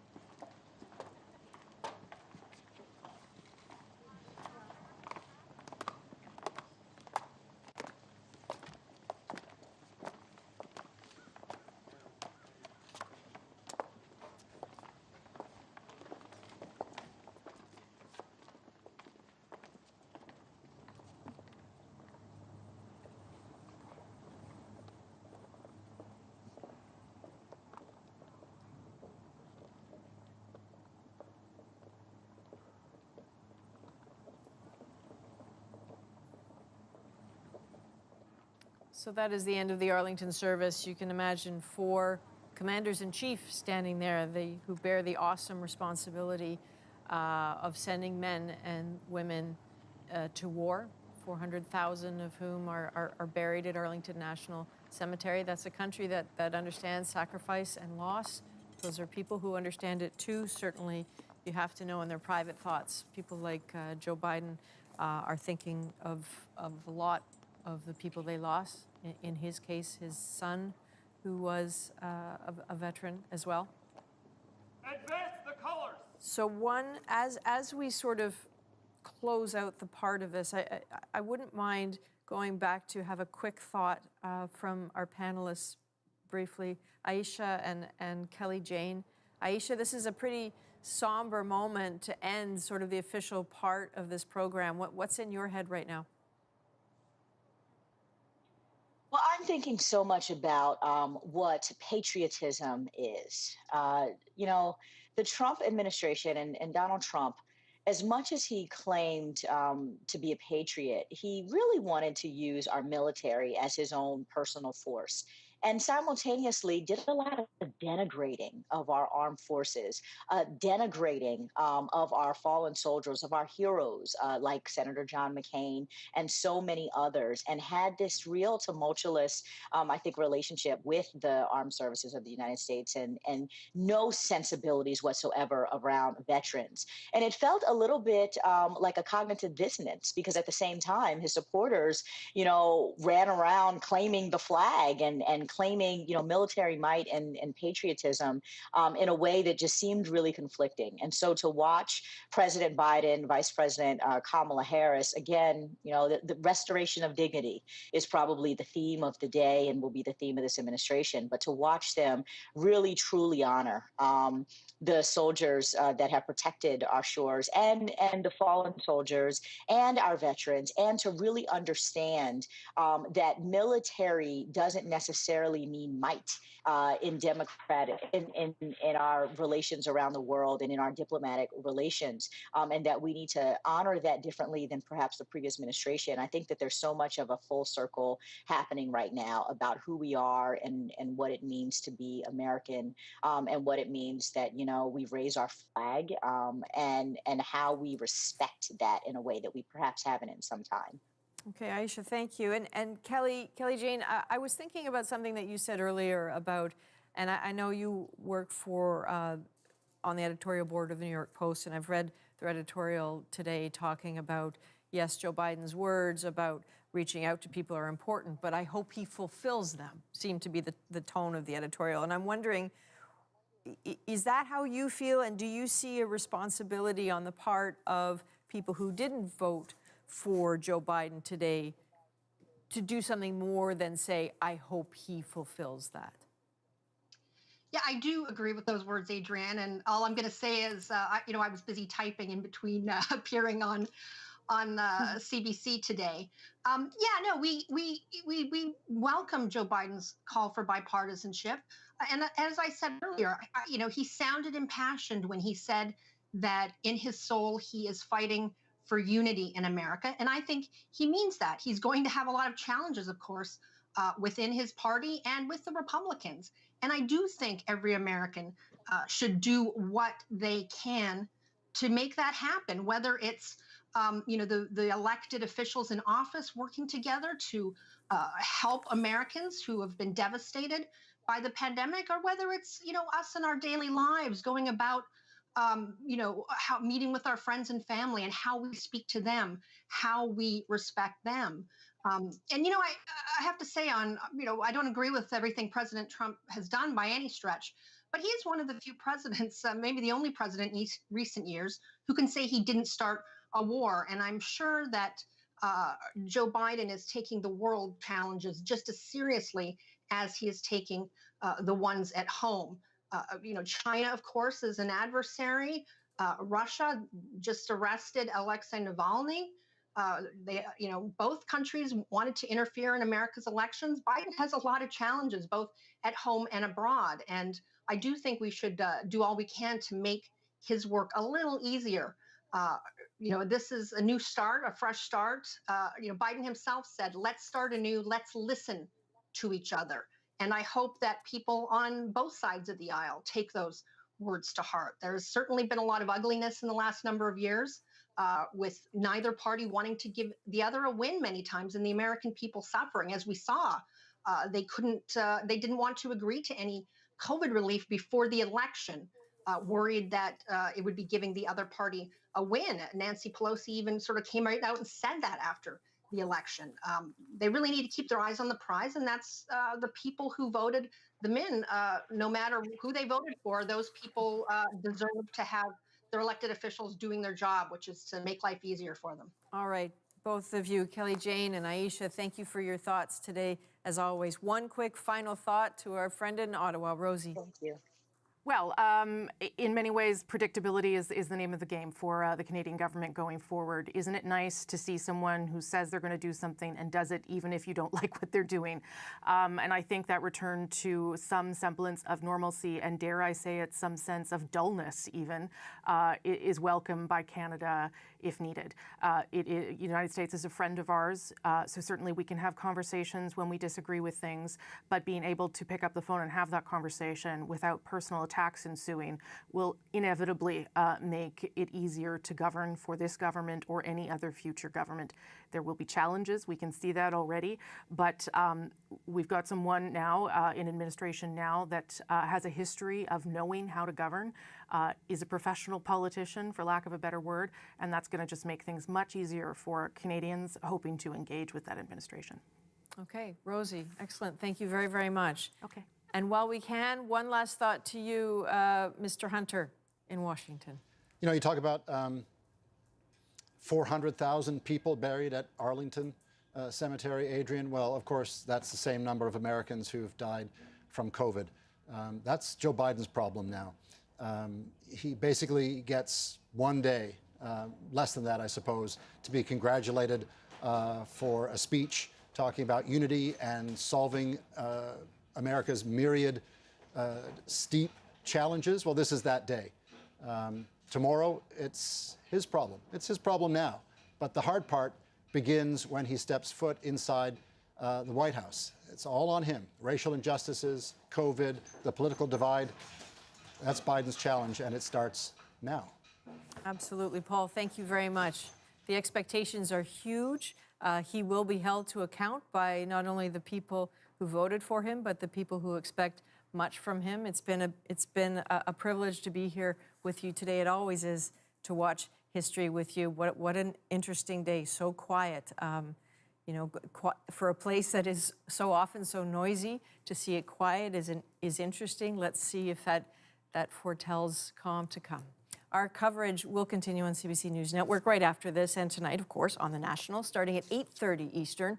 There will also be a primetime inauguration event in lieu of the ball. Biden and Harris will give more remarks there. So as we go, we leave you with the words, not of the incoming president or the president right now, President Biden, but the words of Amanda Gorman. We are striving to forge our union with purpose, to compose a country committed to all cultures, colors, characters, and conditions of man. And so we lift our gazes not to what stands between us, but what stands before us. We close the divide because we know to put our future first, we must first put our differences aside. We lay down our arms so we can reach out our arms to one another. We seek harm to none and harmony for all. Let the globe, if nothing else, say this is true.